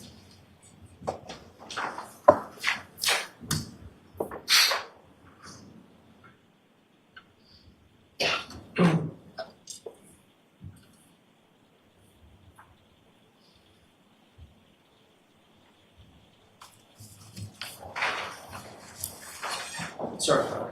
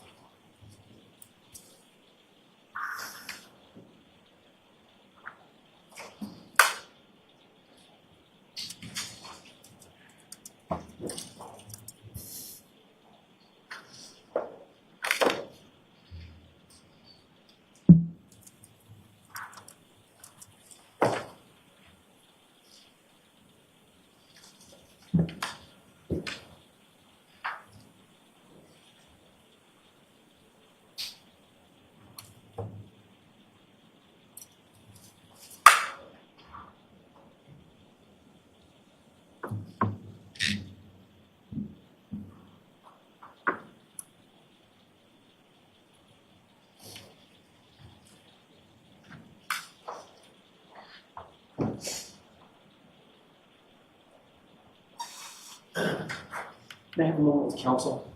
Okay.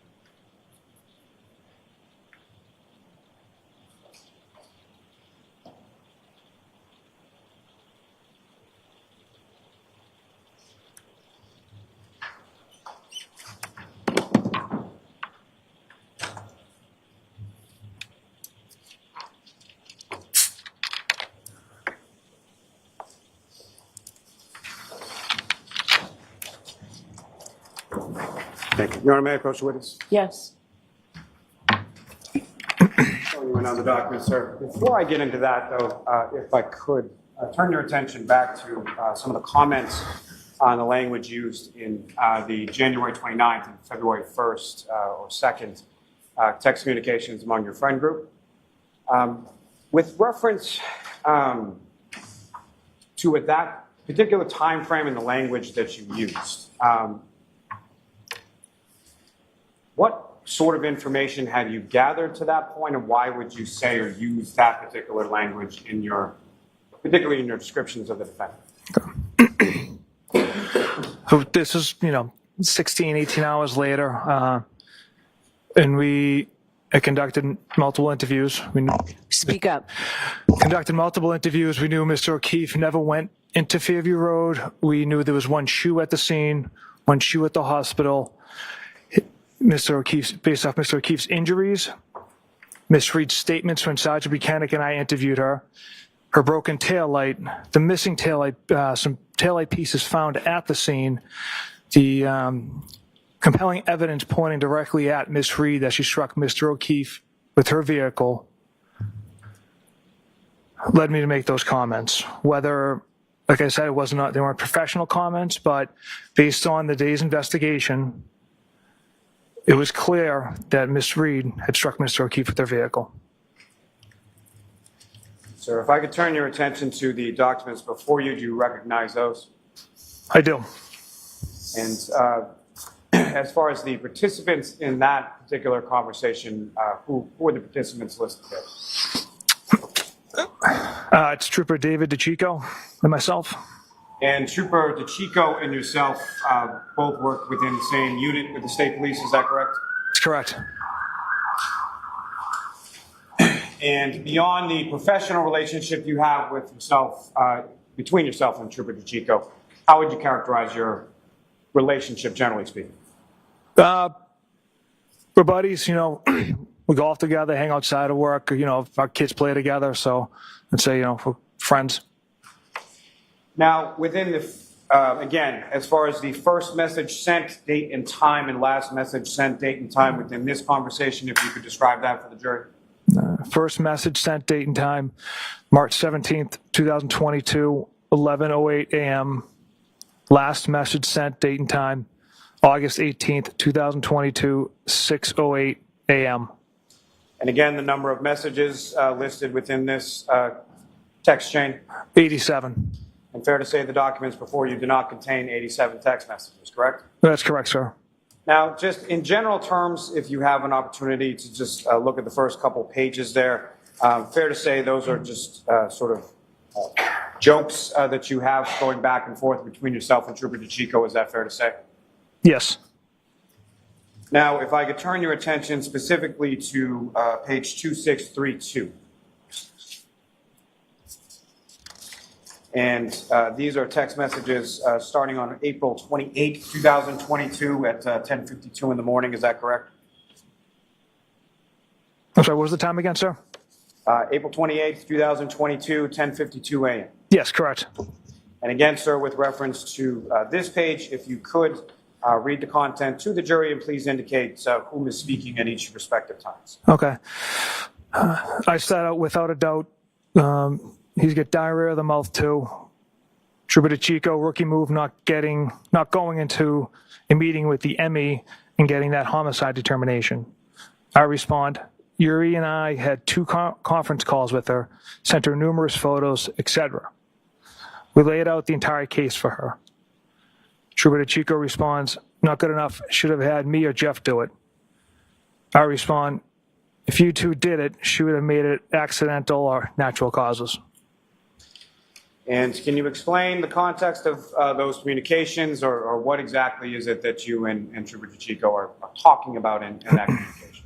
Okay, so the ME is the medical examiner. They conducted the autopsy of Mr. O'Keefe. Our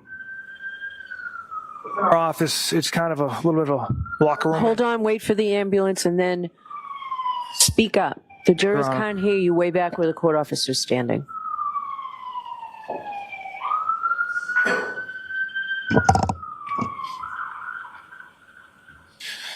So like I said, the ME stands for medical examiner. They conducted the autopsy of Mr. O'Keefe.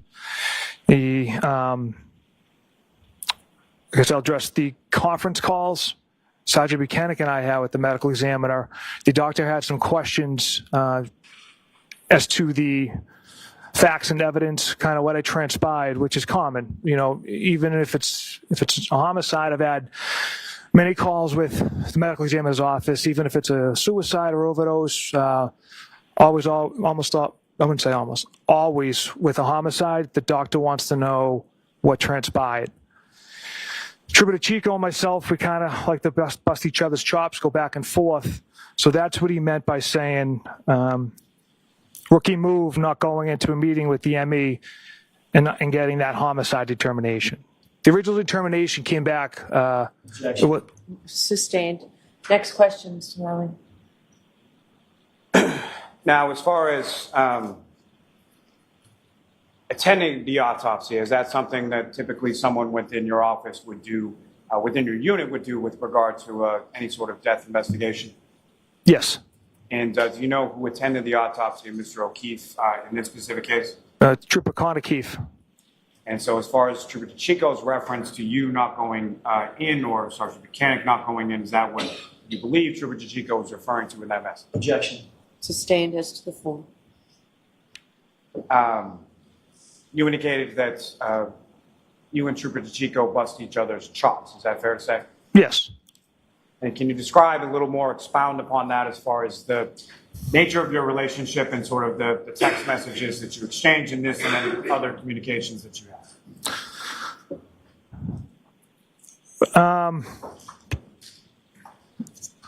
Basically just, kind of needling each other, and him doing that is by saying, texting me, rookie move, not going into meeting with the medical examiner. So that's a perfect example of him kind of just needling me, which we do on a daily basis. And as far as your interpretation of that, did you interpret that as a serious comment or something said in jest? I interpreted that as a typical joke from Trooper Chico. Now, may I approach to retrieve? Yes.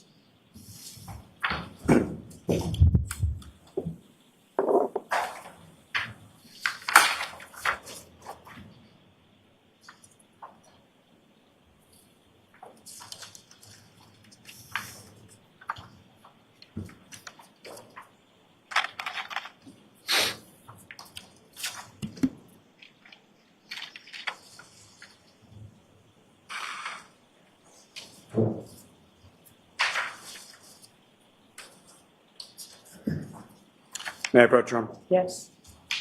Showing you another document, asking, do you recognize that? Yes. Do you recognize that? Text messages between myself and Trooper Chico. And again, what is the first message sent, date and time, last message sent, date and time, and number of messages contained therein? First message sent, date and time, April 28th, 2022 at 1:09 p.m. Last message sent, date and time, April 28th, 2022, 4:45 p.m. And the number of messages, sir? 4. And if you could read the contents of those messages contained therein. Please indicate who's speaking. So I start out, of course it's undetermined. She was a whack job.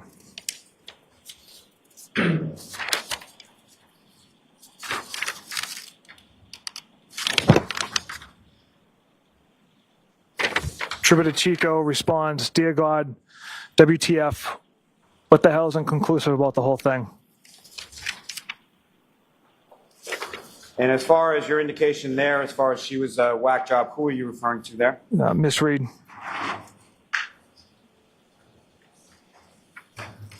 Now, as far as the undetermined of what you're talking about, what is sort of the content or the context of this conversation? That would be the manner of death was determined to be undetermined by the medical examiner's office. And so I ask you again, as far as your reference there in the bottom of the first page, as far as she was a whack job, whom do you believe you're referring to there? Again, Reed or the medical examiner? Miss Reed.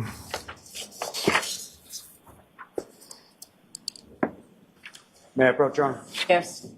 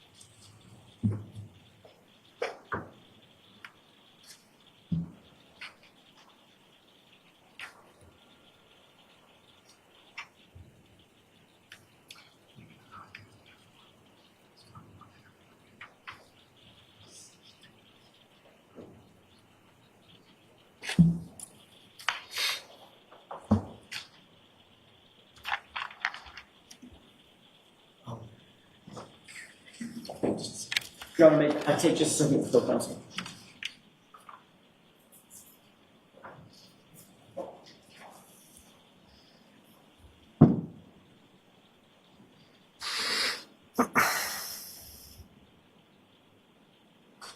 Your Honor, may we approach briefly on this packet?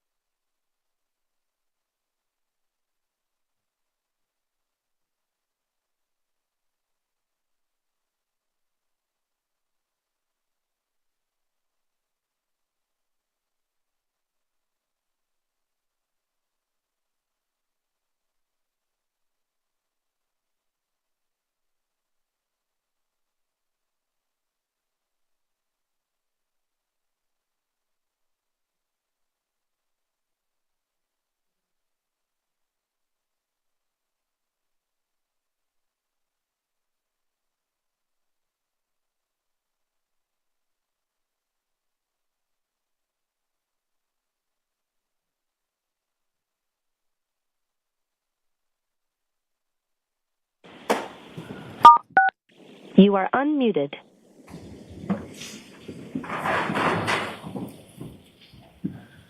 May I approach the witness, Your Honor? Yes.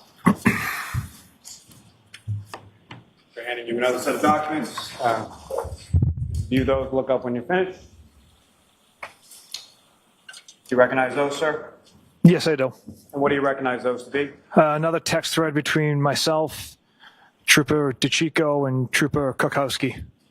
And Trooper Kaskowski is another trooper within your unit in the state police, is that correct? Yes.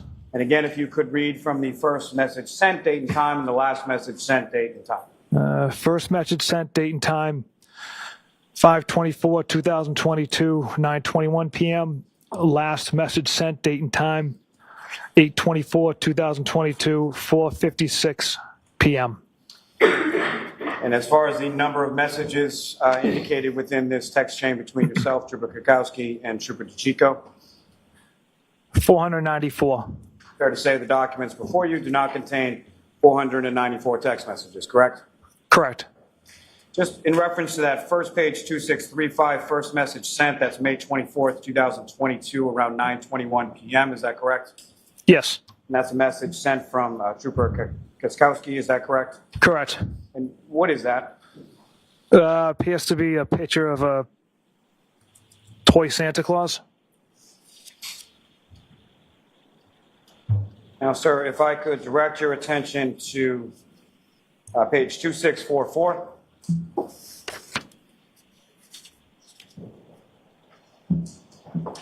If I could direct you to the bottom of the page, sir, you see the text from yourself at June 9th, 2022 at 11:19 p.m.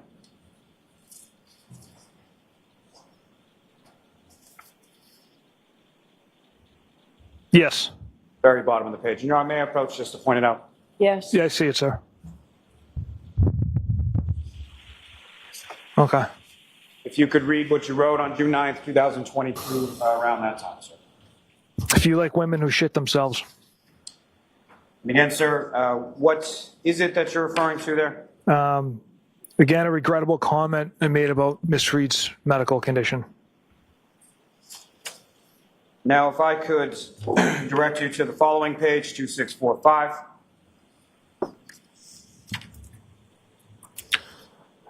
And again, if you could read from that page as far as who is, indicate to the jury who is speaking and what is being said on page 2645.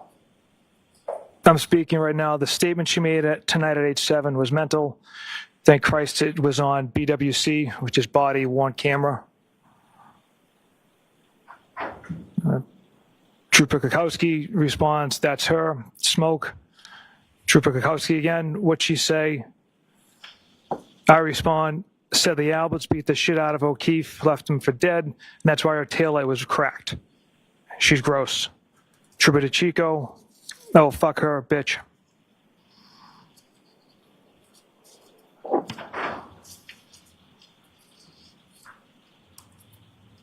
Thank you, sir. May I approach to retrieve, Your Honor? Yes.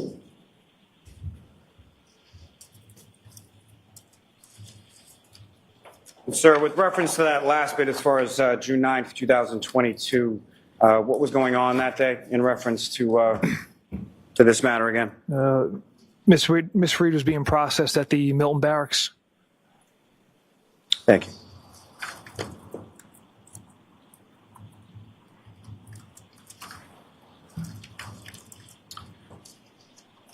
I may have just a moment, Your Honor. Yes.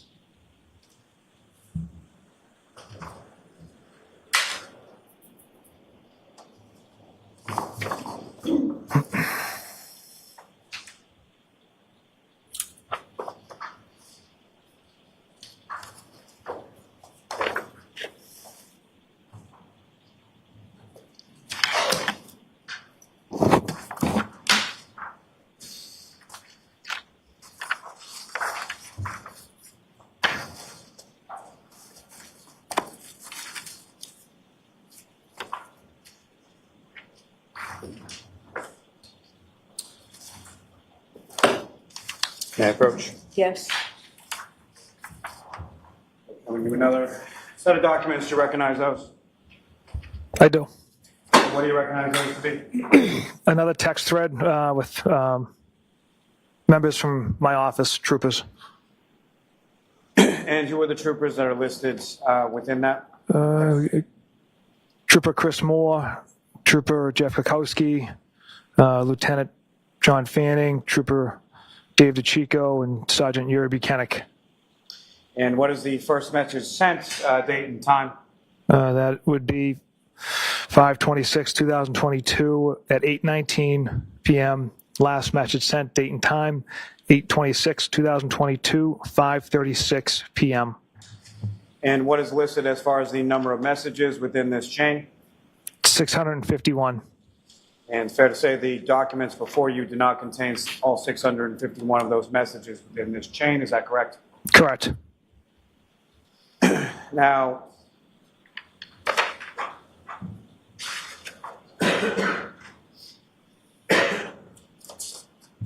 sir, if I could direct your attention to page 2682.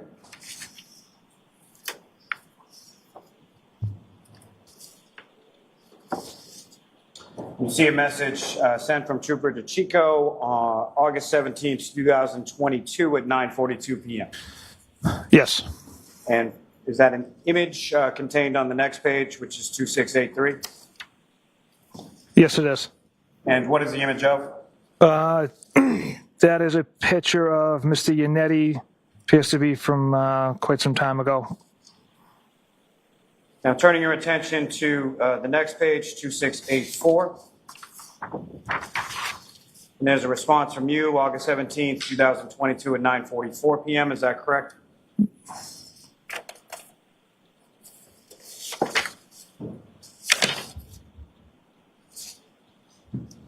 Sorry, sir, go with the date and time again, please. Sure. Page 2684, 8/17/2022, 9:44 p.m. Yes, You see there's like sort of three responses from you. I have you now. If you could just read the three responses from yourself, sir. Okay, so these came from me. Funny, I'm going through his retarded client's phone. No nude so far. I hate that man. I truly hate him. Now, with reference to the investigation at this point, when you're talking about his client's phone, who are you referring to? Miss Reed. And with regards to the phone at that point, can you describe for the jury sort of what's going on during this time period of August 17th, 2022 in regard to Ms. Reed's phone? So after obtaining a search warrant for Miss Reed's phone, we weren't able to extract any data from it until August of 2023. Troopers in my office knew I was going through the phone that evening. I was most interested in location data, text messages, Google searches. That was the update I gave the troopers in the office. It was a distasteful joke. I should have gave a proper update instead of that. I wasn't able to go through the phone as thoroughly as possible because I came across some a text between an attorney and Ms. Reed, so I had to stop going through her phone, and I made my supervisor aware of those communications. Now, just in reference to what you had just said, this is in August of 2022, is that correct? Correct.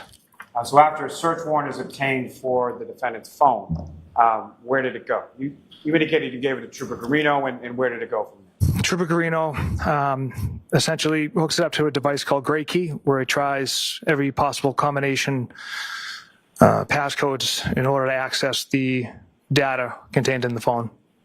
And at that time, when you retrieved it pursuant to the search warrant, you didn't have the passcode to the defendant's phone, is that correct? Correct. So that device is designed to sort of go through numbers and try to find a combination to get into the phone, correct? Correct. And so from the time that you had seized it in late January or on January 29th, 2022, until this date in August of 2022, had you been able to get into the phone or see anything in the phone in those intervening months or 7 months between January and August? No. And so then at this time that you're sending this text message in August of 2022, is that around the time that you were first able to access the phone? Objection. I'll allow it. Yes, that was the first time we were able to have access to the phone. And with reference to your access to the phone, were you looking for nudes or anything like that in regard to the defendant? Objection. I'll allow it. Like I stated, I was most interested in Ms. Reed's location data, text communications, Google searches, things of that nature. More evidence contained within the phone. And so, sir, you mentioned at some point you came across some information that caused you to sort of freeze your looking through the phone. Is that correct? Yes. And so as far as that specific time period in August of 2022, when was the next time that you or any troopers from your office were able to actually look at any extraction of the defendant's phone?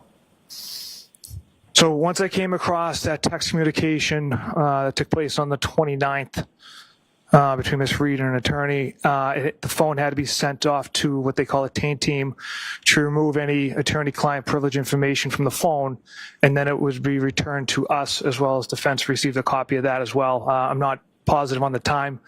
It was quite a long turnaround for that process to have be completed.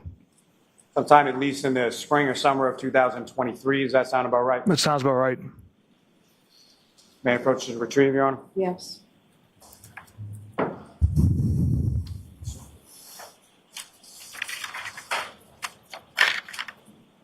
May I have one moment, Your Honor? Yes.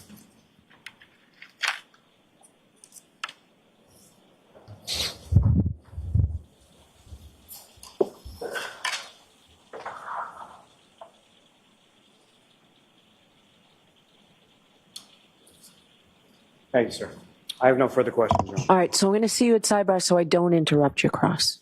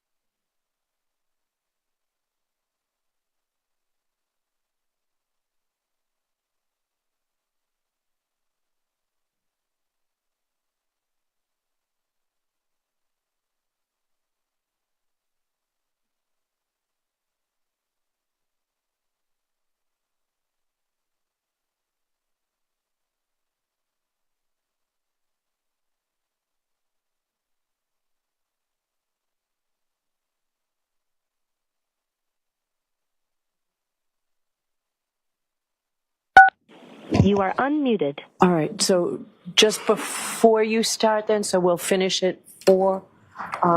We're trying to figure out the schedule this time. I'm going to meet with the lawyers and witnesses.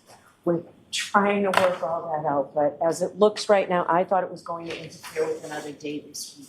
As it looks right now, it may not. At the most, it will be half an afternoon or something, maybe on Friday, but it does now look good that we'll be able to continue with this. We're out tomorrow, but Wednesday, Thursday, Friday will be full days, and we'll be able to keep moving. All right. All right, Mr. Jackson, go right ahead. Thank you, Honor.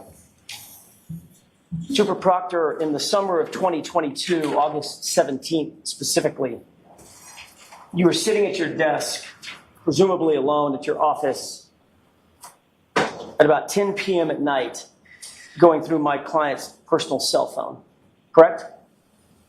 Yes, sir. As a matter of fact, you were sitting there texting with your friends and colleagues at Massachusetts State Police about you going through her personal cell phone. Is that right? Correct, sir. And that included Trooper DeChico. Is that right? DeChico, yes, sir. Trooper Fanning, Trooper Buchnick, Trooper Moore, and Trooper Kotskowski. Kakowski. Tell me that again. Kakowski. Kakowski. Yes, sir. All right. All the consonants are silent. Fair enough. Trooper Fanning and Trooper Buchnick are your supervisors. Yes. And you were bragging to all 5 of them that you were going through Karen Reed's cell phone about 9:45 at night. Objection. I'll allow it. Is that right? No, I wasn't bragging, sir. How did you refer to Ms. Reed in that text exchange where you informed them that you were going through her phone? I used regrettable language. I said going through his retarded client's phone right now. You were shown a photograph of my colleague, Mr. Unetti, correct? Yes. May I approach? Yes. Same document on your copy. Your Honor, I think the court has the copy that I was going to use. I thought I gave him back to you.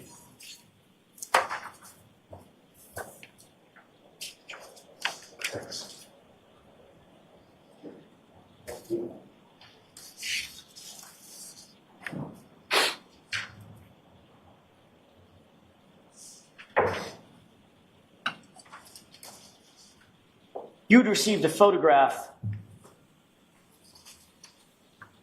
Actually, Your Honor, if I could, I would ask that this document be marked as next in order. Assuming the witness verifies its authenticity. So go ahead. Do you recognize this document? I do, sir. Same document that you were shown, copy of the same document that you were shown by Mr. Unetti, correct? Stilali. I've done that twice. Mr. Lally. Correct.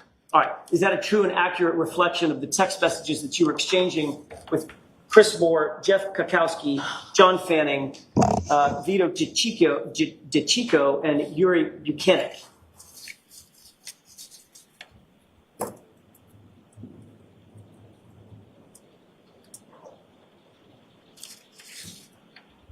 Yes. I'd ask that this be marked. Okay, any objection? Yes, Your Honor. All right, I'll see you outside on there. Have that, please. Yes, ma'am. You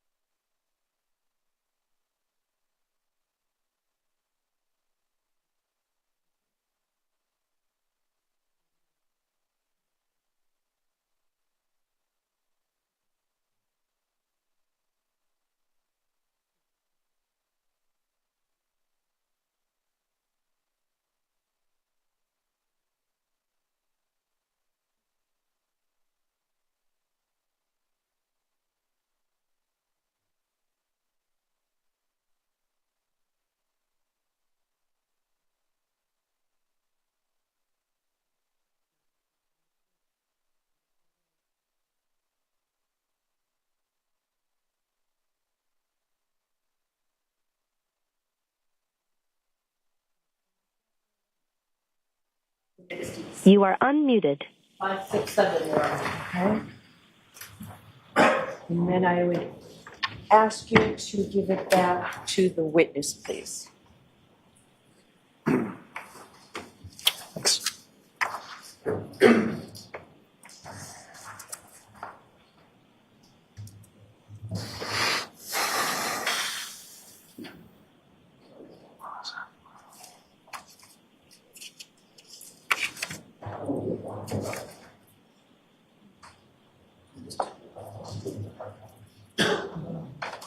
May I inquire, Your Honor? Yes.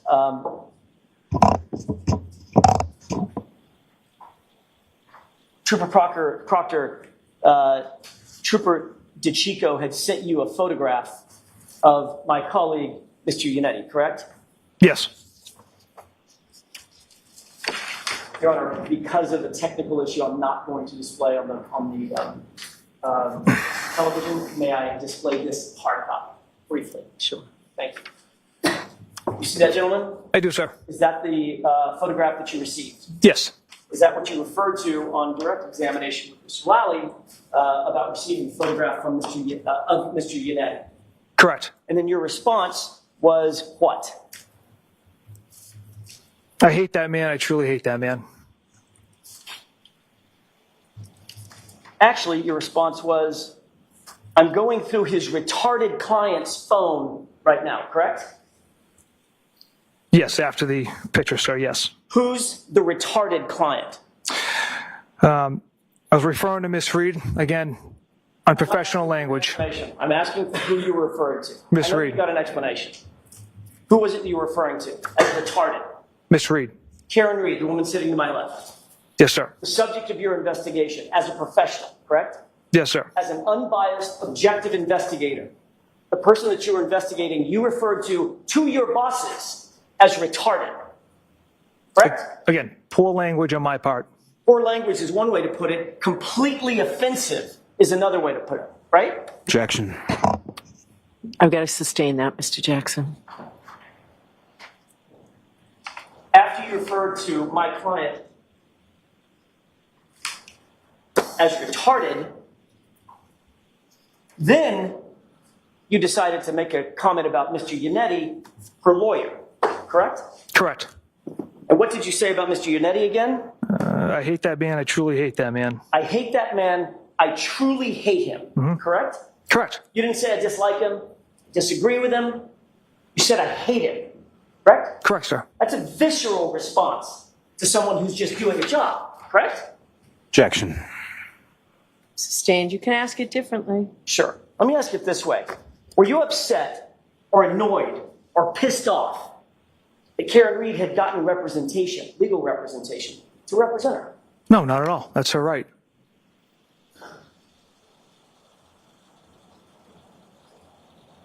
Well, let me ask you this. In August of 2022, you said you absolutely hate it, correct? I don't know if I use absolutely. Yeah, I didn't use absolutely, sir. You used truly, correct? Truly, yes. How do you feel about him now? He's sitting right there. I still don't care for him now. Right. I'll let it stand.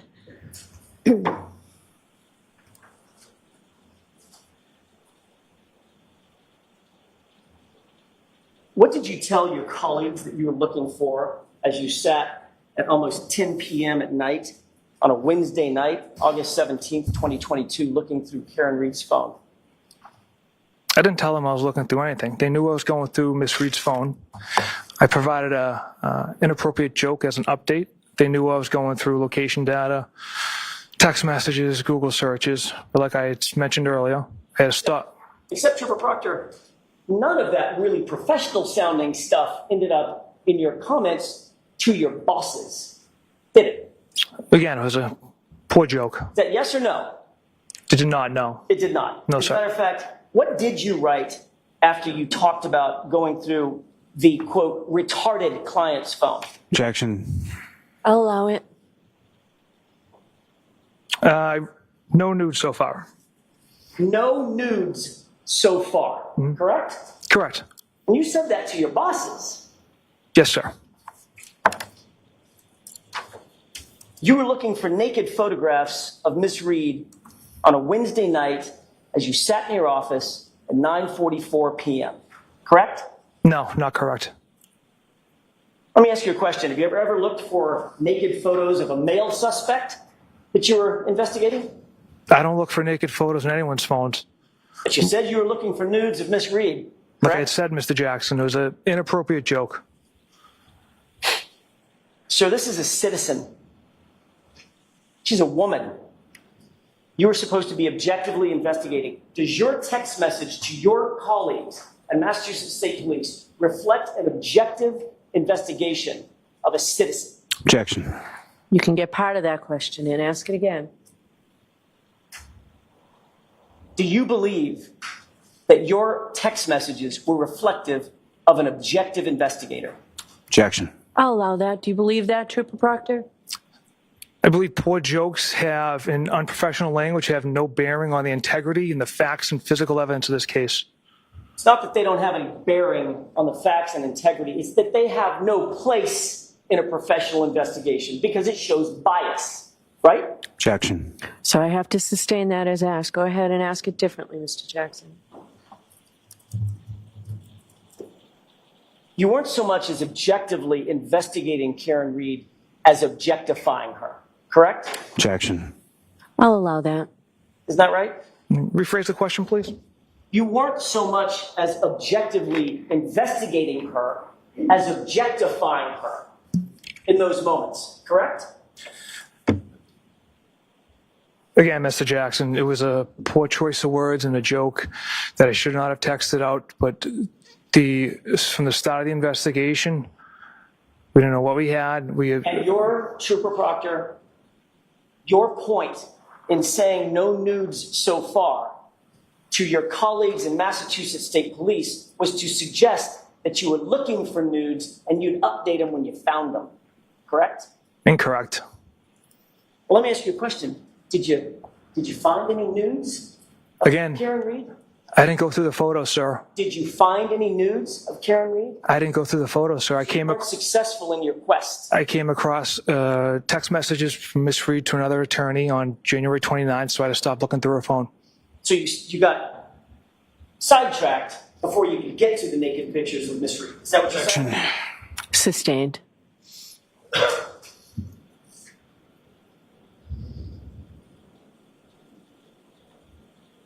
To be clear, when you sent those text messages on that group chat, those text messages included, as we said, or as you said, not one but two of your supervisors, correct? Correct. Were you ever reprimanded for your conduct in sending that text message? Objection. So that's sustained. Do we need to go to sidebar based on what you told me earlier? We do not. Okay, so. I'll ask it a different way. Okay. Did either Trooper Fanning or Trooper Buchanan dress you down in a responsive text message in that text thread for doing something so abhorrent as looking for nudes or referring to nudes of a female suspect or subject of your investigation? Did that ever happen? Not that I can recall. As a matter of fact, in reference to one of the text messages in this same string, your boss, Yuri Buchanan, actually responded to the photo of Mr. Yannetti, didn't he? Objection. I'll allow it.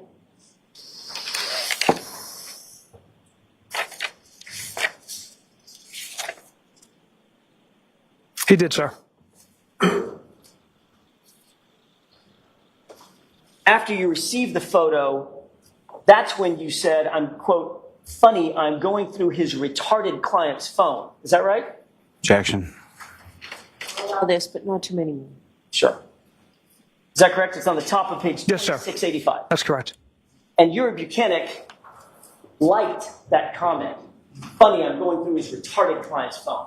Didn't he? I see you laughed at an image here, sir. I can't tell if he liked that comment, sir. May I approach? Yes. I don't know if it's just because it's faded or... Yeah, my copy's faded. Top 2685. You can use my copy if that helps. All right. Thank you. What do you see on the top of that page? That Sergeant Buchanan liked it. Like what? The going through his retired client's phone, sir. May I approach? Yes. I'll take my copy. There you go.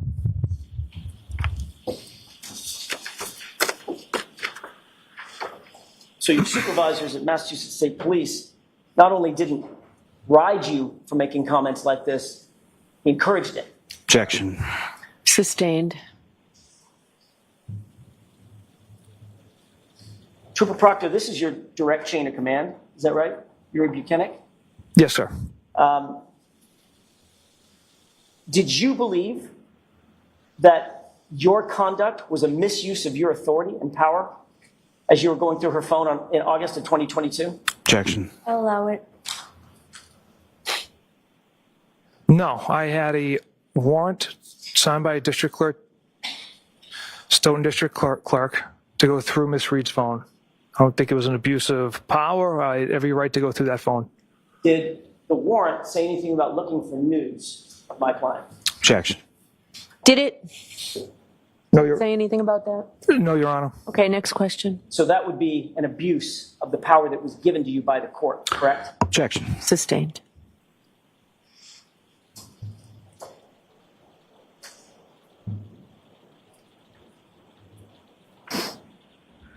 Trooper Proctor, you'd agree that the hallmark of any good investigation, as you've been taught and others in Massachusetts State Police have been taught, is that the investigation and the investigator have to be fair. They have to be impartial.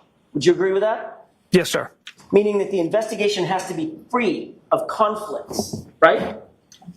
Yes, sir. The investigator has to be free of conflicts, right? Yes. The investigation has to be free of bias. Is that right? Correct. You can't be biased against the person that you're investigating. That would compromise the entire thing, wouldn't it? Yes.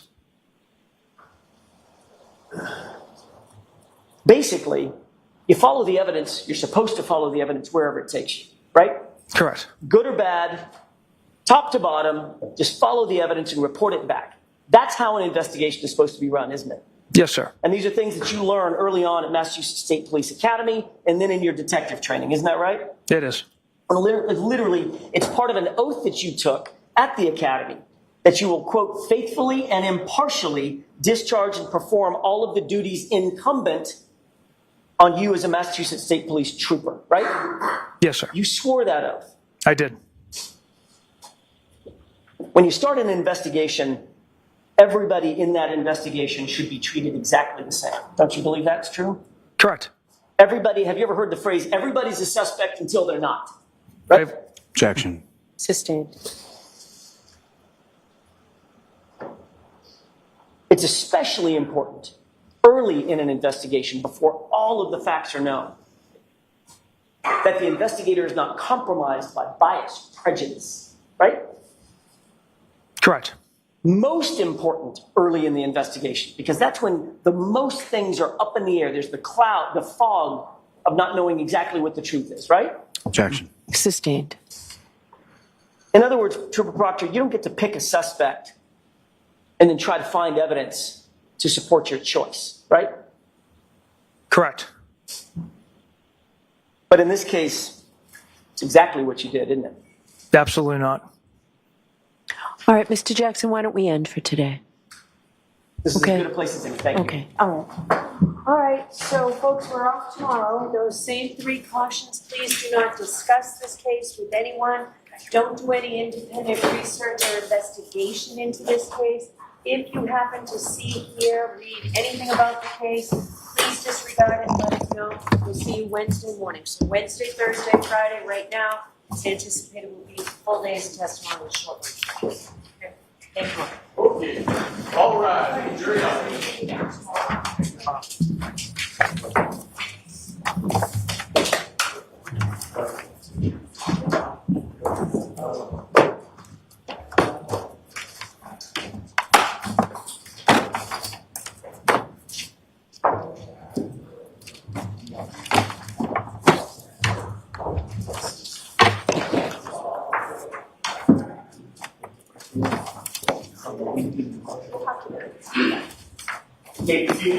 All right, so one last time at sidebar for scheduling, okay?